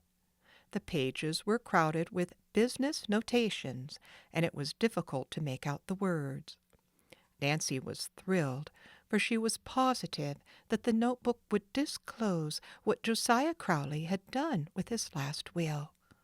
Yet she realized that she could not hope to read through the book without a considerable loss of precious time. She must not delay another instant in reporting to the police. "I'll read the notebook later," she decided, and tucked it into her pocket. Then she put the clock together. Hurriedly laying the timepiece back on the car seat, Nancy covered it with her coat and slid behind the wheel. Starting the engine, she swung the convertible onto the highway. Nancy cast an anxious glance in the direction the thieves had taken and watched for side roads down which the men might turn to avoid the main highway. "Perhaps I'd better phone the state police from the first service station or store I come to." Then suddenly she noticed a sign, "Alternate route to Garwin, main road under repair." Reaching the intersection, she stopped to see if the familiar tire marks of the van indicated it had turned onto this dirt road. It had. "Now what shall I do?" As Nancy debated, she saw a car coming toward her. Her hopes soared. She could not be mistaken. It was a police prowl car with a red revolving roof light. Instantly, Nancy grabbed her own flashlight and jumped from the car. Standing at the side of the road, she waved her light, and in a few minutes the police sedan stopped. "I'm Nancy Drew," she said hurriedly to the two men inside. "Are you looking for the furniture thieves in the van?" "Yes, we are. You're the girl who reported them?" Nancy nodded, then pointed down the side road. "I think those are their tire marks. The men were at the Black Horse Inn, but left." "You can identify them?" the driver asked. "Oh, yes." "Then please follow us. I'll radio for a car to approach the thieves' van from the other end of the road." The police car sped down the bad road to Garwin, with Nancy following closely behind. They rode for several miles. "Oh, dear," thought Nancy. "I must have been wrong. We should have overtaken the van by this time." Another 10 minutes passed. Then, unexpectedly, she caught a glimpse of a red tail light on the road far ahead. "It must be the van," Nancy told herself hopefully. "The light doesn't appear to be moving fast enough for an automobile." Evidently, the police were of the same opinion, for at that moment their car slowed down. Nancy figured they would not stop the van until they saw the other police car arriving from the opposite direction. A few minutes later, she could see headlights in the distance. The squad car in front of Nancy now sped ahead and pulled up alongside the van. "Pull over!" one of the officers shouted to the man in the cab. Instead of doing so, the van put on a burst of speed. But in order to avoid smashing into the oncoming squad car, the driver pulled too far to the right. The van swerved sharply. Its two right wheels went off into a deep ditch, and the vehicle toppled over. In an instant, the officers were out of the car and had the fugitives covered.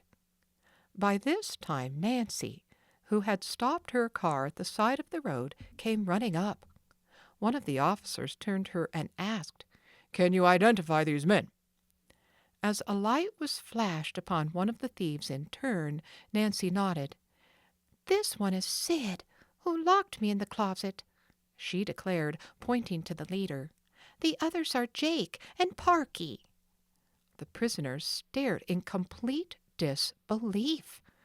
They were astounded to see Nancy Drew standing there. When it dawned on Sid that she evidently was responsible for their capture, he started to say something, then changed his mind and remained silent. The prisoners were quickly identified from licenses and other papers as wanted criminals. One of the other officers opened the rear of the van and asked Nancy if she could identify the stolen furniture. "Some of it," she replied. "That desk was taken from the room in which I was locked in the closet." "Good enough," said the trooper.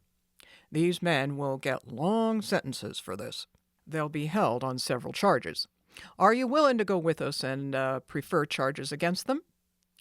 "Yes, if it's necessary," Nancy promised reluctantly. But I don't live in this county, and I'm eager to get home right away. Don't you have enough evidence against them? I think they're the same men who stole several silver heirlooms from the Turner sisters." Sid and his companions winced, but did not speak. "I see," said the trooper. "Well, I guess there's no need for you to go to headquarters now," the officer admitted. "I'll take your address, and if your testimony should be required, I'll get in touch with you." When Nancy showed her driver's license as identification, the policeman glanced at her with new interest. Taking her aside, he said, "So you're the daughter of Carson Drew. I see you're following in his footsteps. Starting rather young, aren't you?" Nancy laughed.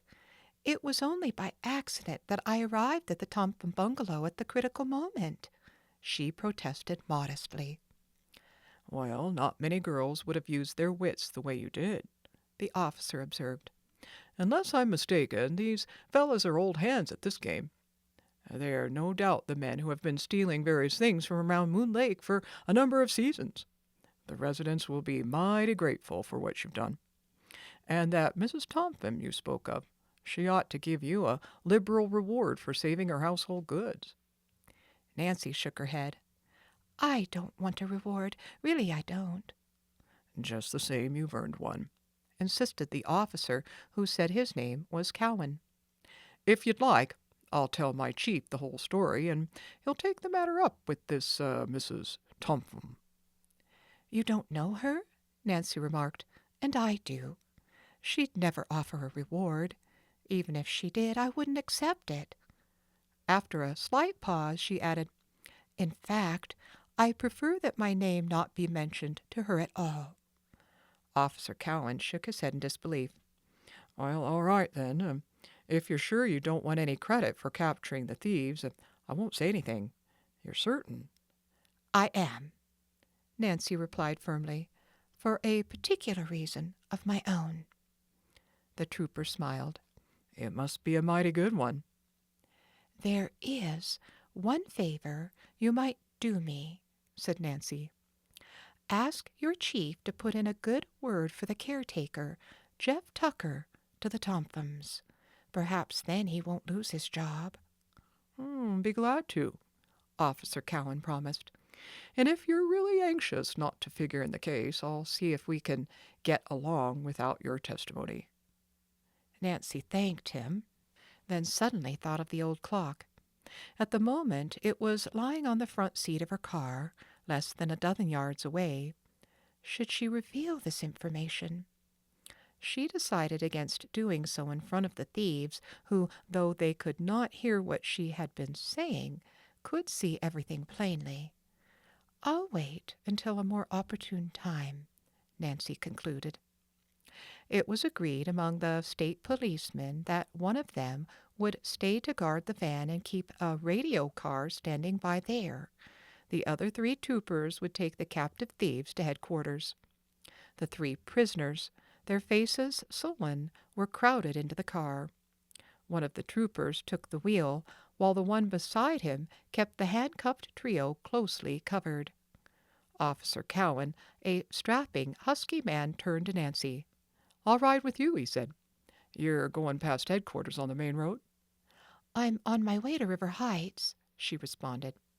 "Then the station is on your route. You can drop me off if you will."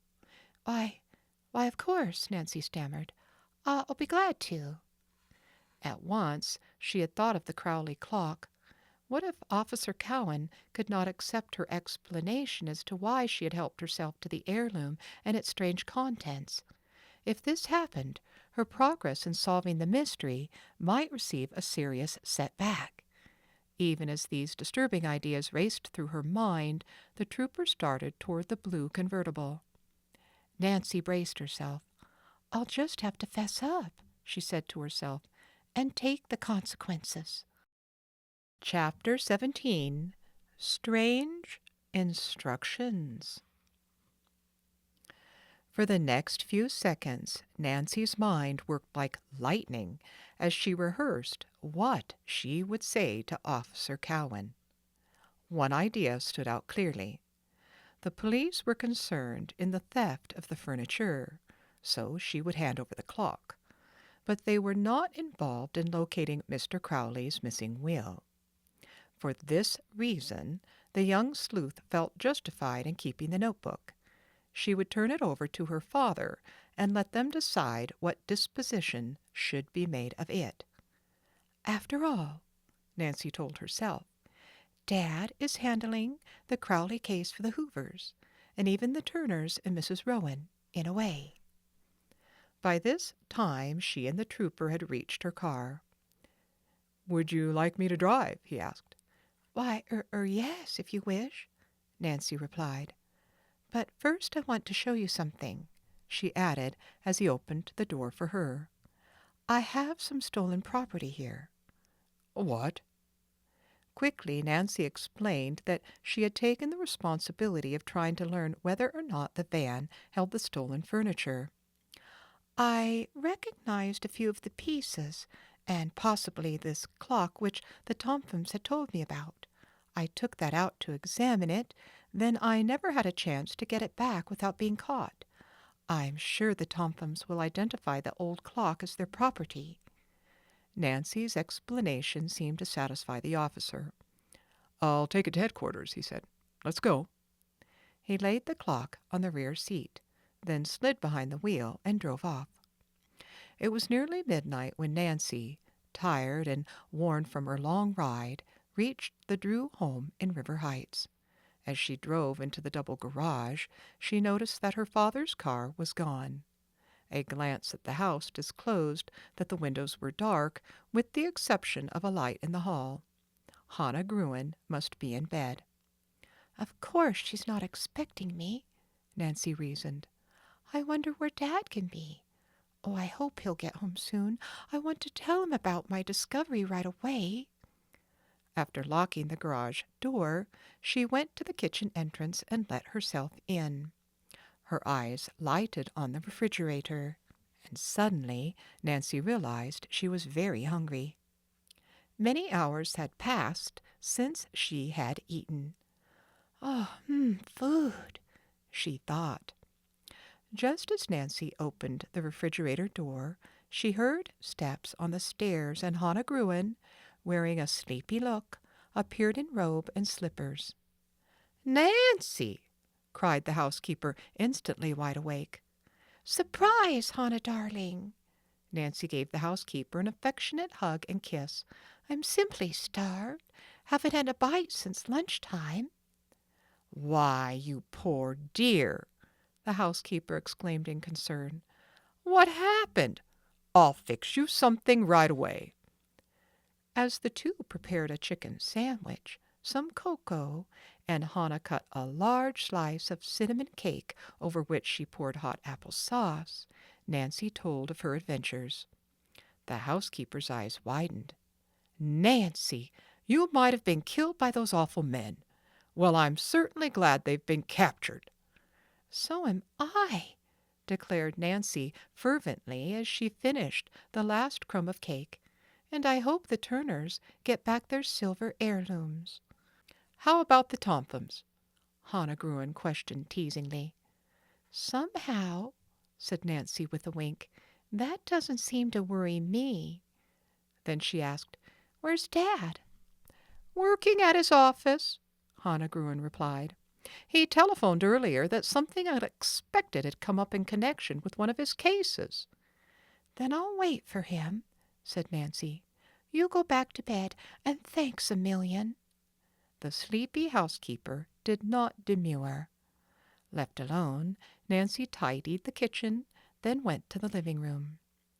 Now, to find out what became of Josiah Crowley's last will, she thought excitedly as she curled up in a comfortable chair near a reading lamp. Carefully, she thumbed the yellow pages, for she was afraid they might tear. Evidently, Josiah Crowley had used the same notebook for many years. He certainly knew how to save money, she mused. Nancy read page after page, pursuing various kinds of memoranda and many notations of property owned by Mr. Crowley. There were also figures on numerous business transactions in which he had been involved. Nancy was surprised at the long list of stocks, bonds, and notes which apparently belonged to the estate. "I had no idea Josiah Crowley was worth so much," she murmured. After a time, Nancy grew impatient at the seemingly endless list of figures. She skipped several pages of the little notebook and turned toward the end, where Mr. Crowley had listed his possessions. "What's this?" she asked herself. Fastened to one page was a very thin, flat key with a tag marked 148. Suddenly, a phrase on the opposite page, "My last will and testament," caught and held Nancy's attention. Eagerly, she began to read the whole section. "I've found it!" she exclaimed excitedly. "I'm glad I didn't give up the search." The notation concerning the will was brief. Nancy assumed the cramped writing was Josiah Crowley's. It read, "To whom it may concern, my last will and testament will be found in safe deposit box number 148 in the Merchants Trust Company. The box is under the name Josiah Johnston." "And this is the key to the box," Nancy told herself. For several moments the young sleuth sat staring ahead of her. It seemed unbelievable that she had solved the mystery. But surely there could be no mistake. The date of the entry in the notebook was recent, and the ink had not faded as it had on the earlier pages. "There is a later will!" Nancy exclaimed aloud. "Oh, if only it leaves something to the Turners and the Matthews and Abby Rowan and the Hoover girls. Then Allison could take voice lessons and little Judy would be taken care of and—" Nancy hurriedly read on, hoping to learn something definite. But although she carefully examined every page in the book, there was no other mention of the will, nor any clue to its contents. "No wonder the document didn't come to light," Nancy mused. "Who would have thought of looking for it in a safe deposit box under the name of Josiah Johnston? In his desire for safekeeping, Josiah Crowley nearly defeated his own purpose." Her thoughts were interrupted as she heard a car turn into the driveway. Rushing to the window, Nancy saw her father pull into the garage. She ran to meet him at the kitchen door. "Why, hello, Nancy," he greeted her in surprise. "If I had known you were here, I'd have come home sooner. I was doing some special work on a case. Back from Moon Lake ahead of schedule, aren't you?" "Yes," Nancy admitted, trying to hide her excitement, "but for a good reason." Before her father could hang up his hat in the hall closet, she plunged into the story of her adventures and ended by showing him the notebook which she had found inside the mantel clock. When she had finished, Carson Drew stared at his daughter with mingled pride and amazement. "You're a good detective, Nancy. You've picked up an excellent clue," he said. "Dad, I thought it best not to tell the police about the notebook. We don't want to reveal the secret of another will to the executor mentioned in the old one." "You mean Mr. Tompkins? I agree," the lawyer replied. "The new will may name someone else as executor." He smiled. "I think you and I should try to see this will. But," he added, "which Merchants Trust Company is it in? There must be dozens of banks by that name." Nancy suddenly snapped her fingers. "Dad, I believe I know. You recall that Judge Hart and his wife told me they had seen Josiah Crowley in Masonville a couple of times, and there's a Merchants Trust Company there." Mr. Drew looked at his daughter admiringly. "I believe you have the answer, Nancy, and Judge Hart is just the man to help us. I'll phone him in the morning. Well, I guess we both need some sleep." As the lawyer kissed his daughter good night, he added, "My dear, you were in serious danger when you encountered those thieves. I don't like to have you take such risks. I am very grateful indeed that you are back home safe." "The Tomphams aren't going to thank me when they find out what I have done," Nancy said as she went up the stairs ahead of her father. "In fact, we may have a battle on our hands, Dad." "That's right, Nancy. And it will be just as well that they don't learn the details of how the will was found until the matter is settled beyond a doubt." "I'm certainly curious to find out if the new will left anything to the Tomphams," said Nancy. "If not," her father put in, "your discovery will strike them at an especially awkward time." Nancy paused on the stairs and turned to face her father. "What do you mean?" "Well, there's talk about town that Richard Tompham has been losing heavily in the stock market this past month. He has been getting credit at a number of places on the strength of the inheritance, and I suspect he is depending on Crowley's money to pull him through a tight spot. He's making every effort to speed up the settlement of the estate." "Then we'd better hurry," said Nancy, resuming the climb. "Don't build your hopes too high," Mr. Drew advised her wisely. "There may be a slip, you know." "How?" "Well, we may fail to find the will in the safe deposit box." "Oh, I can't believe it, Dad. The notebook says it's there." "Then," the lawyer continued, "there is a chance that Josiah Crowley didn't dispose of the fortune as the Turners and the Hoovers and others expected he would." "But he promised all those people." "I know, Nancy. But there's just the possibility that the notation in the notebook was wishful thinking and Mr. Crowley never got around to making the new will." "You can discourage me all you want, Dad, but I'm not going to stop hoping," Nancy said.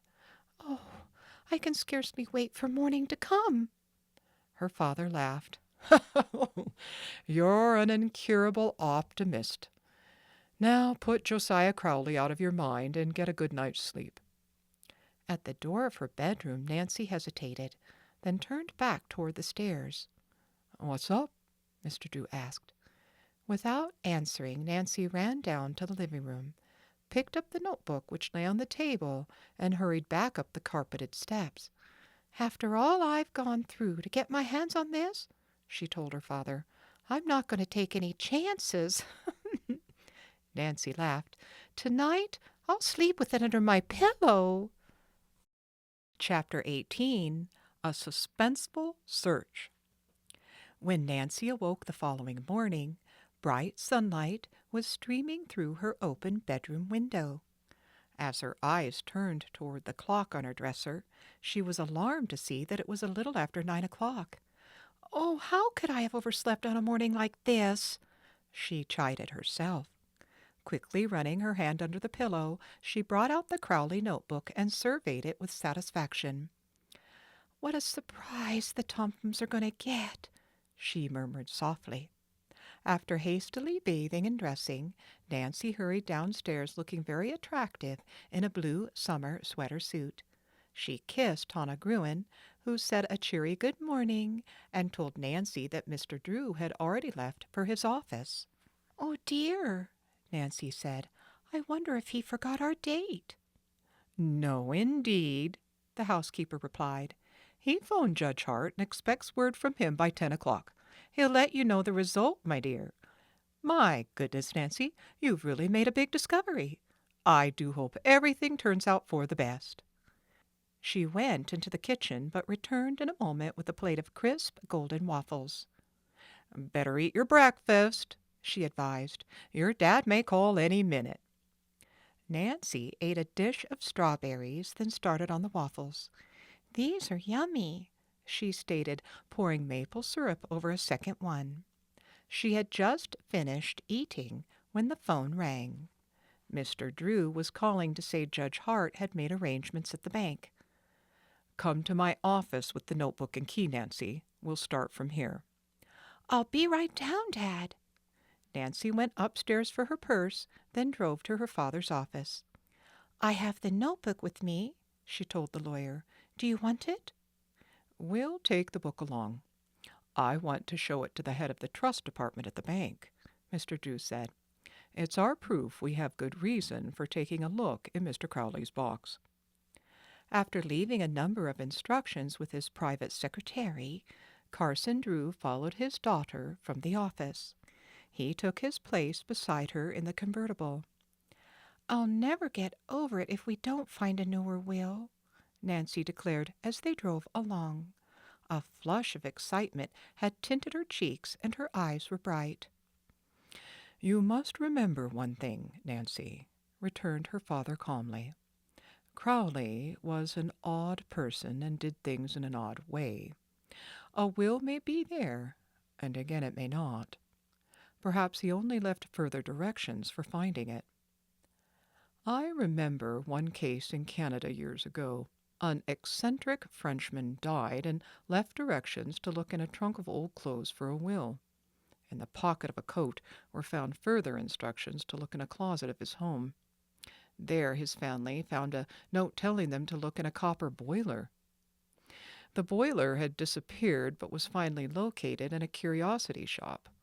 Inside, pasted on the bottom, was what proved to be a word puzzle in Chinese. The old Frenchman's heirs were about to give up in despair when a Chinese solved the puzzle, and the old man's fortune was found. A bag of gold under a board in his bedroom floor. "At least they found it," said Nancy. The trip to Mansonville was quickly accomplished, and Nancy parked the car in front of the Merchants' Trust Company. Father and daughter alighted and entered the bank. Mr. Drew gave his name and asked to see the president. After a few minutes' wait, they were ushered into a private conference room. An elderly man, Mr. Jensen, arose to greet them. The introductions were over.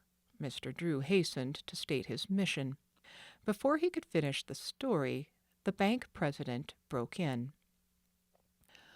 "Judge Hart has told me the story. I'll call Mr. Warren, our trust officer." He picked up his desk phone, and in a few minutes Mr. Warren appeared and was introduced. Nancy now brought out the notebook, opened it to the important page, and handed it to the men to read. When they finished, Mr. Jensen said, "What a mystery!" Mr. Warren pulled from his pocket the file card which the owner of box 148 had filled out in the name of Josiah Johnston. The two samples of cramped handwriting were compared.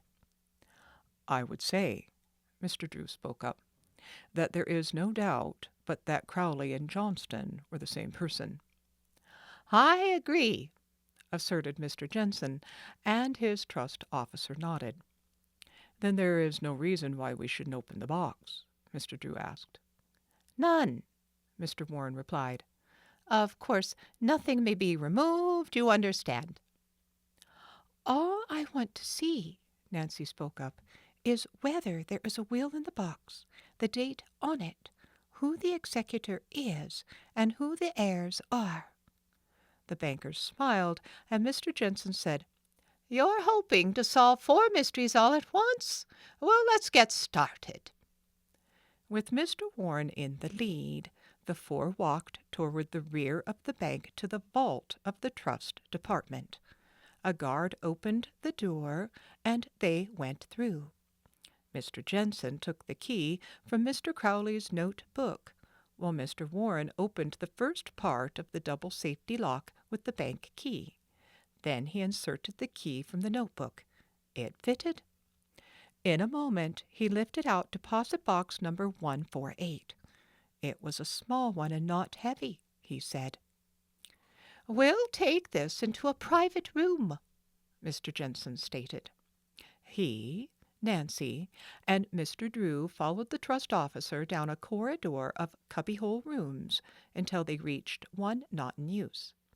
"Now," said Mr. Jensen, when the door was closed behind them, "we shall see how many, if any, of the mysteries are solved." Oh, Nancy held her breath as he raised the lid of the box. All peered inside. The box was empty, except for one bulky document in the bottom. "Oh, it must be the will!" Nancy exclaimed. "It is a will," Mr. Jensen announced, after a hasty glance at the first page. "Josiah Crowley's last will and testament." "When was it written?" Nancy asked quickly. "In March of this year," Mr. Jensen told her.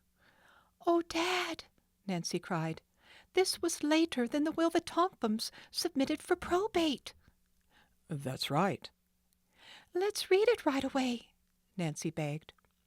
Mr. Jensen handed the sheets to Mr. Drew. "Maybe you can decipher this. The handwriting is too much for me." The lawyer took the will. Then, as Nancy looked over his shoulder, he haltingly read aloud, giving an interpretation rather than a word-by-word account. "Mr. Jensen, Mr. Warren, your bank has been named as executor," he said. "Very good," the president smiled. "But I expect Mr. Tompkins won't be happy to hear this."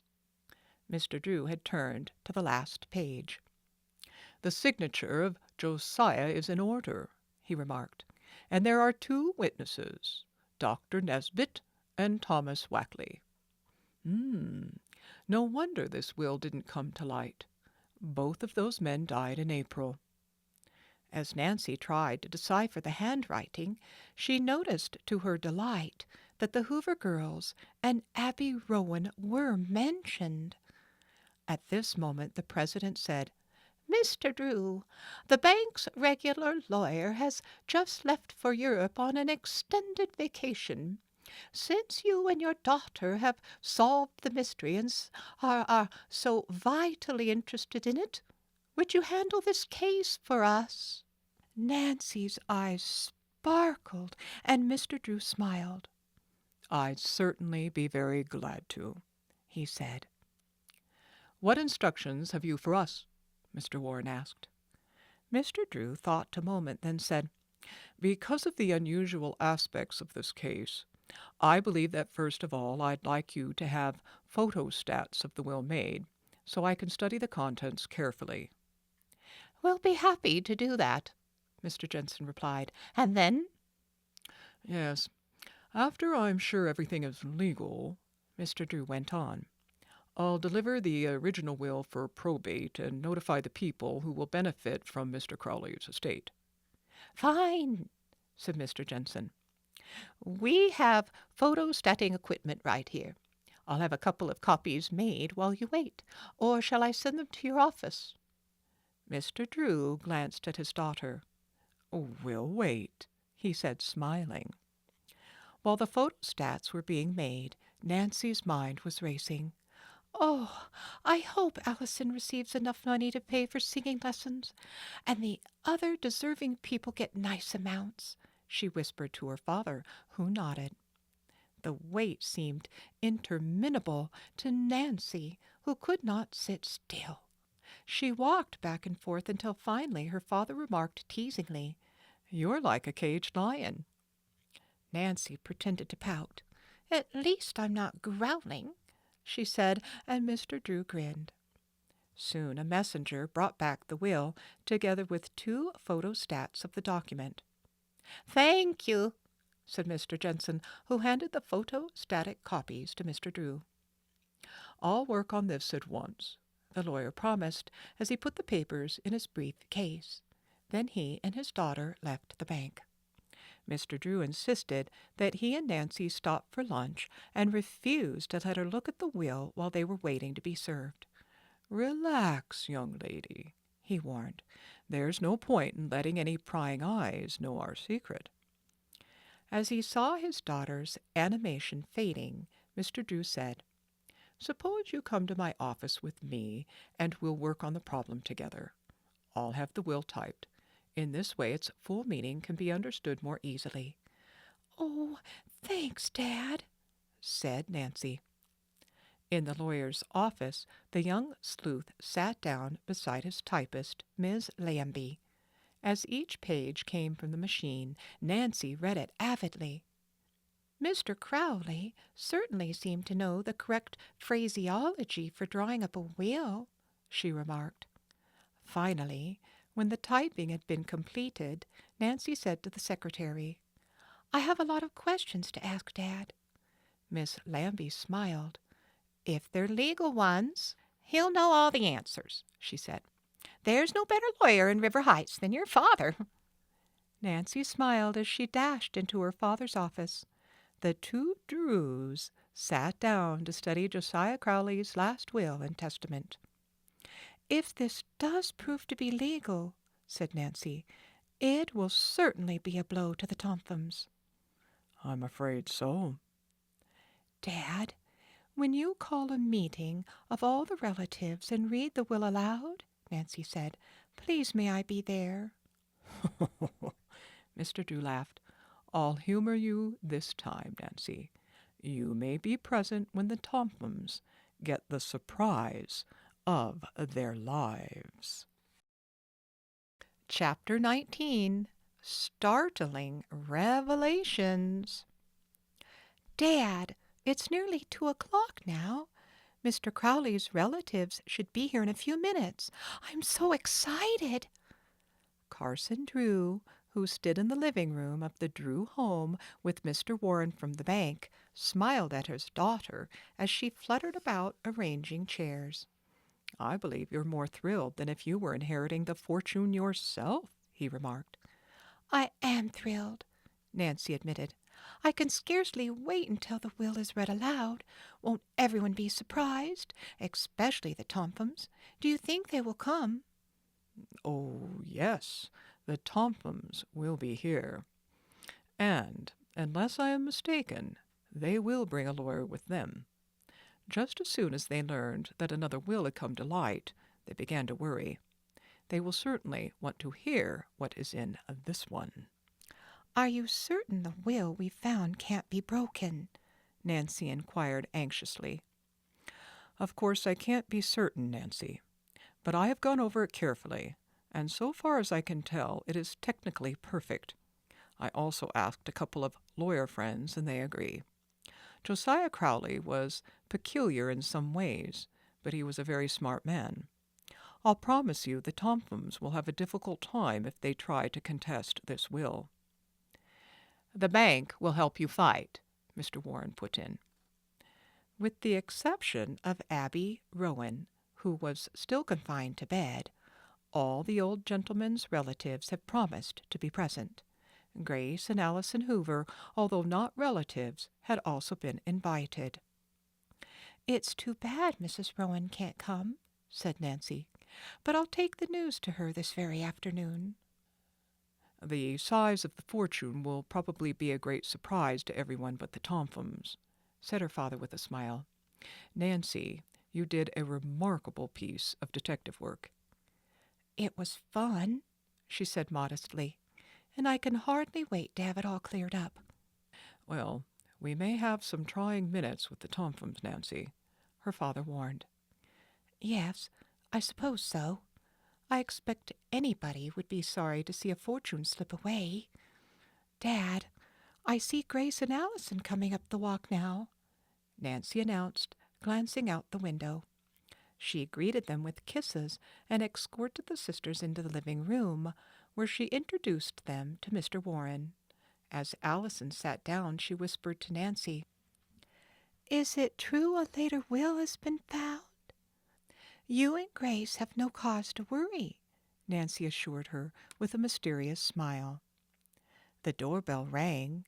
This time Nancy admitted Edna and Mary Turner, who were dressed as if for a party.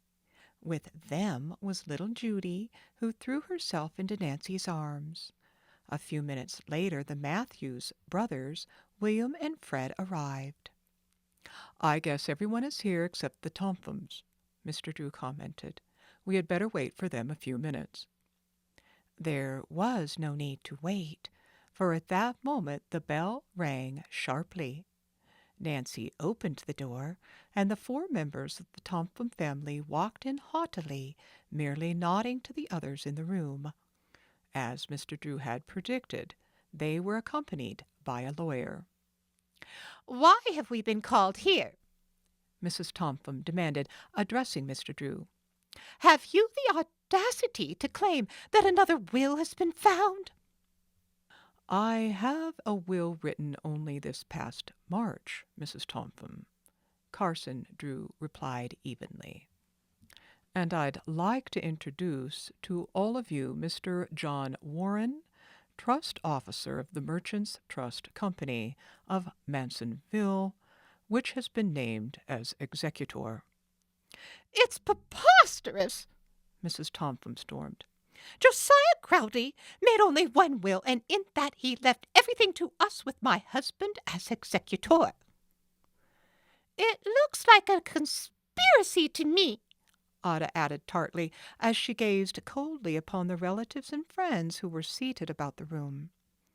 Isabel did not speak, but tossed her head contemptuously. Richard Tompkins likewise did not offer comment, but uneasily seated himself beside his own attorney. "If you will please be seated, Mrs. Tompkins, I will read the will," Mr. Drew suggested. Reluctantly, Mrs. Tompkins sat down. "As I have said," Mr. Drew began, "a recent will of the late Josiah Crowley was found in a safe deposit box in the Mansonville Bank. The will is unusually long, and with your permission I will read from a typed copy only the portions which have to do with the disposal of the property. But first I want to ask Mr. Tompkins what value he puts on the estate." "100,000 after taxes," the man replied. "Oh!" the Turners exclaimed, and Mary said, "I had no idea Josiah had that much money." "Nor I," Edna agreed. Mr. Drew picked up several typewritten sheets from the table and began to read in a clear voice. "I, Josiah Crowley, do make this my last will and testament, hereby revoking all former wills by me at any time made. I give and bequeath all my property, real and personal, as follows. To my beloved friends and neighbors, Grace and Allison Hoover, a sum equal to 20% of my estate, share and share alike." "I must be dreaming," Grace gasped. "You mean I'm going to get $10,000? Allison cried out. She burst into tears. "Oh, Nancy, you did this for me. Now I can have my voice lessons." Isabel Tompkins eyed her disdainfully. "It would take more than $10,000 to make a singer out of you," she said maliciously. "Quiet," commanded her father. "Let's hear what else this will says." His daughter subsided, but his wife exclaimed spitefully, "The will is a fraud. The Hoovers aren't even relatives." "It is no fraud," Mr. Drew told her quietly. Again he picked up the will and began to read. "To Abby Rowan, my late wife's cousin, in consideration of her kindness to me, a sum equal to 10% of my estate." "Oh, I'm so glad," Grace murmured. "Now she'll be able to get the medical and other attention she needs." "And have someone live at her house to take care of her," said Nancy. "That old lady gets $10,000? Ada Tompkins said harshly. "What did she ever do for Cousin Josiah?" Angrily, she turned to her mother. "We took care of him for years. She didn't." "I'll say not," Isabel echoed, her voice tart. To my cousins, Fred and William Matthews, a sum equal to 20% of my estate, share and share alike, Mr. Drew read. We didn't expect that much, Fred Matthews declared in genuine surprise. Josiah was very kind. Fred smiled. Now we can take a trip like we've always wanted to, William. That's right. I just can't believe it. A long trip on an ocean liner or a plane. To my cousins, Edna and Mary Turner, 20% of my estate, share and share alike. Oh, how generous, Edna murmured. Now little Judy can have the things we've always wanted to give her. Yes, said Mary Turner. Oh, I feel so relieved.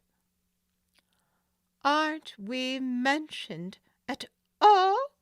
Mrs. Tompham broke in sharply. Mr. Drew smiled.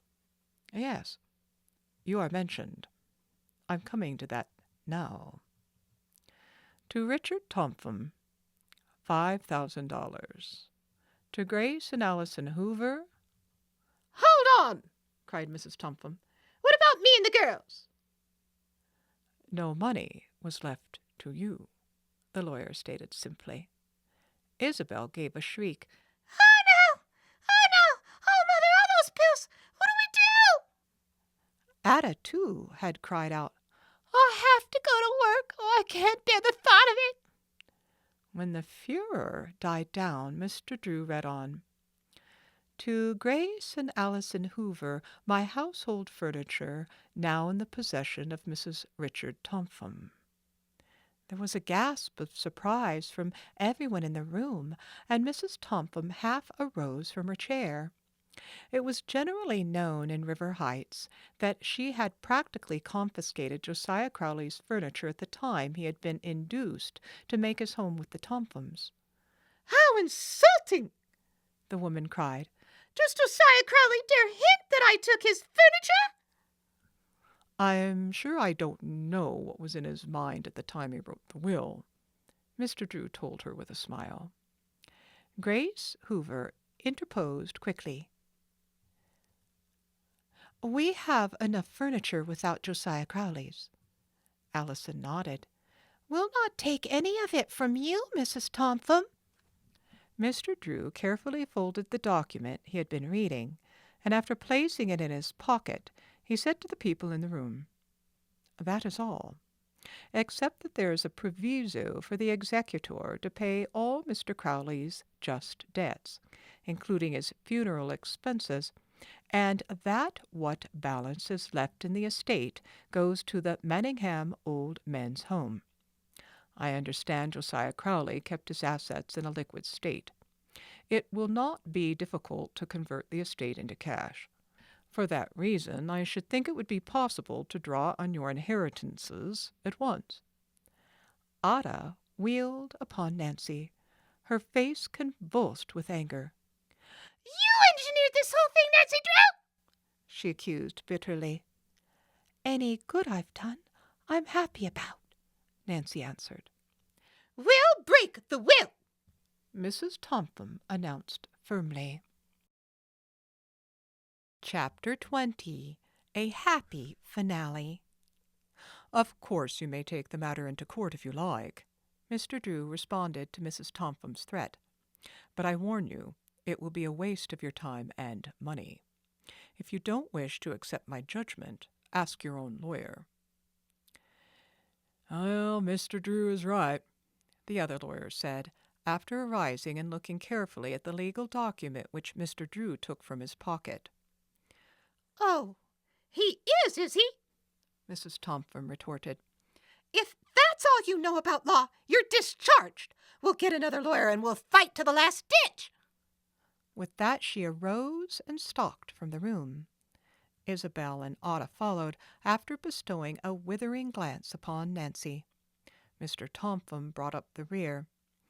As soon as the door had closed behind them, their lawyer arose and picked up his brief case.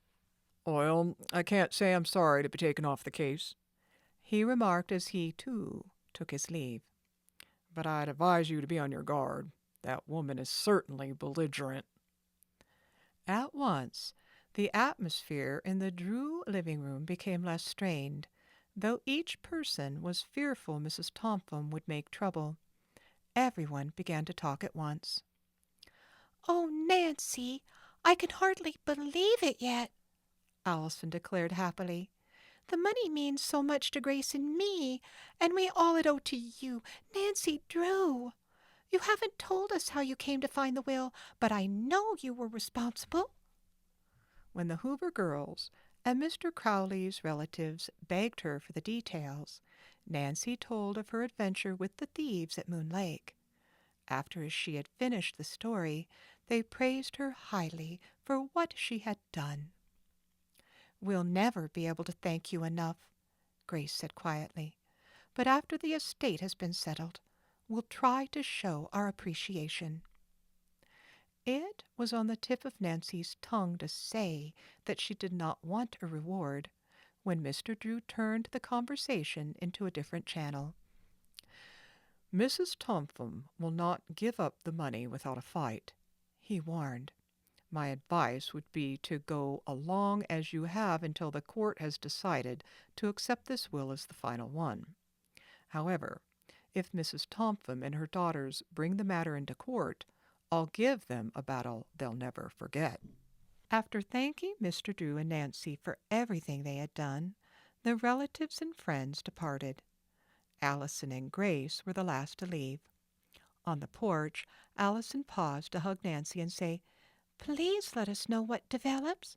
I'm so eager to start taking voice lessons." Nancy wanted to set off at once to see Abby Rowan and tell her the good news. But upon second thought she decided to wait.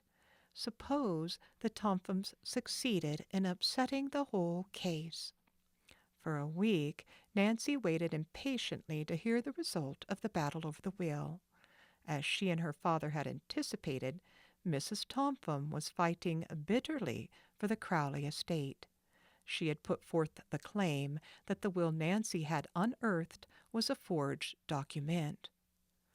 "This suspense is just awful," Nancy told her father one morning. "When are we going to get the final word?" "I can't answer that, Nancy, but apparently Mr. Tompum thinks it's a losing battle. I suppose you've heard about the family." "Why, no. What about them?" "Oh, they're practically bankrupt. Richard Tompum has been losing steadily on the stock market of late. After his failure to recover the Crowley fortune, the banks reduced his credit. He's been forced to give up his beautiful home." "No, really? Oh, how that must hurt Mrs. Tompum and the two girls." "Yes, it's undoubtedly a bitter pill to swallow. They are moving into a small house this week, and from now on they'll have to give up their extravagant way of living. Both girls are working. Personally, I think it will be good for them."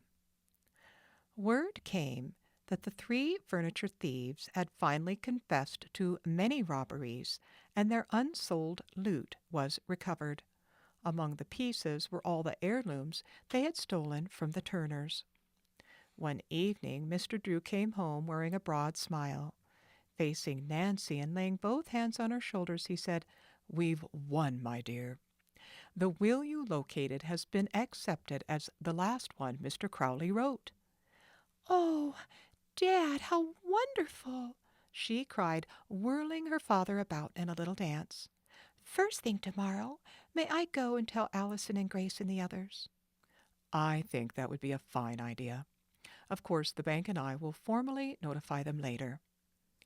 The following morning Nancy was the first one downstairs and started breakfast before Hannah Gruen appeared. "My goodness, you're an early bird, Nancy," the housekeeper said with a smile. "Big day, eh?" "Very big," Nancy replied. As soon as the family had eaten, Hannah said, "Never mind helping me today. You run along and make those people happy as soon as possible." "Oh, thank you, Hannah. I'll leave right away." Nancy, dressed in a simple green linen sports dress with a matching sweater, kissed her little family goodbye and drove off. Her first stop was at the Matthews brothers. They greeted her affably, then waited for Nancy to speak. "I have good news," she said, her eyes dancing. "Mrs. Topham lost her case. The will Dad and I found has been accepted for probate. You will receive the inheritance Mr. Crowley left you." "Praise be!" Fred cried.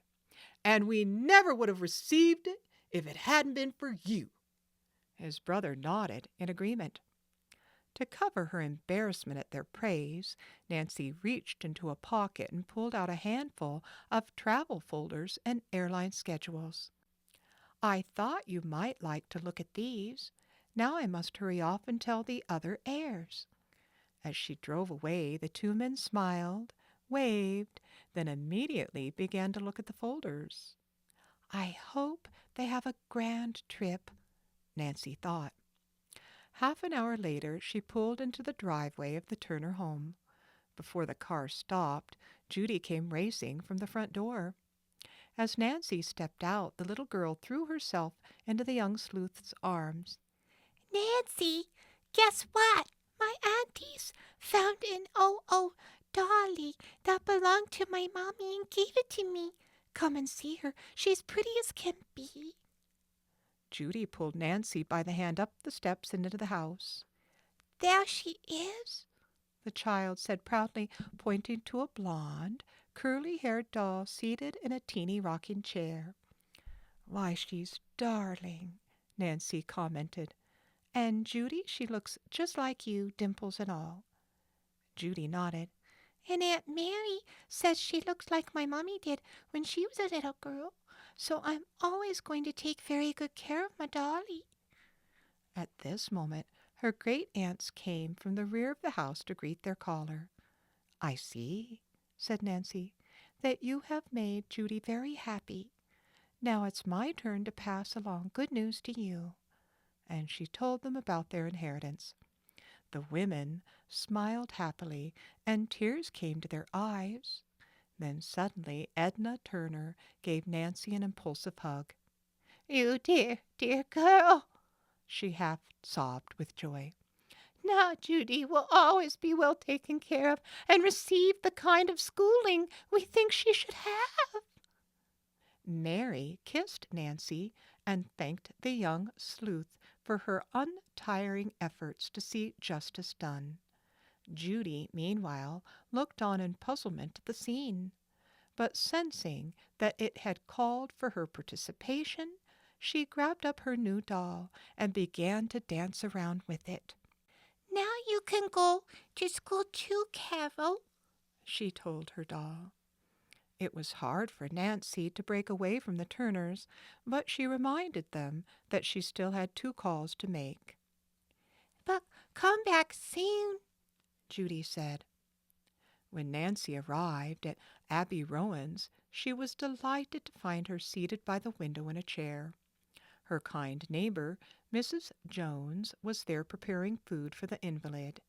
To this Nancy added a jar of homemade beef broth and a casserole of rice and chicken which Hannah Gruen had insisted upon sending. "Can you stay a little while?" Mrs. Jones asked. "I ought to run home for half an hour, then I'll come back." "She's been so kind," Abby Rowan spoke up. "Today she took my laundry home to wash and iron." After the woman had left, Abby went on. "The folks around here have been very thoughtful of me, but I just can't impose on them any longer. Yet I haven't any money." Nancy took the invalid's hand in hers and smiled. "I have come to tell you that now you have lots of money left you by Josiah Crowley." "Oh, what? You mean I won't have to depend on just my little pension any longer? Oh, bless Josiah.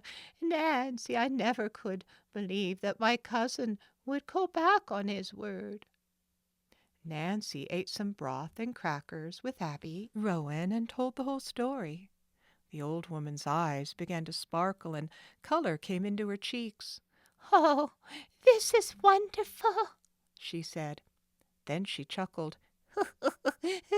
It does my heart good to know you outwitted those hoppity-tompum women. Nancy grinned, then said soberly, "If I hadn't become involved in this mystery, I might never have met several wonderful people, and their names aren't Tompum." Abby Rowan laughed aloud. The first time Nancy had heard her do this. She laughed again just as the neighbor returned. Mrs. Jones, amazed, had no chance to exclaim over the elderly woman's high spirits. Abby launched into an account of her inheritance. As soon as Mrs. Rowan finished the story, Nancy said good-bye and left. She now headed straight for the Hoover farm. The two sisters were working in a flower bed. "Hi," Nancy called. Hi yourself. How's everything? Allison asked as she brushed some dirt off her hands and came forward with Grace. Hurry and change your clothes, Nancy said.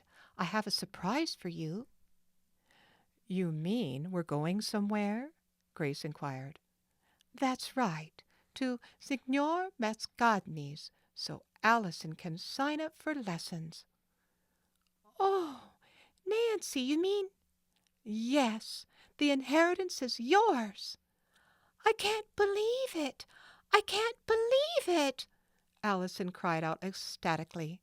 She grabbed the other two girls and whirled them around. "It's simply marvelous," said Grace.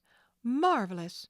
Oh, Nancy, you and Mr. Crowley are just the dearest friends we've ever had." Then, seeing Nancy's deep blush, she added, "Come on, Allison, let's get dressed." Nancy waited in the garden. 15 minutes later, the sisters were ready to leave for River Heights. "But before we go," said Grace, "Allison and I want to give you something. It's sort of a reward." Something very special, the sister broke in. Oh, I don't want any reward, Nancy objected quickly. Please take this one, Allison spoke up. She led the way to the living room mantel. There stood the Crowley clock. "We received it this morning from the Tompums," Grace explained. Allison nodded. We think you earned this heirloom, Nancy, and somehow Grace and I feel Mr. Crowley would want you to have it. "Why, thank you," said Nancy. She was thrilled and gazed meditatively at the old clock. Though quaint, it was not handsome, she thought. But for her, it certainly held a special significance. She was too modest to explain to Allison and Grace why she would prize the heirloom, and besides, her feeling was something she could not put into words. Actually, she had become attached to the clock because of its association with her recent adventure. This is the first mystery I've solved alone, she thought. I wonder if I'll ever have another one half so thrilling. As Nancy stood looking wistfully at the old clock, she little dreamed that in the near future she would be involved in the hidden staircase mystery, a far more baffling case than the one she had just solved. But somehow, as Nancy gazed at the timepiece, she sensed that exciting days were soon to come. Nancy ceased daydreaming as the clock was handed to her and looked at the Hoover girls. I'll always prize this clock as a trophy of my first venture as a detective, she said with a broad smile.